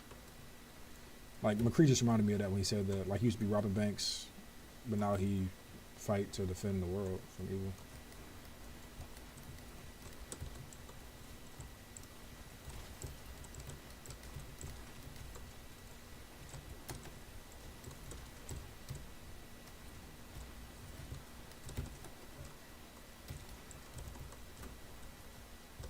I thought that was Monkey.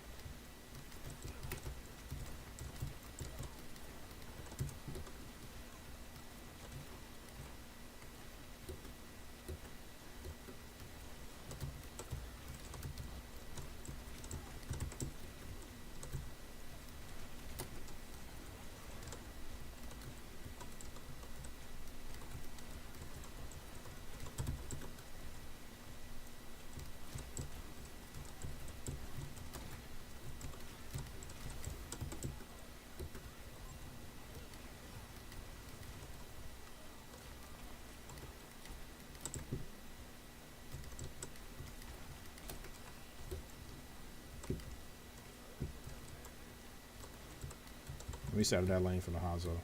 Okay.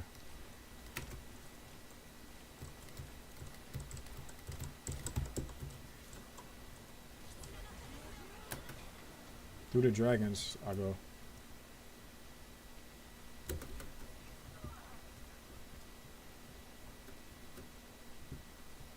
Please don't tell me we got a Hanzo. What's the name?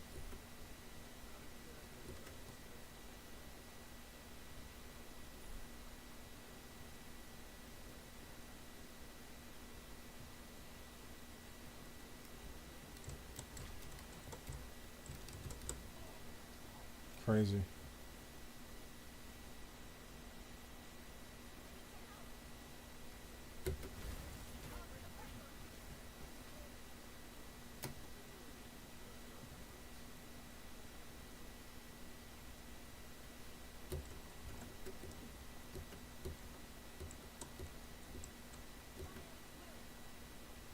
Firing that wheel is crazy when nobody's there.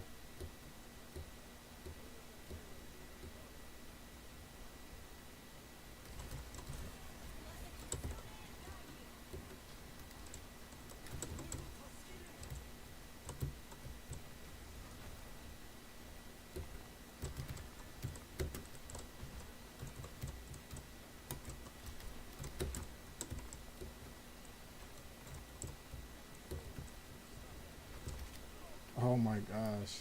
I forgot you can probably see me the whole time.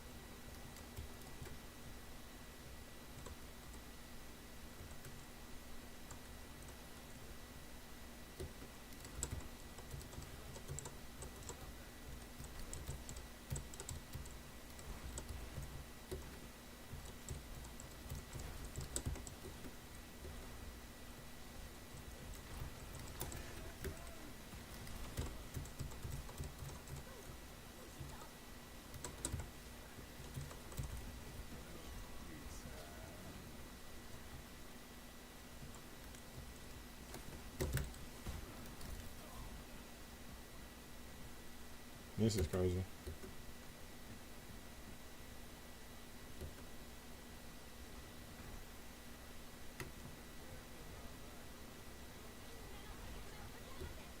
I'm gonna have to start playing people like May and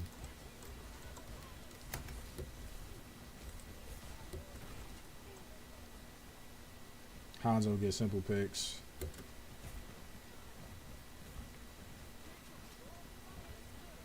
Especially when there's no shield tanks.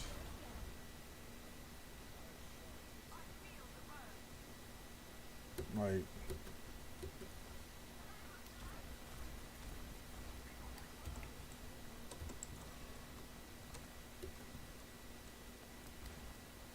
he just jumped off.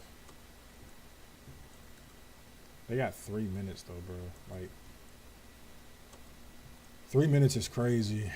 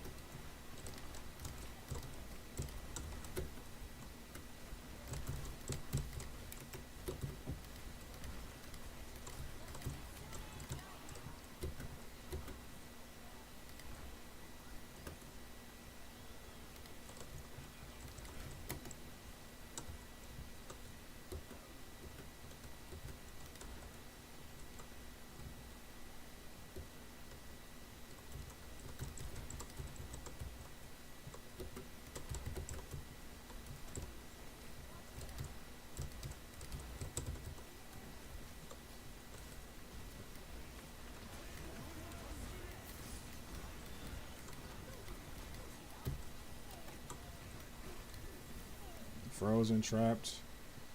They popped every ult though.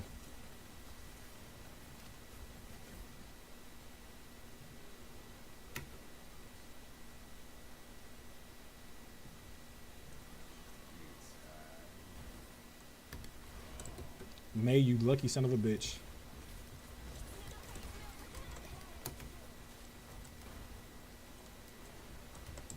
What? The May walls and the fucking art saved them from the fucking graph.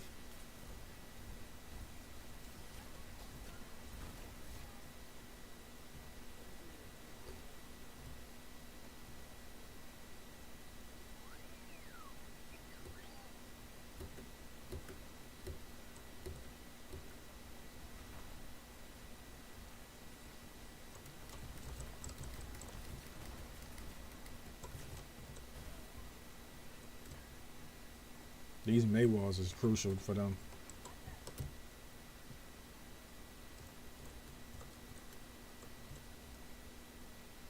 Absolutely crucial.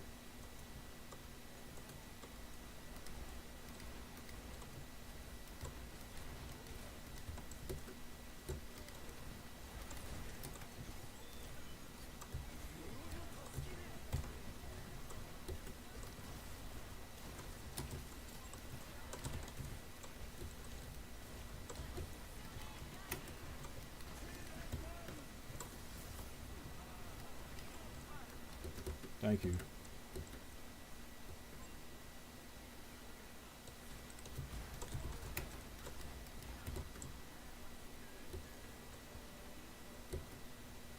That was crazy. That was crazy. But we gotta push it all the way there now.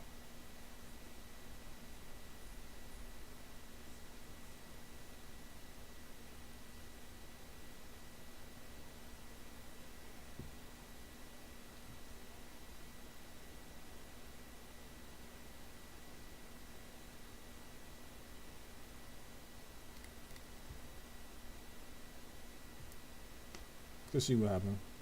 Get a pick.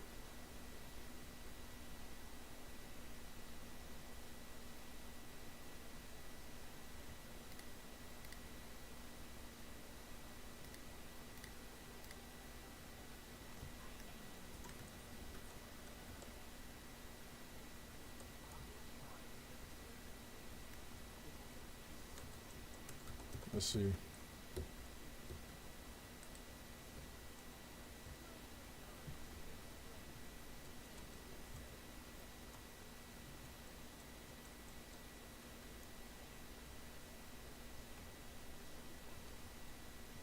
See, we get a nice little cheeky pick. King's row pick.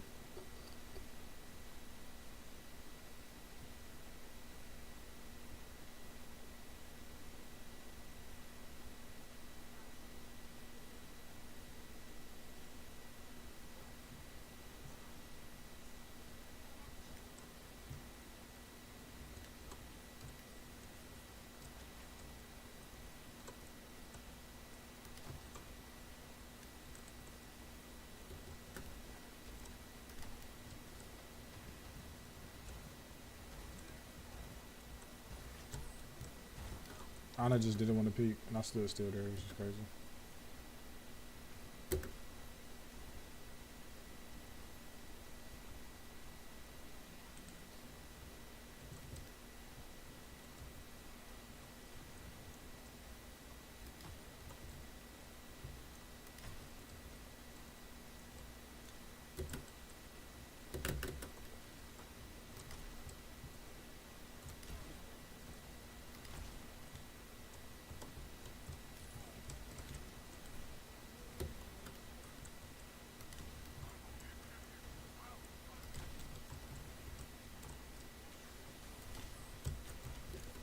Okay, let me switch off.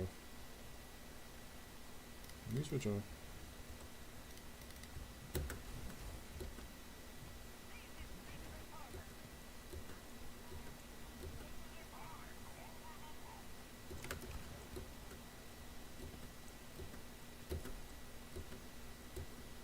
They played that back area pretty good too.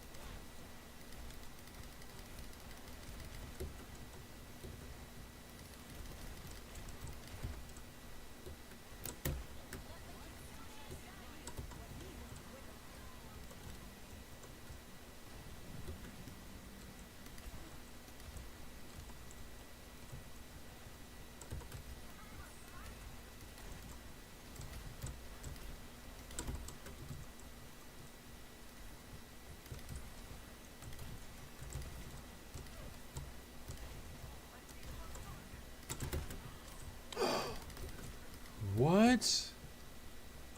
The hook on the recall is crazy. No, the hook on the what? These hooks are crazy.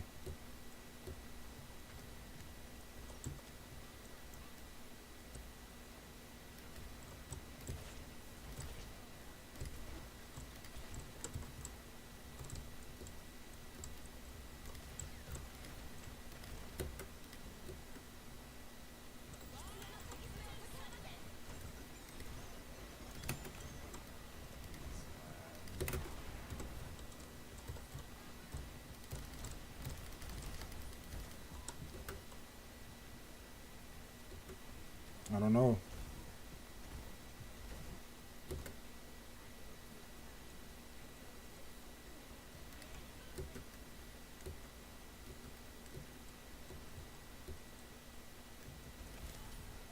Like, what is that about?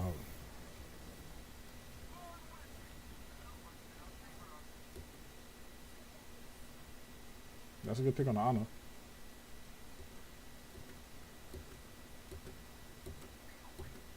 Good pick on the Ana.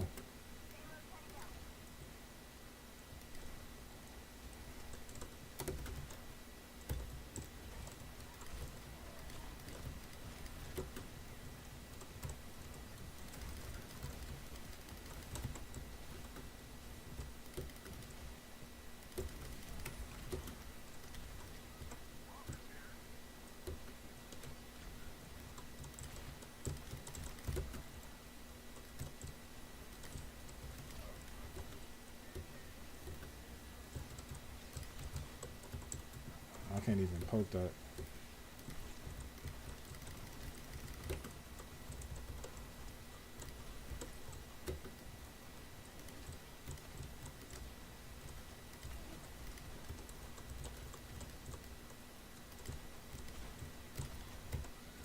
It's just damage. What do I do to unload that? I'm gonna just go rat. Just go junk rat. I'm just gonna go junk rat and just spam damage down the choke at this point.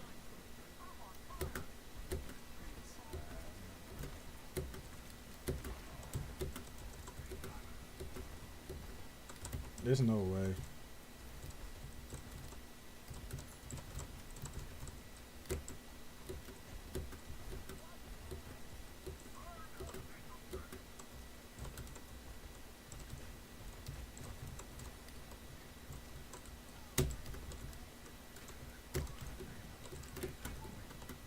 Can't get in the window.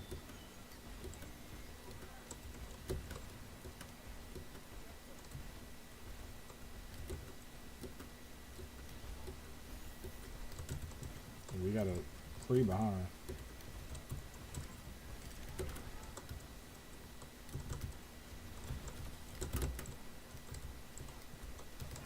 Let me get the off angle, bro.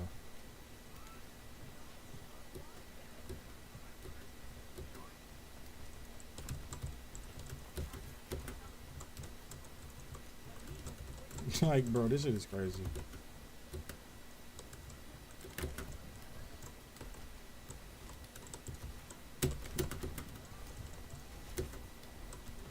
GG. I don't know. I don't know what's going on tonight. I don't know what's going on tonight. I don't know, brothers. I don't know. Even I think I used up all my luck this game.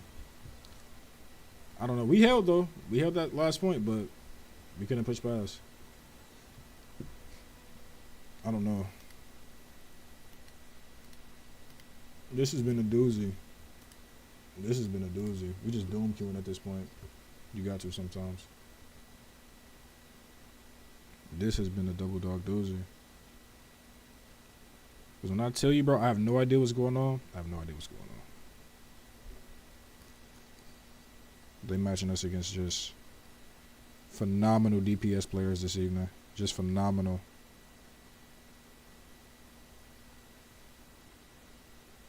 Like phenomenal.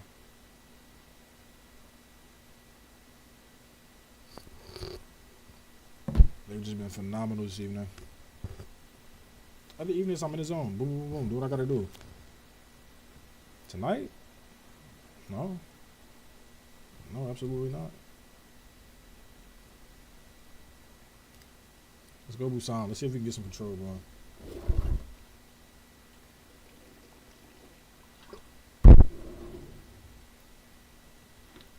I'm gonna talk more through it.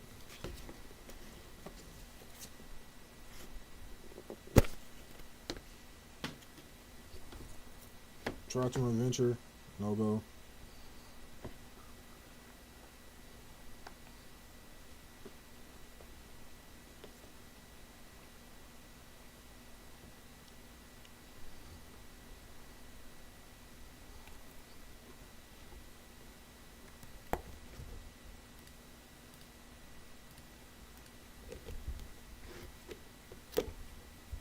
I'm not getting no band jam.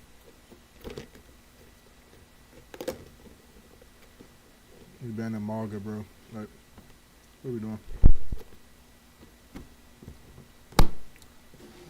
But watch, I will turn stream off and then win 10 games. I don't know what it is.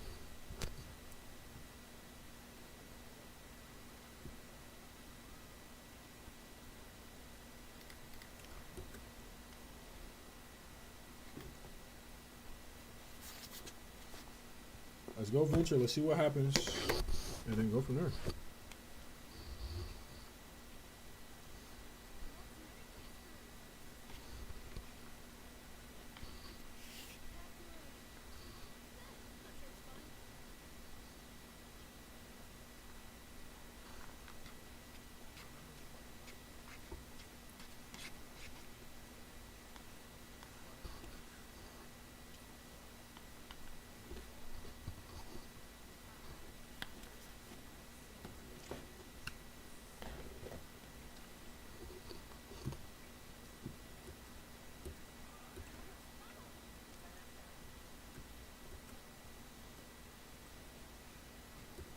They might have that sorter.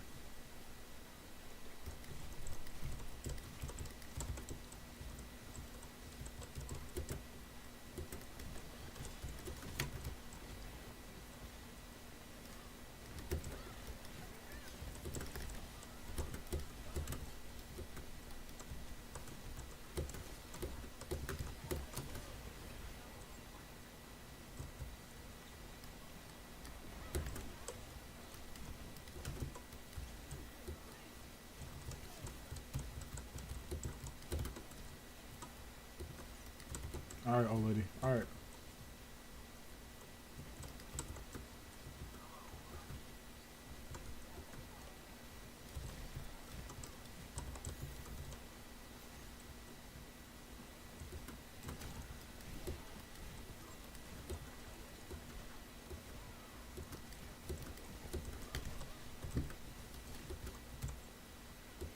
What?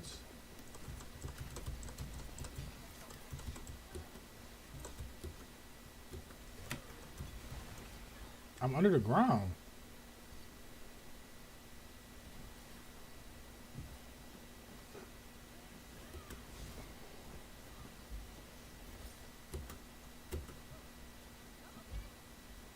We got a vendetta we gotta fight. And a TTV here.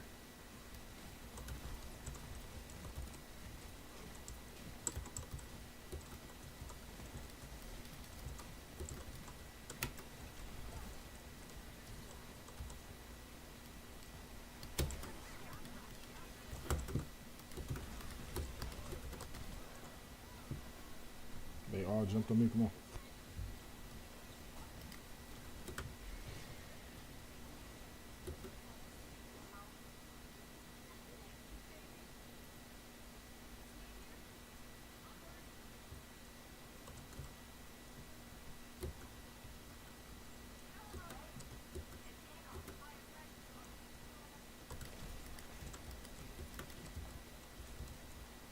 I'm gonna try to grab the Mercy.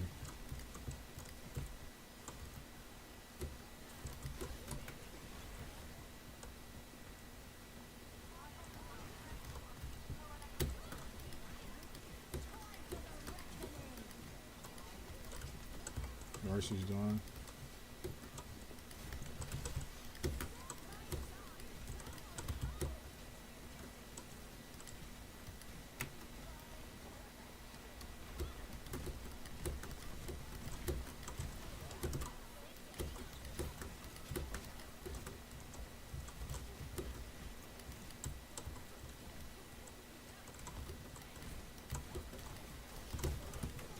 Oh my gosh.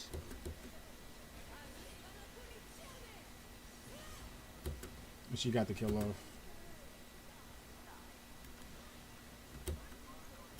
I can't believe I sold that. This isn't good.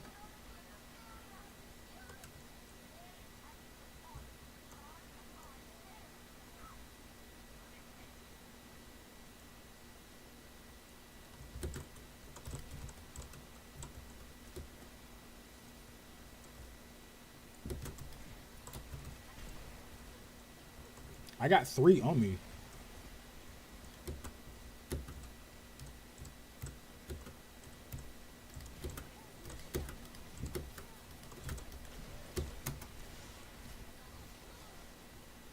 They be focusing me, bro.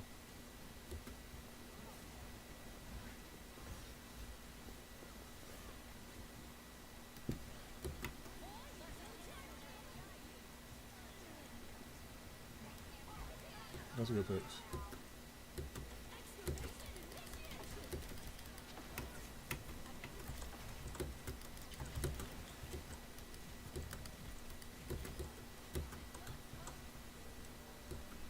Sheesh.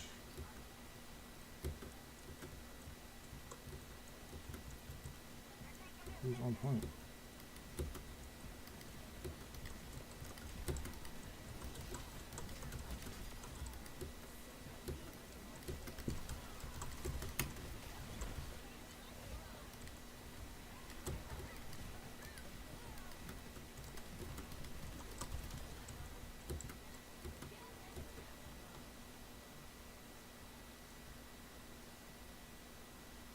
Hey, and a heal works. Yes, they're turning each other.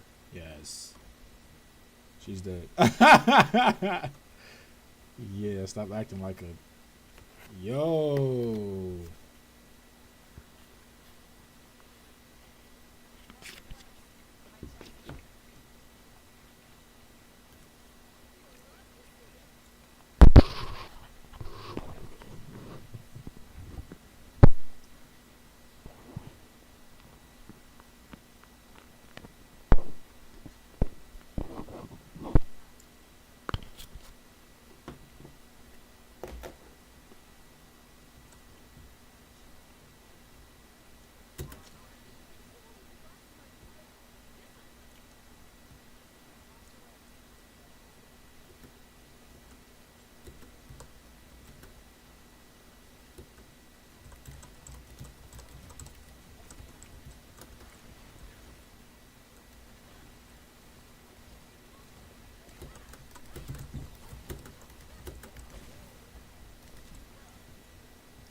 Is she pocket healing the Iron?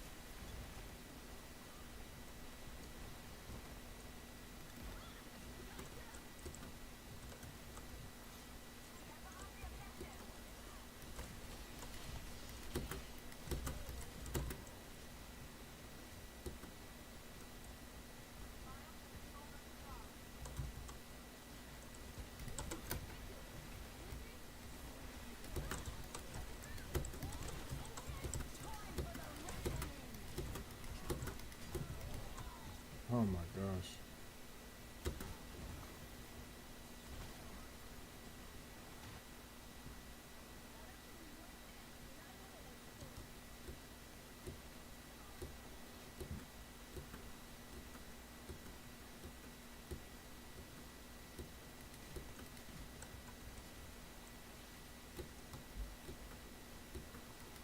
No, actually facts though.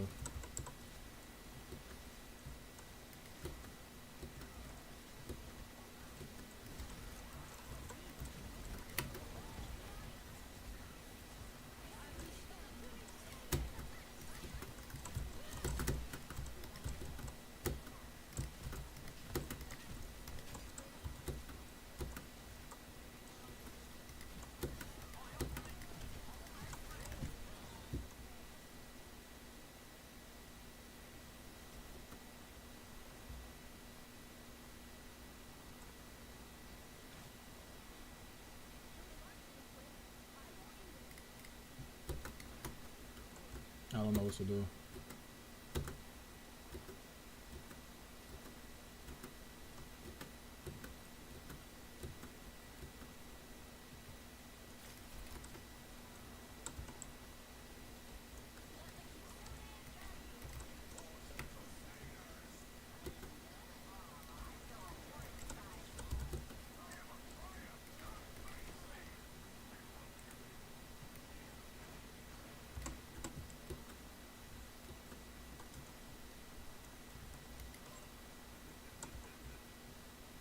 No way.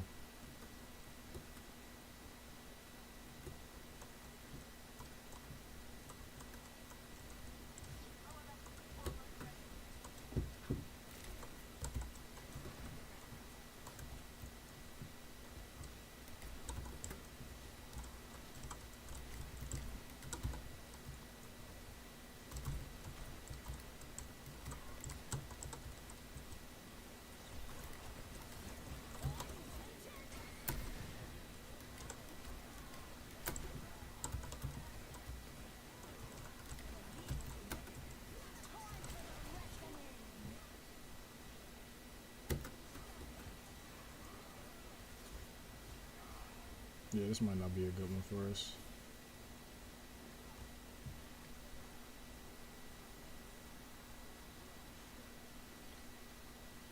Yeah, because I got to get the flankers, but then the Mercy is just pocketing in the back.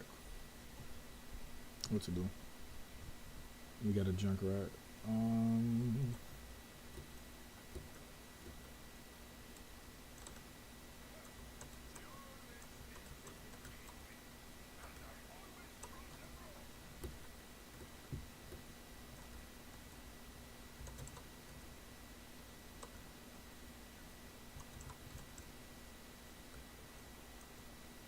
That's pretty true.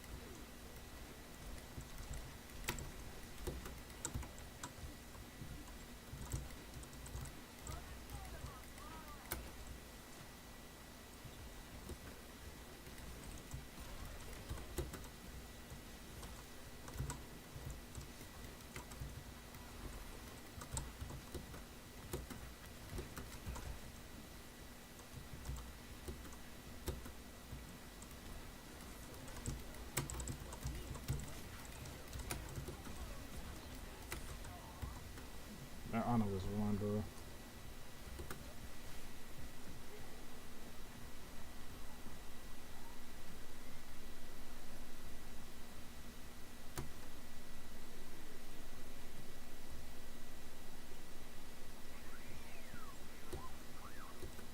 Good shit, Murray.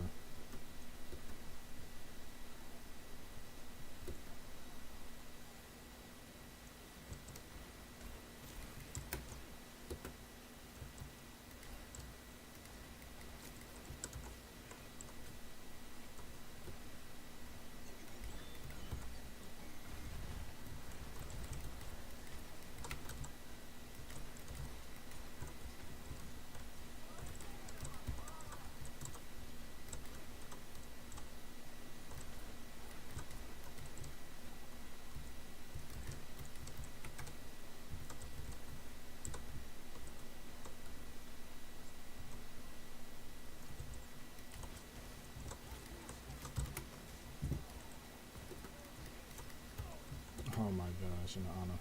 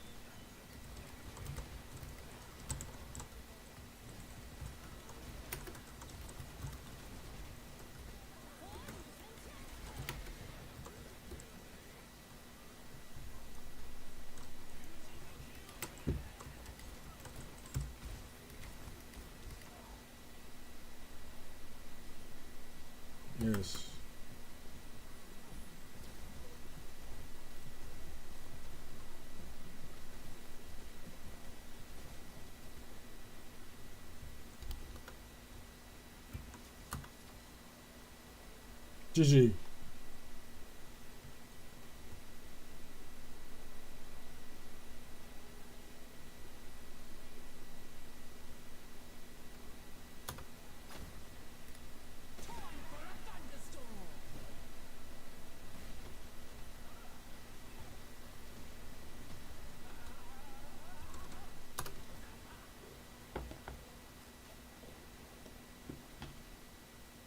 Sheesh. I needed that game.